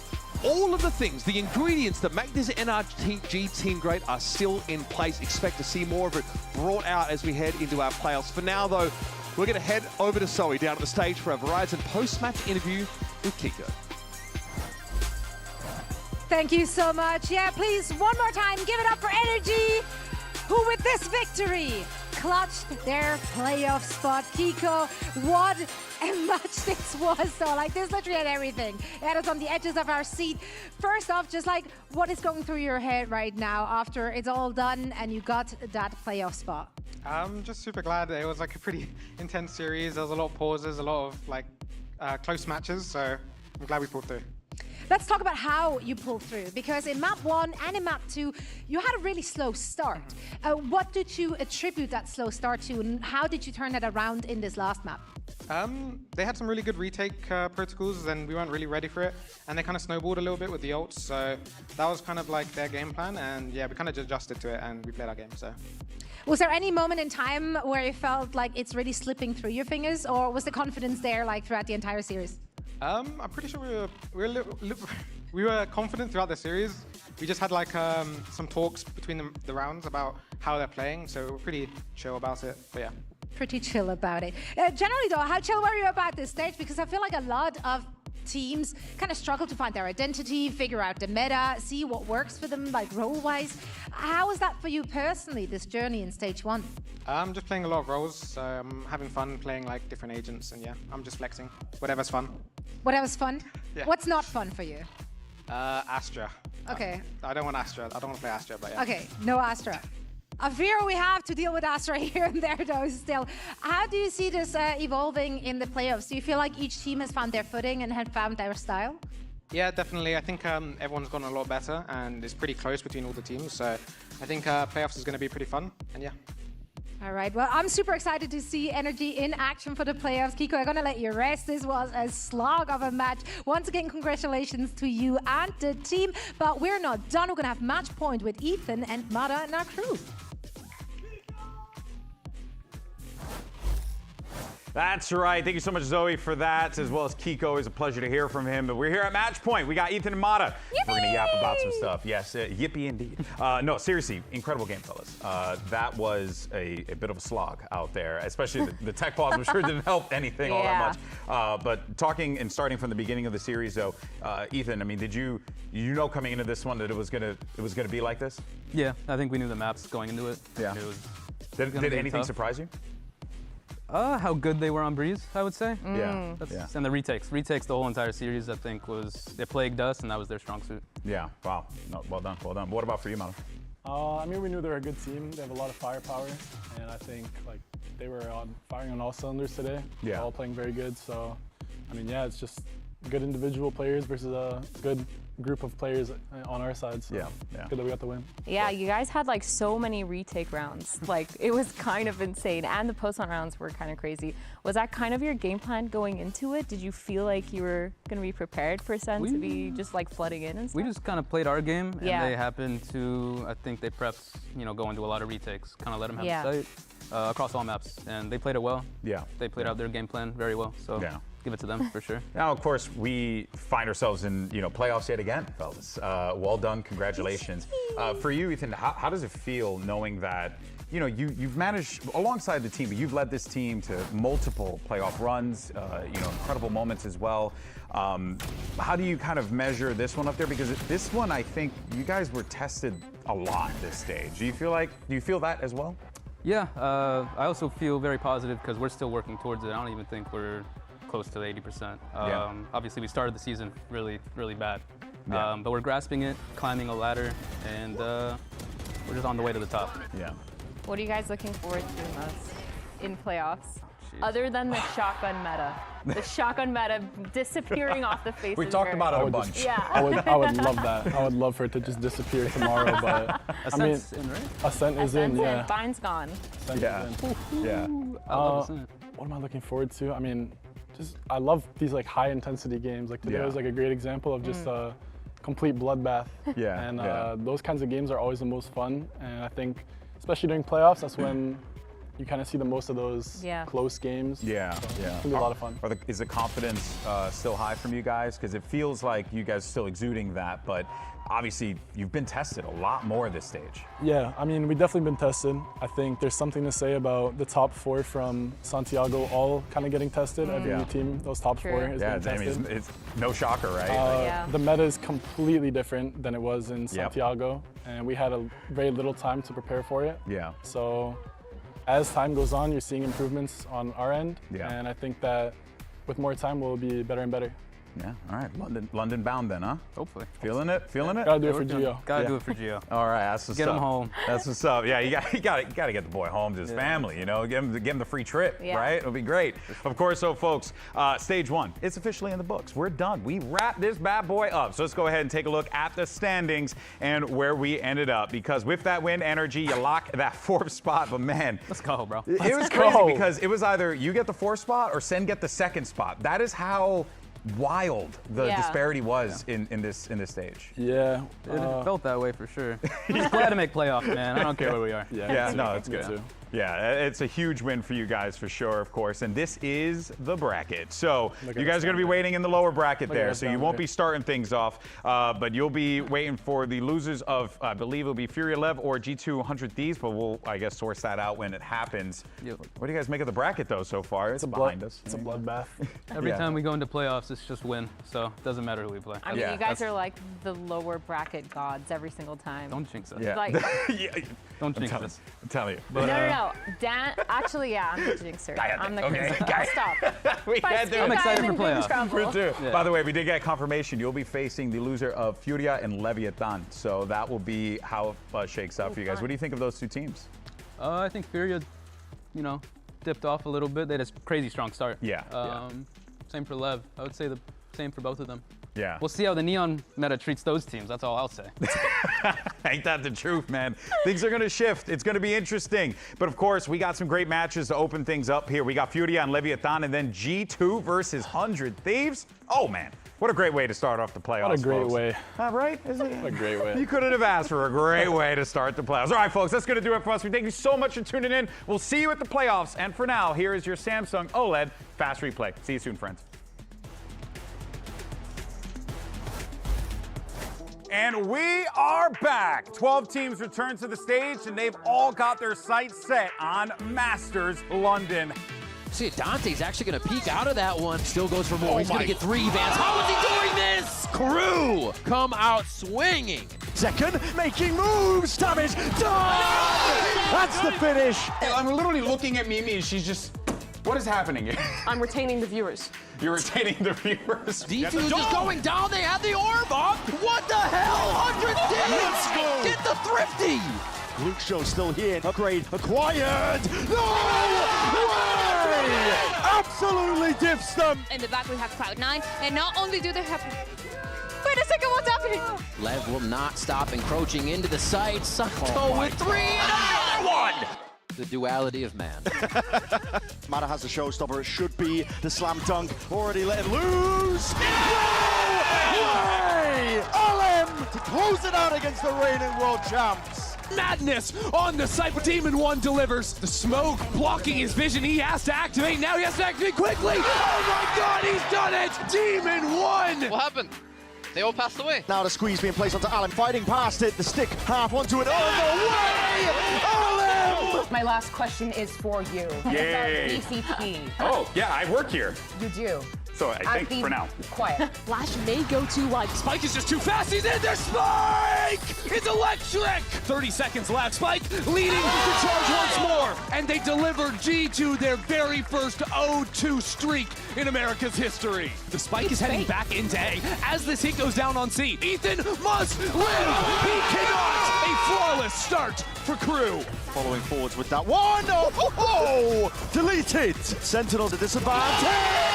What is that? Slow Orb slowed it all the way down. What happened to the bloody rocket? I'm not too sure. No, 30 seconds left. Stunted at the bloody doorstep. Sentinels reigning supreme. Here on the couch with Athena, Dryad, and the disturbing images of Mimi and Golden Boy. Oh my god, Spike! Just using the medium to long range stinger upgrade, I guess. Oh, Sato, what is that, bro? So many walls in play now. Here's Valen fighting tooth and nail on the site. He can just stick right now. They're going to do something about this. Luke Show's watching the line. So close. 13-10 for G2. I've got to ask, what's the deal with Hot Dog? Hot dog! Hot dog! Hot Dog! Let's go! Hot dog! Hot dog, maybe let's go. We needed to put the dog in the bun. Hey. Well, a little bit of an avenue of space to get in here. Trying to play anti-flash dudes, the stingers. Now it's going to be Crew taking down FURIA. 43 seconds left. They're going to go for the fight. And there it is. Asuna slides on in 2v2. Any sort of cringe storm mechanics. Asuna! He's on the side, but he's alone. He knows he can play contact easily. Oh, Ethan. It's dirty. It's absolute filth. Bro is dominating. It's been kind of insane, not gonna lie. In the server. Yeah, Oh my god. speaking of insane. Wait, where is that? I'm so proud. That is terrifying. Sentinels convert into the 10th round and gets the collat in the front of B. Sentinels make quick work of EG. Oxy's able to find him, but the code comes up. Plenty of sound being made now, and Aspas out of the picture. And Oxy is going to make mincemeat of him. And it's an ace for Oxy. Tex can't do too much. What an upset. What a performance. Upset. I mean, I say. Whoa. Upset's crazy. The spike continues moving up. Evil Genius is really trying their best, but it means nothing in the face of Brock's Odin. Did Brock just 180 Odin spray them down? I'm imagining myself tonight with a belly full of food, some nice beverages. How does Zekin utilize this? Okay, spot spike, low red. Oh, 3 bullets! Zekin, dirty stuff! Tech spot an off this round. Maybe he can clutch out with it. Otherwise, that's just a big investment thrown away. The timing. Oh my god! Red Bull clutch for Tex. Oh my god! Is that a first? There's no way. We got 9 comedians. I'm kidding. No, genuinely 9 comedians. They're supposed to be losers in bingo. Yeah, not limitations on the numbers. Okay. It's random chance, though. Is it not also random chance? You know what? about the game? 100 Thieves try to worm their way back into the site. Bang somehow alive through all of this. Switching around on his guns with the reinforcements of Timatino. Come on! I'll never show the predictions. I'll never do Whatever that. you guys see. Whoa, whoa, whoa, whoa, whoa. Unbelievable. We did that so you guys would win. Yeah. Right? We believe Yeah. Center in trouble, and they wanted to run. Bomb rush on towards B is the play. Both players pinged out, and there's the Odin! FURIA explode to end it for Sentinels. It's him against the world at this point. Him and Cow are both. It might be enough, though. Cow9 now, and he has been elite on this map. Cow9 is ridiculous. What a performance out of Loud. A big A fight, jaw pushed up on the wall, dropped. Oh my god. That is a nasty off. Oh my goodness, what? In a split second, he finds connection. Jaws on for the ace. Oh my god, What a shot. Crew, they're gonna blow this out of the water. And we've seen their. Don't laugh at me, okay? I didn't see you predicting G this time, all right? I'm so scared right now. They ate that. Sadak just walks into the pit. There's no way. Sadak's going to take a third one. Crew take down Evil Geniuses. What is my region doing now? Asuna Phoenix? Cryo went to challenge the Cybercake. Surely he hears the sound cue. Asuna though stunned up there, and here's Asuna ready to fight for it. Fight, fight, fight, he says. Oh, have my 3! 100 Thieves deliver yet another playoff berth! This time around, we have the ancient one, Baby Bay, going up against the long-haired one, Zeppa. Baby Bay on top side of B. Start the arc rose, gets another. Oh, he gets the correction! Seas comes in. Oh, G2 moving into playoffs. I shouldn't have done that. Are you sure? traded. This is getting dangerous now. Keston! Gone out at least. 1, 2. Oh my god! Here's Demon 1. Okay, I'm gonna How can we lose? Okay, that's just uncalled for. Let's go here, boys. Time to get sexy, Brockiana. Come on, boys. Yalla, yalla, yalla, yalla, yalla. Ruff, ruff, ruff. Time to eat. Ruff. Nice, bruv. Yo, hello. Hello. How you doing, ladies? Did you guys, can you hear me? Hello? I'm not unmuted. Admin, they cannot hear me. They cannot hear me. Hello? Hello? Hello? Hello? You little freak, come here. I'm gonna f you up, huh? You little Q-bird looking at teddy bear. Yo.